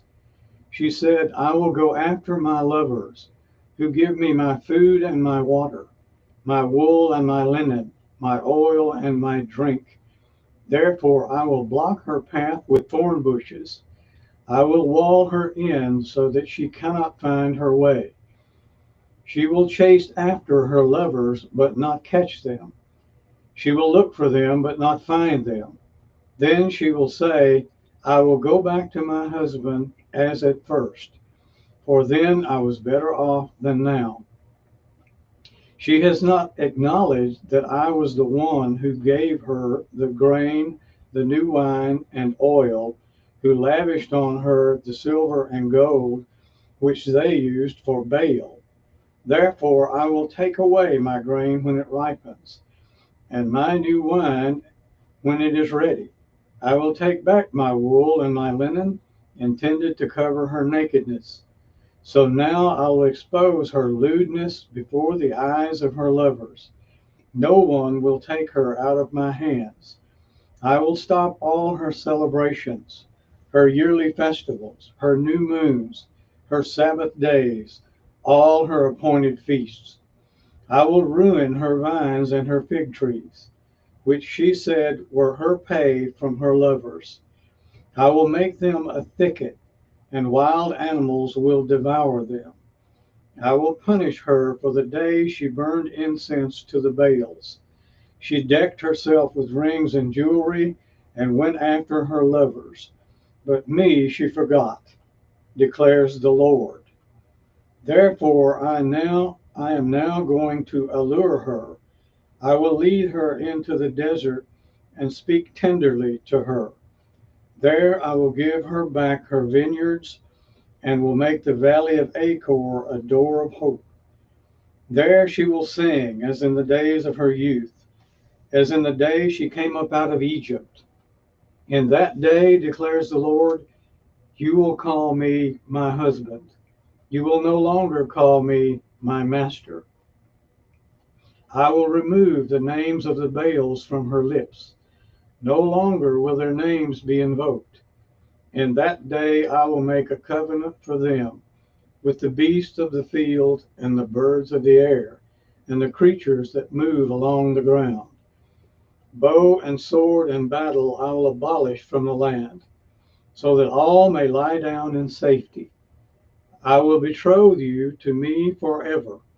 I will betroth you in righteousness and justice, in love and compassion. I will betroth you in faithfulness, and you will acknowledge the Lord. In that day I will respond, declares the Lord.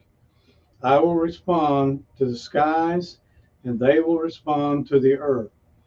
And the earth will respond to the grain, the new wine and oil, and they will respond to Jezreel. I will plant her for myself in the land. I will show my love to the one I called not my loved one. I will say to those not my people, you are my people. And they will say, you are my God. Reading from chapter 3.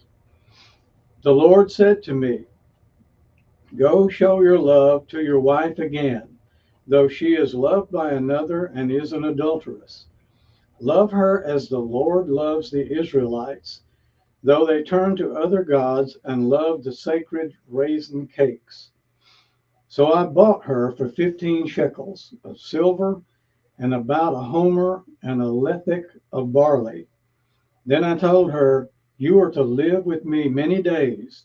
You must not be a prostitute or be intimate with any man, and I will live with you. For the Israelites will live many days without a king or priest, without sacrifice or sacred stones, without ephod or idol. Afterwards, the Israelites will return and seek the Lord their God and David their king. They will come trembling to the Lord and to his blessings in the last days.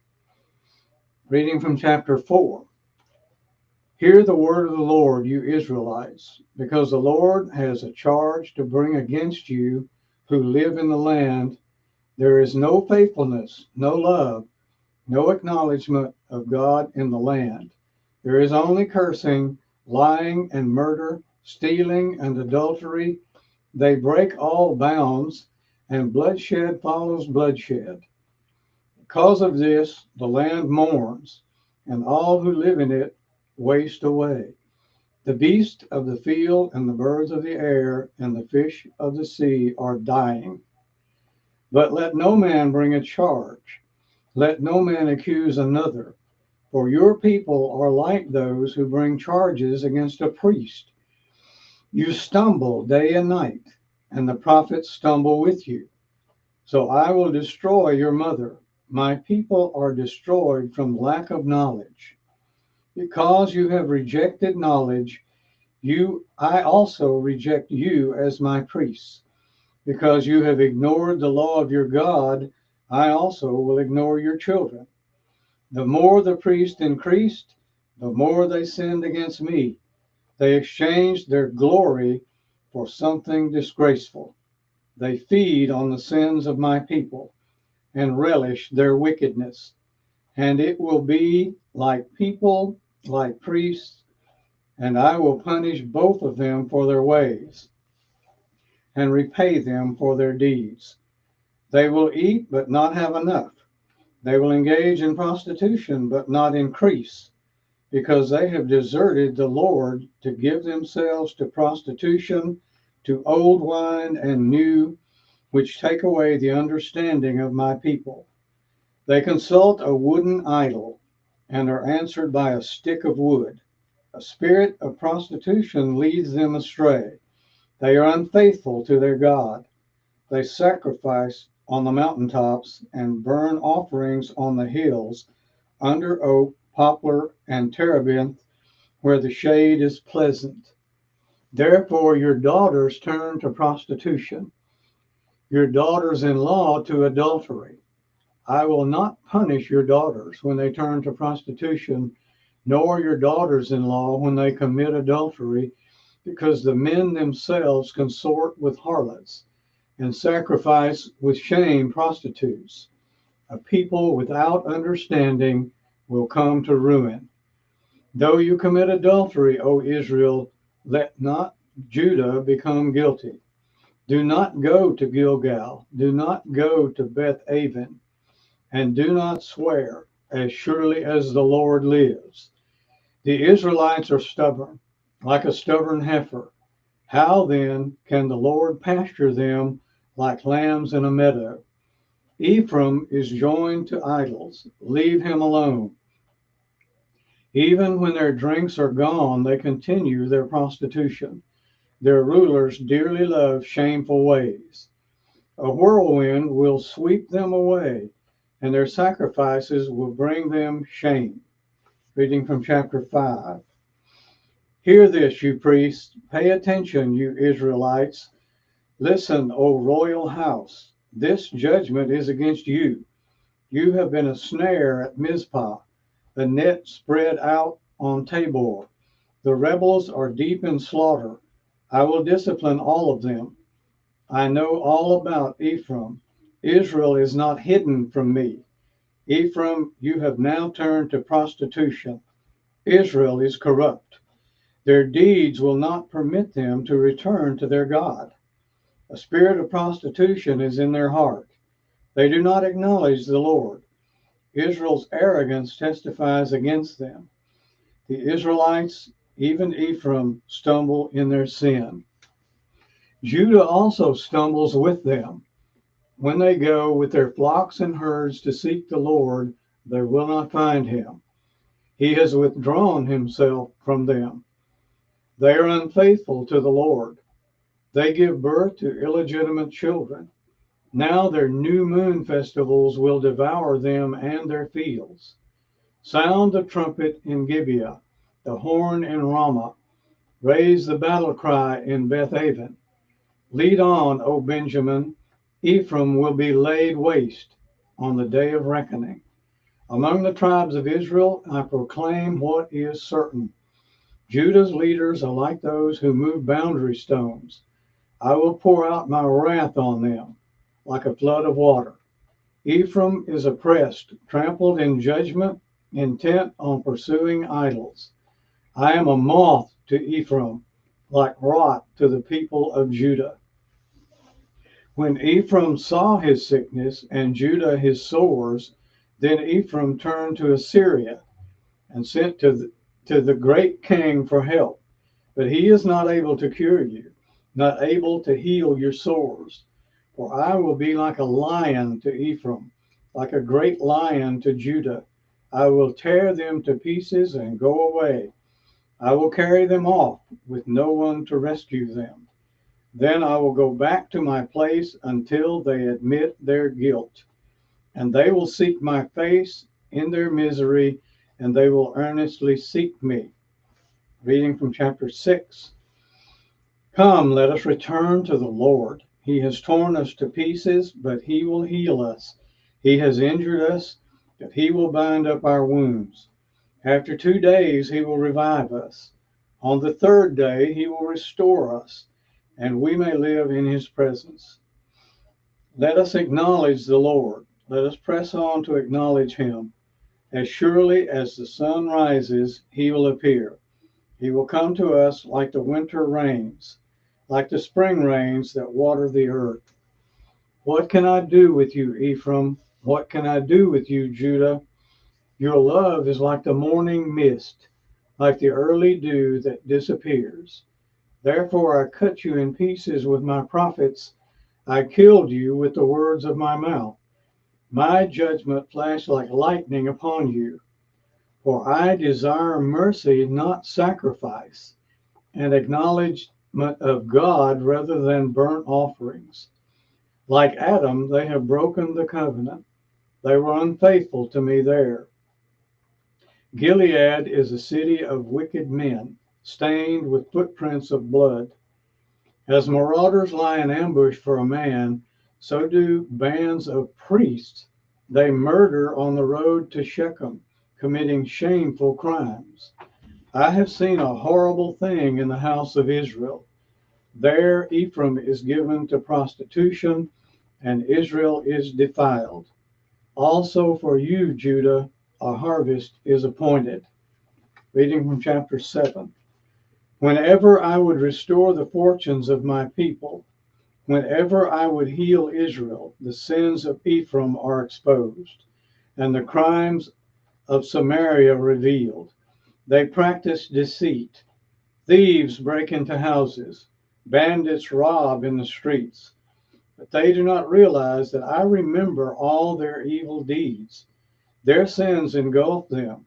They are always before me.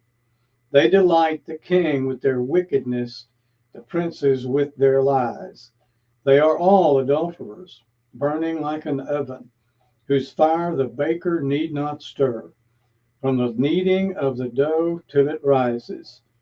On the day of the festival of our king, the princes become inflamed with wine, and he joins hands with the mockers. Their hearts are like an oven. They approach him with intrigue. Their passion smolders all night, and in the morning it blazes like a flaming fire. All of them are hot as an oven. They devour their rulers. All their kings fall, and none of them calls on me. Stop.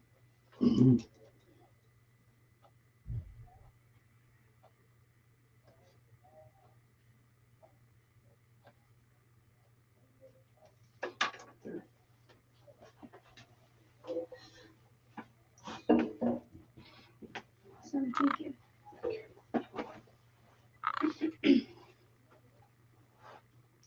Ephraim mixes with the nations.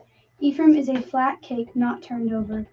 Forgivers sap his strength, but he does not realize. His hair is sprinkled with gray, but he does not notice. Israel's ignorance testifies against him.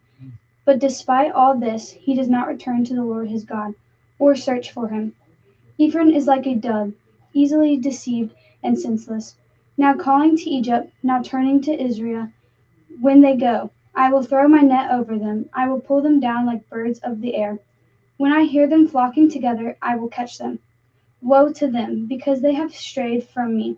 Destruction to them, because they have rebelled against me. I long to redeem them, but they speak lies against me. They do not cry out to me for their hearts, but wail upon their beds. They will gather together for grain and new wine, but turn away from me. I train them and strengthen them, but they plot evil against me. They do not turn to the Most High. They are like a faulty bow. Their leaders will fall with swords because of their insolent words. For this they will be ridiculed in the land of Egypt. Chapter 8. Put the trumpet to your lips. An eagle is over the house of the Lord. Because of the people have broken my covenant and rebelled against my law, Israel cries out to me, O our God, we acknowledge you. But Israel has rejected what is good, and an enemy will pursue him. They set up kings without my consent. They chose princes without my approval. With their silver and gold, they make idols for themselves, to their own destruction. Throw out your calf idol, O Samaria. My anger burns against them. How long will they be incapable of purity? They are from Israel. This calf a craftsman has made it. It is not God. It will be broken in pieces, that calf of Samaria. They sow in the wind and reap the whirlwind. The stalk has no head. It will produce no flower. Were it to yield again, foreigners will swallow it up. Israel swallowed it up.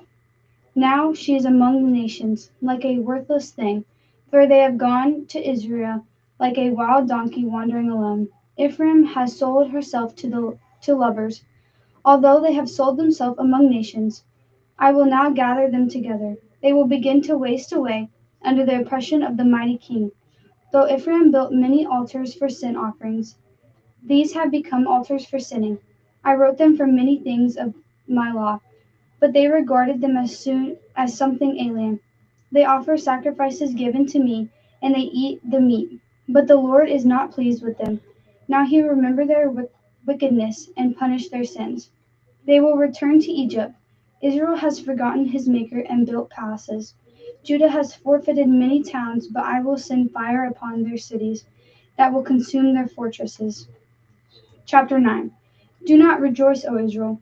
Do not be jubilant like the other nations, for you have been unfaithful to your God.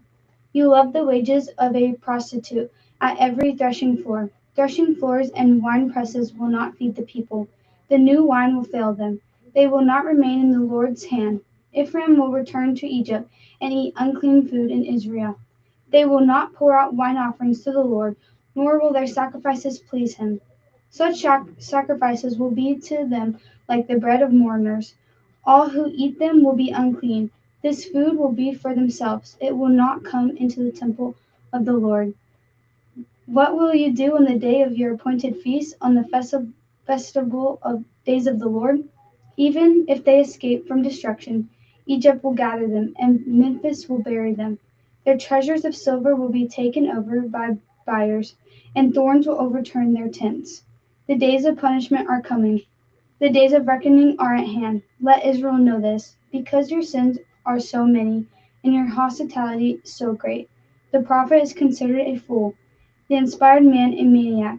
The prophet, along with my God, is the watchman over Ephraim. Yet snares await him on all his paths, and hostility in the house of his God.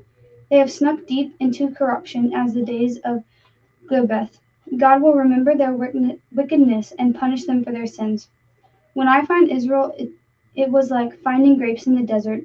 When I saw your father, it was like seeing the early fruit on the fig tree. But when they came to Baal Peor, they consecrated themselves to that shameful idol, and became as vile as the thing they loved. Ephraim's glory will fly away like a bird. No birth, no pregnancy, no conception. Even if they rear children, I will bereave them of every one. Woe to them! When I turn away from them, I have seen Ephraim like Tyre, planted in a pleasant place. But Ephraim will bring out their children to the slayer. Give them, O Lord, what will you give them? Give them wounds that miscarry and breasts that are dry.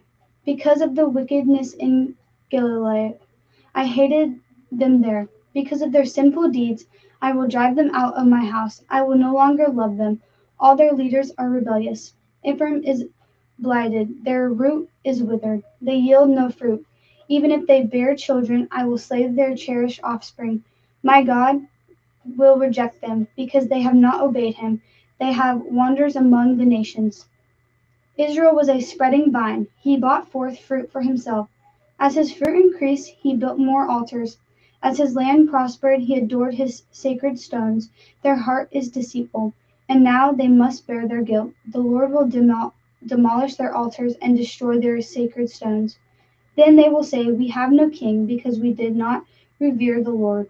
But even if we had a king, what could he do for us? They make promises, take false oaths, and make agreements.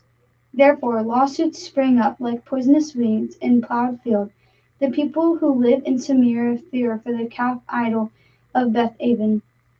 Its people will mourn over it, and so will its idolatrous priests, those who have rejoiced over its splendor because it has taken from them into exile. It will be carried to Israel as tribute for the great king. Ephraim will be disgraced. Israel will be ashamed of its wooden idols. Samaria and its king will float away like a twig on the surface of the water. The high places of wickedness will be destroyed. It is the sin of Israel. Thorns and thistles will grow up and cover their altars. They will say to the mountains, cover us, and to the hills, fall on us. Since the day of Gobeth you have sinned, O Israel, and there you have remained. Do not war overtake the evildoers in Gobeth? When I please, I will punish them. Nations will be gathered against them, to put them in bonds for their double sin. Ephraim is trained heifer that loves to thresh, so I will put a yoke on their fair neck. I will drive Ephraim, Judah must plow, and Jacob must break up the ground. Sow for yourselves righteousness, reap the fruit of unfailing love, and break up your own plowed ground. For it is time to seek the Lord, until he comes and showers righteousness on you. But you have planted wickedness, you have repelled evil. You have eaten the fruit of deception, because you have depended on your own strength, and on your many warriors the war of battle will rise against your people, so that all your fortresses will be devastated. As Shalman devastated Beth Abel on the day of battle, when mothers were dashed to the ground with their children, thus it will happen to you. O Bethel, because of your wickedness is great. When the day dawns, the king of Israel will be completely destroyed. Chapter 11. When Israel was a child, I loved him, and out of the Egypt I called my son. But the more I called Israel, the further they went from me. They sacrificed to the Baals and burned incense to images. It was I who taught Ephraim to walk, taking them by the arms, but they did not realize it was I who healed them.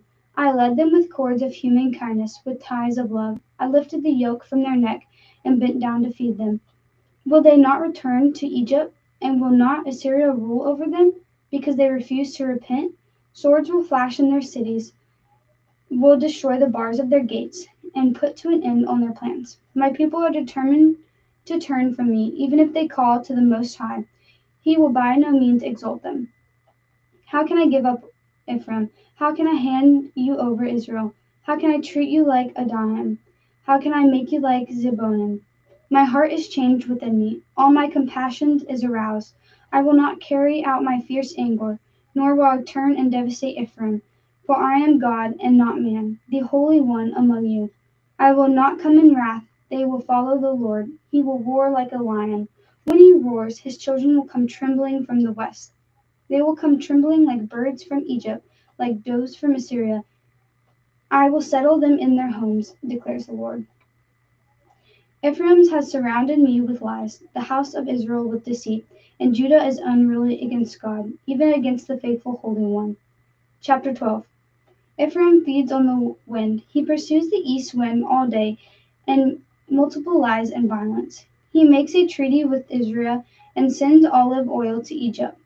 The Lord has charge to bring against Judah.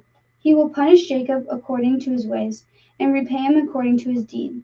In the womb he grasped his brother's heel. As a man struggled with God, he struggled with the angel and overcame him. He wept and begged for his favor. He found him at Bethel and talked with him there. The Lord God Almighty, the Lord in his name of Re-on. Now you must return to your God, maintain love and justice, and wait for your God always. The merchant uses dishonest scales. He loves to defraud. Ephraim boasts, I am very rich. I have become wealthy with all my wealth. They will not find in me any inquiry or sin. I am the Lord your God, who brought you out of Egypt. I will make you live in tents again. As the days of your appointed feasts, I spoke to the prophets, gave them many visions, and told parables through them. Is Galilee wicked? It's the people are worthless. Do they sacrifice bulls in Gilgal? Their altars will be like piles of stones on the plowed field. Jacob fled to the country of Aram. Israel served to get a wife, and to pay for her he tended to sheep. The Lord used a prophet to bring Israel up from Egypt. By a prophet he cared for him, but Ephraim was bitterly provoked him to anger. His Lord will leave upon him the guilt of the bloodshed, and will repay for his contempt. Chapter 13. When Ephraim spoke, men trembled. He was exalted in Israel, but he became guilty of Baal worship and died.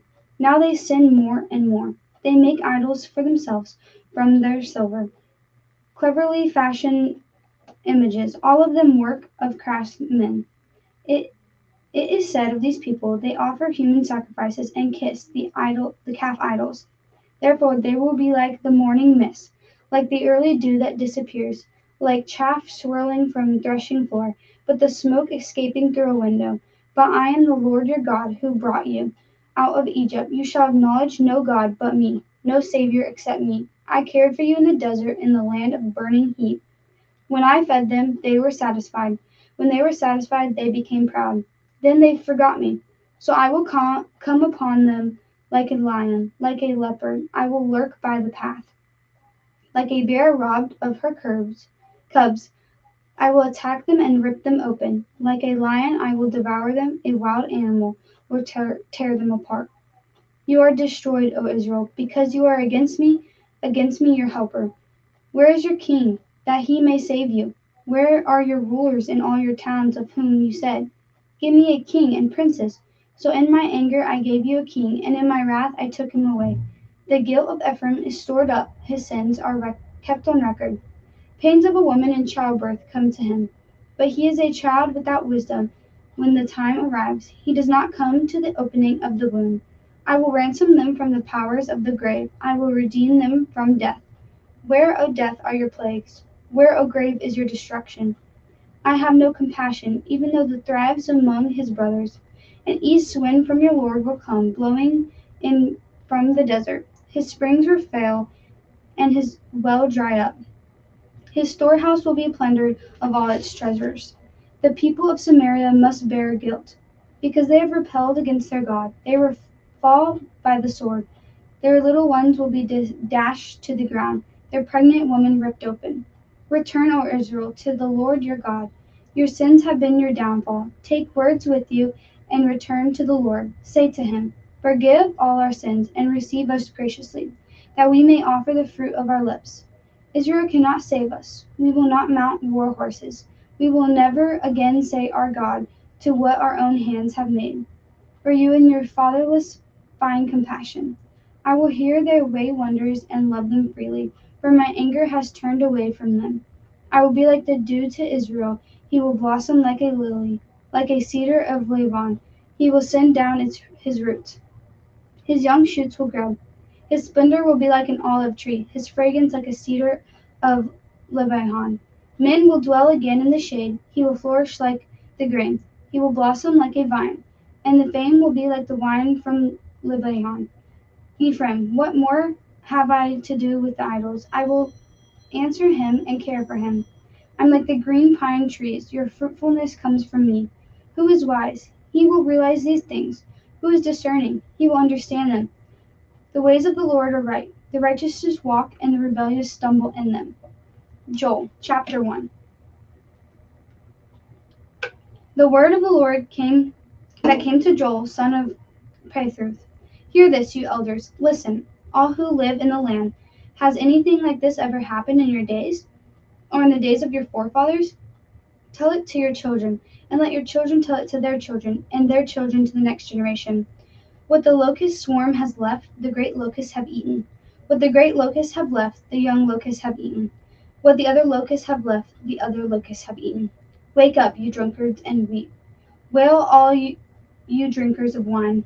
Wail because of the new wine, for it has been snatched from your lips. A nation has invaded my land, powerful and without number. It has teeth of a lion and fangs of lioness.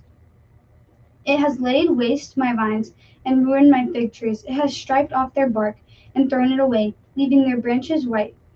Mourn like a virgin in sackcloth, grieving for her husband of her youth. Grain offering and drink offering are cut off from the house of the Lord. The priests in the morning, those who minister before the Lord. The fields are ruined, the ground is dried up, the grain is destroyed. The new wine is dried up, the oil fails. Despair, you farmers, wail, you vine growers. Grieve for the wheat and the barley, because the harvest of the field is destroyed. The vine is dried up, and the fig tree is withered. The pomegranate, the palm, and the apple tree, all of the trees in the field, are dried up. Surely the joy of mankind is withered away. Put on sackcloth, O priests, and mourn. Wail, you who minister before the altar. Come spend the night in sackcloth, who minister before my God. For the grain offerings and drink offerings are withheld from the house of your God. Declare a holy fast, call a sacred assembly, summon the elders and who live in the land to the house of the Lord your God. And cry out to the Lord. Alas, for that day of the Lord is near. It will come like destruction from the Almighty. Has not the food been cut off before our very eyes, joy and gladness from the house of our God? The shields shrivel beneath the clods. The storehouse are in ruins. The granaries have been broken down, for the grain has dried up. How the cattle moan, the herds meal about because they have no pasture. Even the flocks of sheep are suffering. To you, O Lord, I call, for the fire has devoured the open pastures, and the flame has burned up the trees of the field. Even the wild animals pant for you. The streams of the water have dried up, and the fire has devoured the open pastures. Chapter 2. Blow the trumpets in Zion, sound the alarm on my holy hill. Let all who live in the land tremble, for the day of the Lord is coming. It is close at hand, a day of darkness and gloom, a day of clouds and blackness, like dawn spreading across the mountains. A large and mighty army comes, such as never was of old, nor ever will be in ages to come. Before the fires devoured, behind them a flame blazes. Before the land is like Garden of Eden, behind them a desert waste. Nothing escapes them. They have appearance of horses. They gallop along the cavalry with the noise that of chariots. They leap over the mountain tops like a crackling fire consuming saddle, like a mighty army drawn up for battle. At the sight of them, nations are in anguish. Every face turns pale. They charge like warriors. They scale walls like soldiers. They all march in line, not swerving from their course. They do not jostle each other. Each march straight ahead. They plunge through defense without breaking ranks. They rush upon the city. They run upon the wall. They climb into the houses. Like thieves, they enter through the windows. Before them the earth shakes. The sky trembles. The sun and moon are darkened, and the stars no longer shine. The Lord thunders at the head of his army. His forces are beyond number, and mighty are those who obey his command. The day of the Lord is great. It is dreadful. Who can endure it? Even now, declares the Lord, return to me with all your heart, with fasting and weeping and mourning. Rend your heart and not your garments. Return to the Lord your God, for he is gracious and compassionate, slow to anger and abounding in love, and he relents from sending calamity.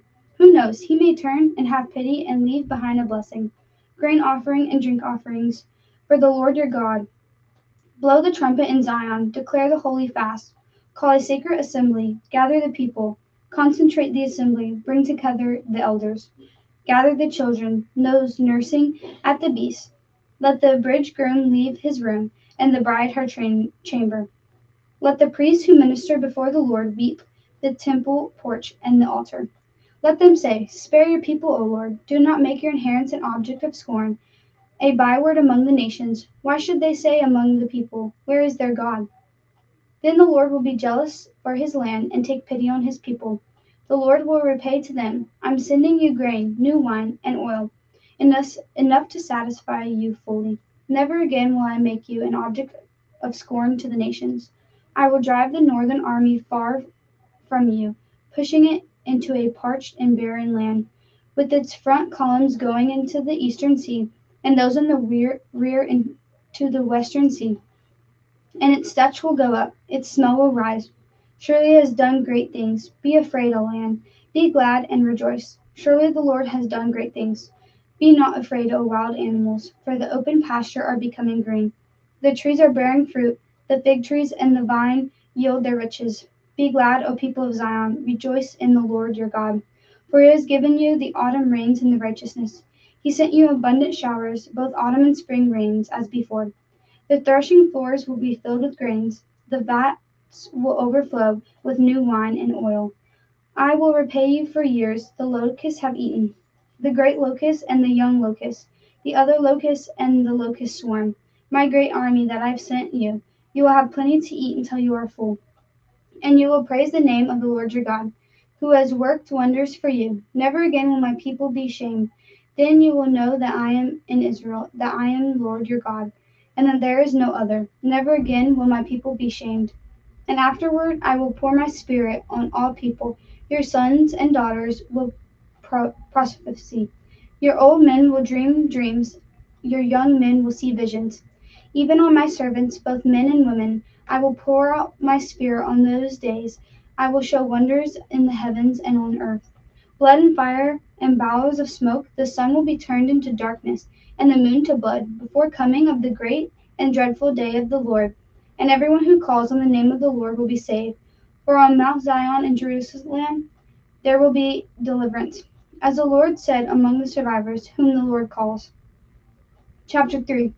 In those days and at that time, when I restore the fortunes of Judah and Jerusalem, I will gather all nations and bring down to the valley of Jehoshaphat, and there I will enter judgment against them, concerning my inheritance, my people Israel, for they scattered my people among the nations and divided up my land. They have cast lots for my people and traded boys for prostitutes. They sold girls for wine that they might drink. Now what have you said against me, O Tyre and Sidon, and all the regions of Palestina? Are you repaying for me something I have done? If you are paying me back, I will swiftly and speedily return your own heads for what you have done. For you took my silver and my gold and carried off my finest treasures to your temple. You sold the people of Judah and Jerusalem to the Greeks that you might send them far from their homeland. See, I'm going to rouse them out of the places to which you sold them, and I will return on your own heads what you have done. I will sell your sons and daughters to the people of Judah, and they will sell them to the Sabeans, a nation far away. The Lord has spoken. Proclaim this among the nations. Prepare for war. Rouse the warriors. Let All the fighting men draw near and attack. Beat the plowshares into swords and your pruning hooks into spears. Let the weakling say, I am strong. Come quickly, all you nations from every side, and assemble there. Bring down your warriors, O Lord. Let the nations be roused. Let them advance in the valley of Jehoshaphat. For there I will sit, to judge all the nations on every side. Swing the sickle, for the harvest is ripe. Come to trample the grapes, for the winepress is full and the vats overflow. So great is their wickedness. Multitudes, multitudes, in the valley of decision. For the day of the Lord is near in the valley of decision. The sun and the moon will be darkened, and the stars no longer shine. The Lord will roar from Zion, and the thunder from Jerusalem.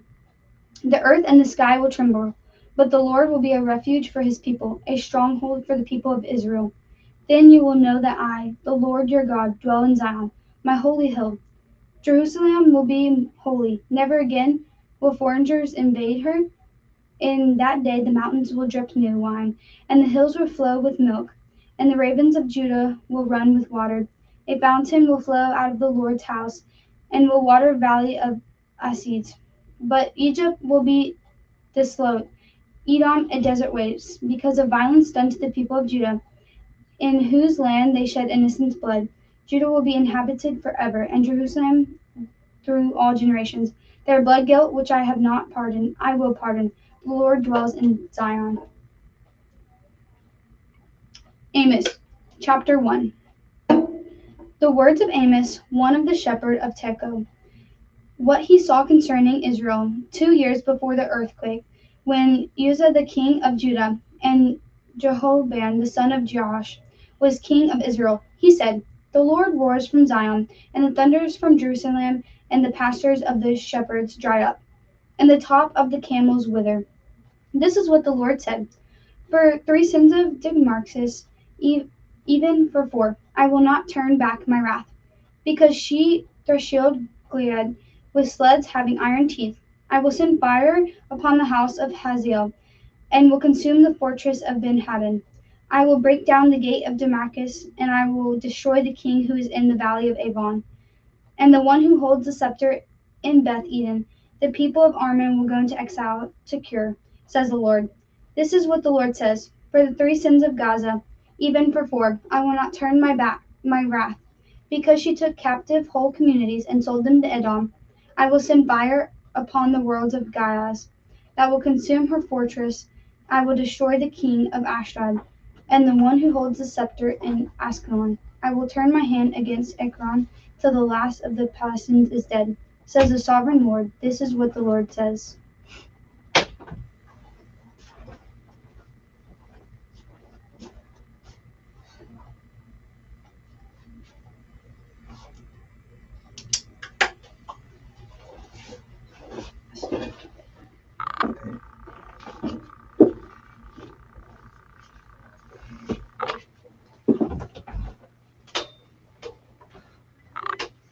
For 3 sins of Tyre, even for 4, I will not turn my wrath, because she sold whole communities of captives to Edom, disregarding a treaty of brotherhood. I will send fire upon the walls of Tyre, that will consume her fortresses. This is what the Lord says. For 3 sins of Edom, even 4, I will